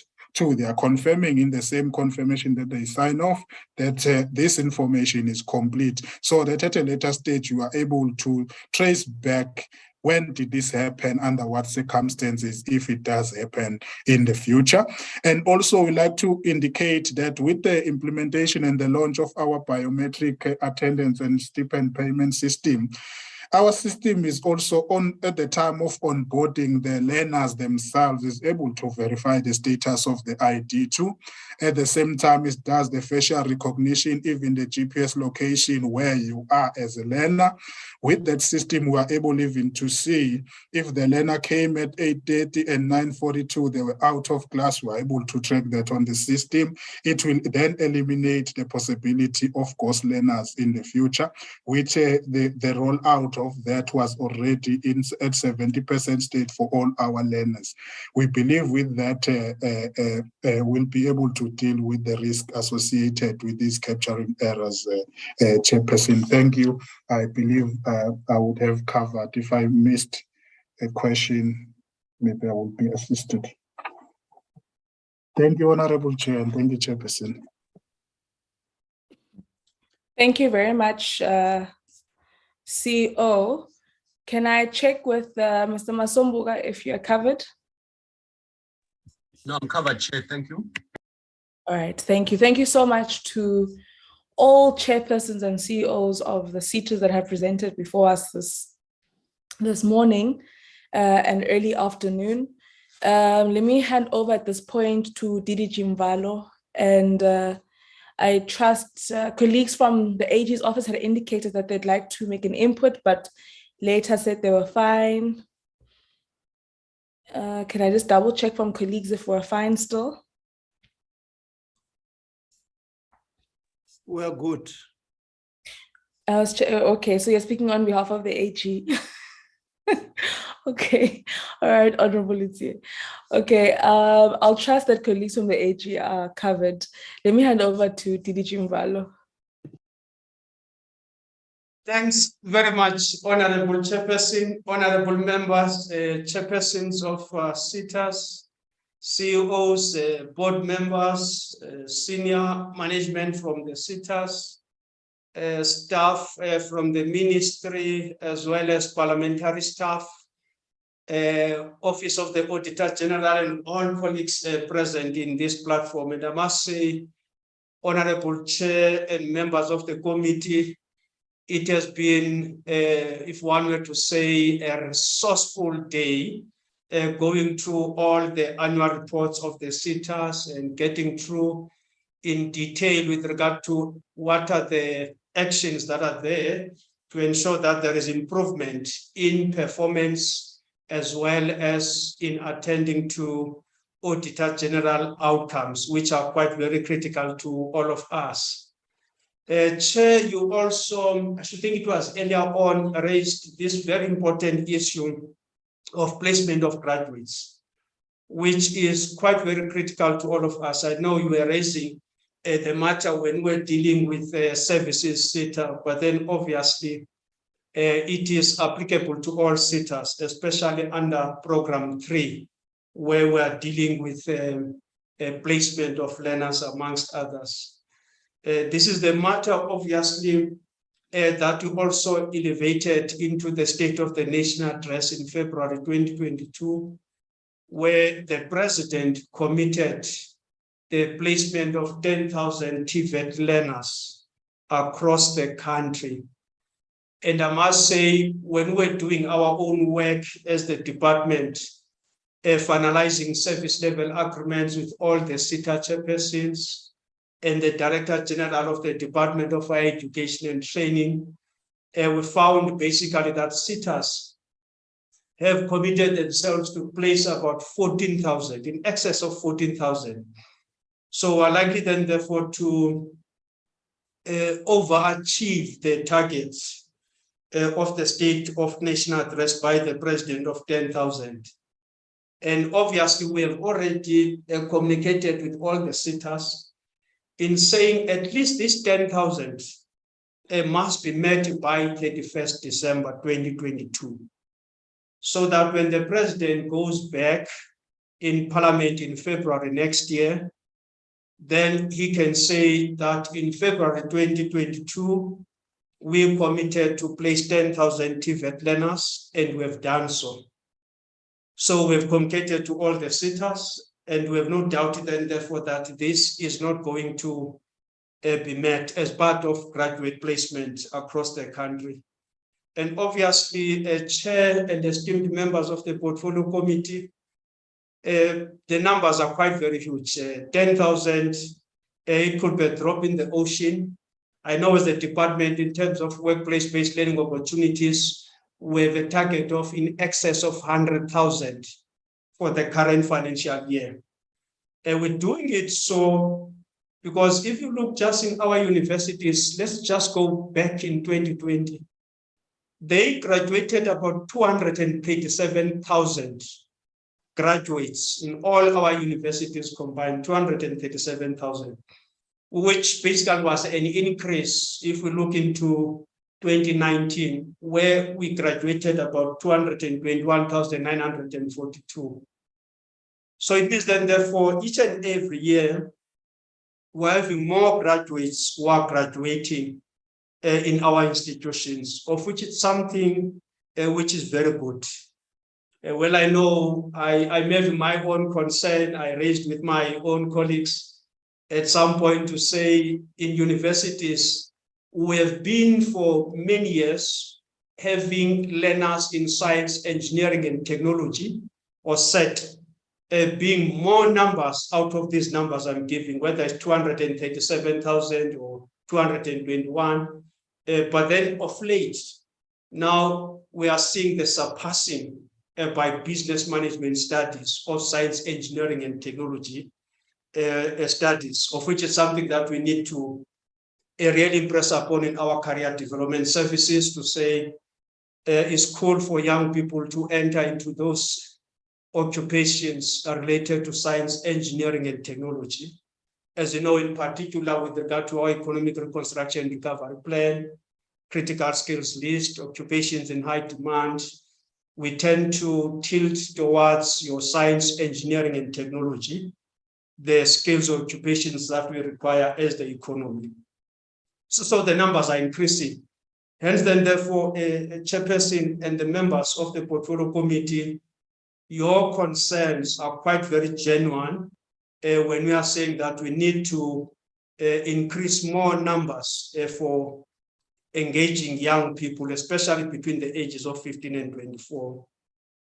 I was also looking at NCV level 4, that in 2020, those who have completed in our TVET colleges NCV level 4 was about 12,507.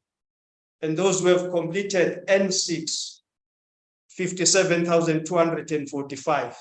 Just those ones from TVETs. Those numbers are quite very huge.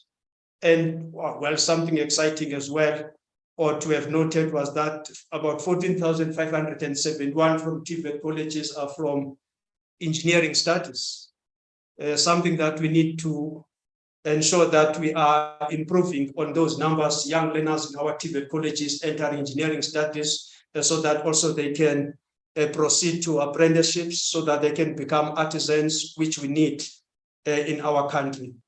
So the challenge is quite very huge. That is what I'm trying to emphasize in what Honorable Chair and members have been raising about meeting some of these targets, especially those which have impact in our young people, that as the system, we must do all what we could do to ensure that we're having more numbers of young people participating in our activities. Honorable Letsi and Honorable King, I know they've been raising the issue of bursary system. That you have got 21 addresses, excluding 22nd address, which is NASFAS. By implication, you're having about 22. You will also include, in some instance, NSF. You know, raising the issue that why not we are not trying to coordinate better the issuance of the bursaries or dispersing of bursaries by the system, because in any way we are all in one system. It's the white paper that is calling upon on a coordinated and integrated system. So we should be using this as an opportunity for us. If we say bursaries, we know we can direct everyone into one address, not to multiple address, and noting that in the many young people from rural areas, they do not have access into all these addresses. While in Gauteng, it might be easy because you're having many of the SETA offices in Gauteng. So it means then, therefore, those who are in Gauteng might be advantageous compared to any others in terms of accessing the bursary system. And I must say, we are in principle agreement on the matter of the NSFAS being the sole bursary dispersing entity, especially for proper coordination and access, because that is quite very critical to all of us.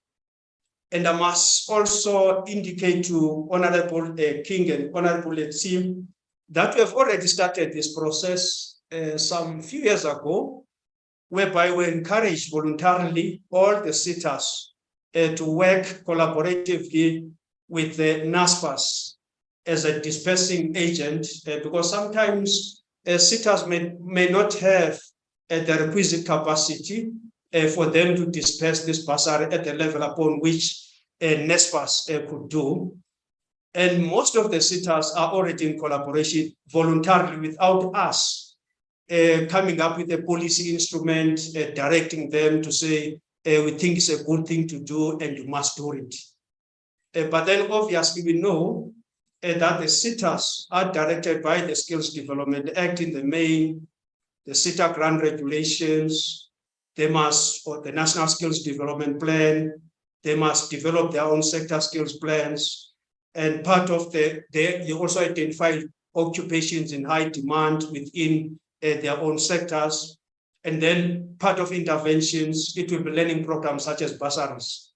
So for the SETAs, if the NASFAS, is assisting, coming to the party and ensuring that the SETAs are meeting their own targets, then it's a good thing. I know the challenge or challenges which were raised at some point by some of the SETAs were related more administrative challenges, to say when you want a report, sometimes for some delays, just administrative issues. So there is no policy or legislative issue as such, which is stopping SETAs to work directly with NSFAS. And it will do good for all of us, because that will be able as well to deal with issues of multiplicity or duplicity or double dipping of learners, getting bursary from SETA A, SETA B, as well as NSFAS. So this is the way we fully support, and will continue to explore and learn what are the great lessons, especially with those SETAs that are working with NSFAS currently.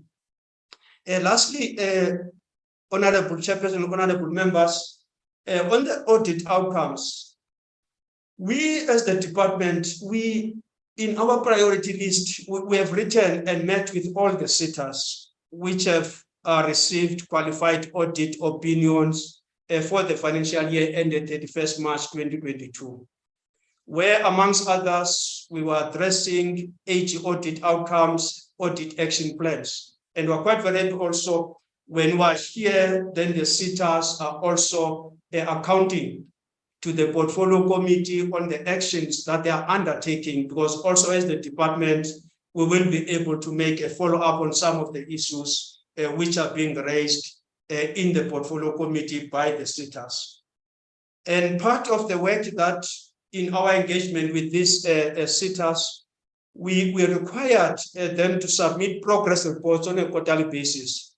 so that as the department, we can have sight of the progress with regard to implementation of the audit action plans in each and every SETA. And earlier this year, I think it was March, Minister also had a session one-on-one with all the SETAs. The emphasis, especially to the accounting authorities or board members, was that they must place audit-related matters before the quarterly meetings of accounting authorities, because it's quite very important that the accounting authorities deal with these issues at that level. As you know, that SETAs are Schedule 3A entities. So it's a matter that mostly the SETA accounting authorities are taking it up in terms of ensuring that there is accountability in terms of the work of meeting the requirements of the audit findings. As well as what we have done, we directed as part of accountability from the department that SETAs, they must incorporate audit action plans into their performance agreements of the executive and senior management. I know this was raised by a number of honorable members to say, do we have performance agreements? Because it's quite very critical. If we have performance agreements which are incorporating audit action plans, then it will be difficult for Mvalo to get any performance bonus. Was part of the action areas, they're part of the results areas. It was that Mvalo must ensure that the SETA has achieved unqualified audit opinion. So this is what we're encouraging in all SETAs to say it's a good thing to do, to have in key performance agreements of the senior managers, this being part 2. Even before, us as the department, we include into service level agreements that we sign between the DG and the chairpersons. It will be good just the SETAs to really move with speed in trying to resolve all these issues, because the emphasis is each and every cent that we do have, there must be value for it, and then it must be spent wisely. It must be invested in our young people in the main. Honorable Chairperson, honorable members, SETA chairpersons, CEOs, board members, my colleagues in the department, ministry, staff in parliament, I should think I can end with this note. Thanks very much, Honorable Chair. Thank you very much, DDG Mvalo, for those remarks. Also giving us just an overview of where we should be going coming out of this meeting, but work that we generally need to do stemming from a number of engagements that we've had. I'd like to see, I saw Zamatlang's hand go up. I'd like to see if you'd still like to make an input. Yes, Chairperson. Thank you so much for the opportunity. Good afternoon, Chairperson, and the honorable members of the committee, together with the EXCO members of the different SETAs that were invited to the portfolio committee today. Chair, just mine is very short. Just firstly to thank yourself and the committee for the comments that were received that, we've been observing as the meeting went through. We thank you, Chairperson, for the support from the comments that we've received for the work that we do. Chairperson, the audit process is not an easy process for the audit team, but together with the entities, because they would be dealing with us being on their shoulders, all the time. But I think what's important that I just wanted to highlight is that the deficiencies in the internal controls that we would have picked up and communicated, that those be dealt with, because they have a direct link to the audit outcomes that we actually end up seeing. Will it end up being a regression? It would be things that we've been communicating over the years. Just as an example, we've been communicating in the CETA space that project management is an issue. And from an audit point of view, Chairperson, the issue that we would have raised at construction CETA that would have resulted in a qualification is not necessarily an accounting issue from an audit point of view. It is coming from the deficiencies that we've been communicating, that we are now communicating, specifically dealing with project management, that if the entity would be able to deal with the deficiencies that we have picked up in the audit, in the project management process from the initiation of the different projects that would have happened a long time ago up to the point in time that we're actually looking at, then we wouldn't necessarily be having, the problems that we actually currently expressing an opinion on at construction CETA. So it speaks to the deficiencies that we have communicated. If you'd recall, even when we were communicating with yourself, Chairperson, we indicated that project management is an issue in the CETA space. And in some areas, like your construction CETA and services CETA, it has resulted, and I would also include the NSFAS because they have similar root causes. It would have then resulted in the qualification areas that we would have expressed in the audit outcomes. So the deficiencies in the internal controls needs to be dealt with for us to actually be able to move. So the audit action plans need to be speaking to those deficiencies so that those matters are actually dealt with and that we're not coming again and repeating and saying the same things as we would have said in the past as well. Thank you for the opportunity, Chairperson.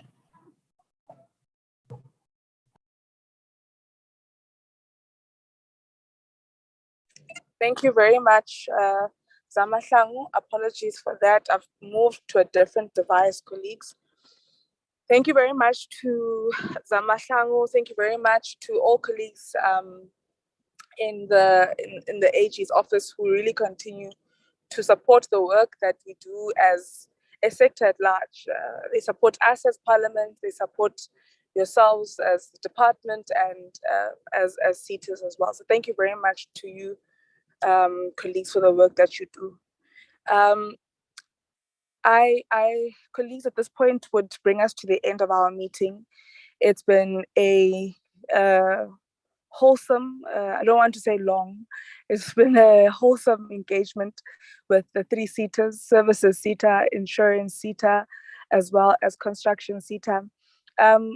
There are areas, colleagues, that we definitely need to collectively work on, where the department needs to play its oversight role on these entities and on these CETAs and support them, where the board needs to play a closer role, and that's why the strengthening of boards is very important, and ensuring that they have their full composition is also very important. So we will be closely monitoring the developments at the construction CETA, Mr. Mbalo, ensuring that the vacancies are filled, colleagues, where they need to be filled, ensuring that we give competent service providers the responsibility of training, retraining, upskilling, reskilling young people, but all South Africans who would get an opportunity to be a beneficiary of any of our CETAs.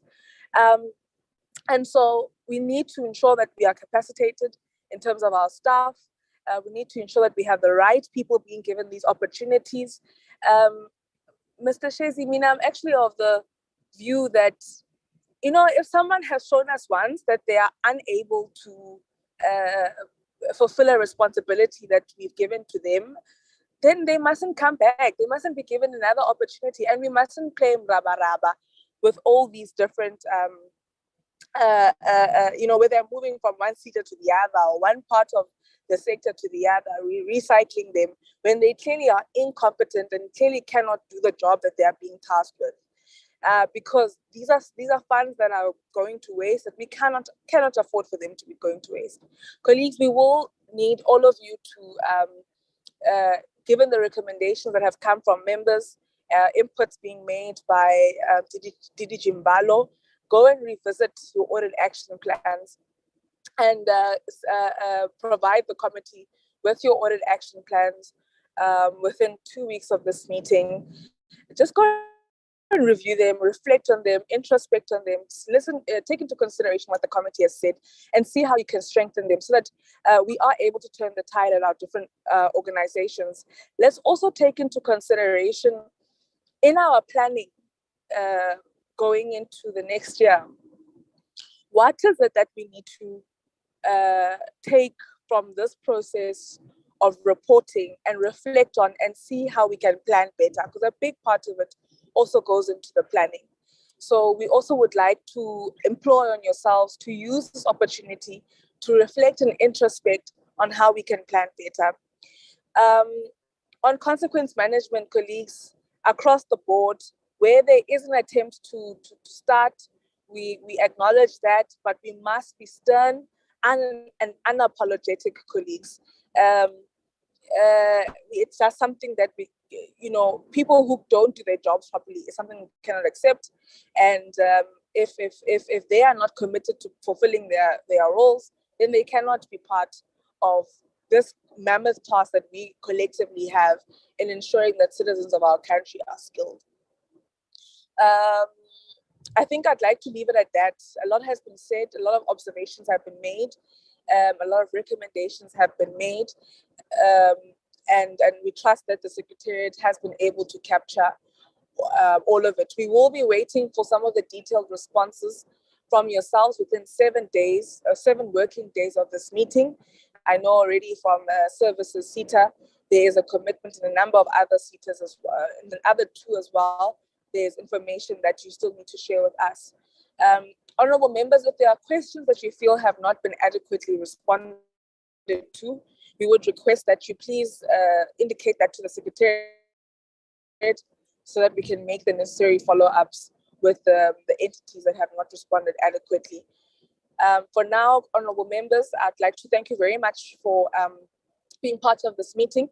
It is now 2 o'clock, which gives members enough time to have quick lunch and to make their way towards the House for questions to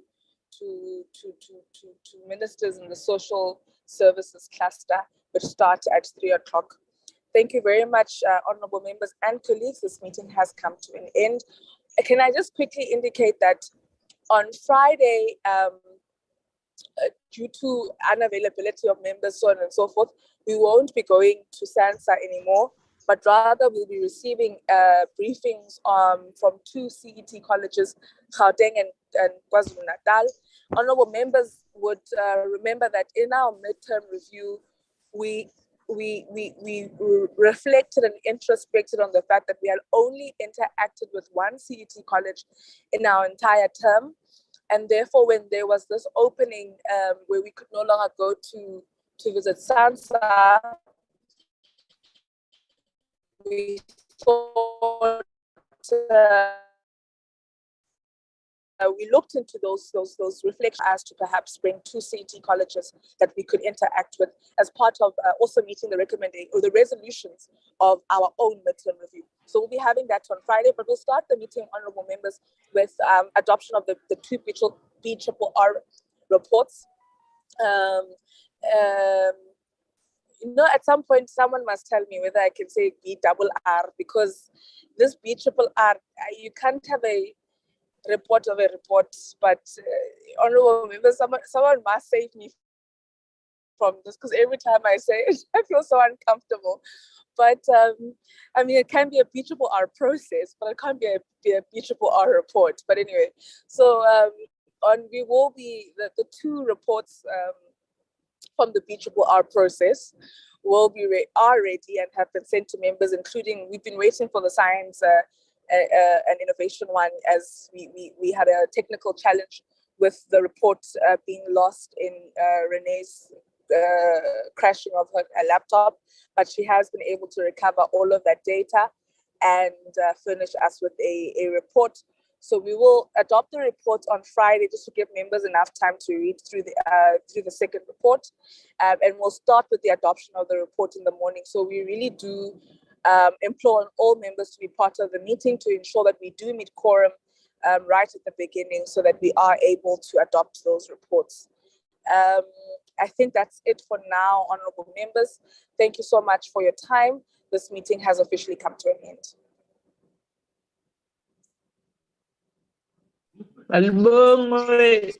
Thank you, Chair. Siyabonga, Mama.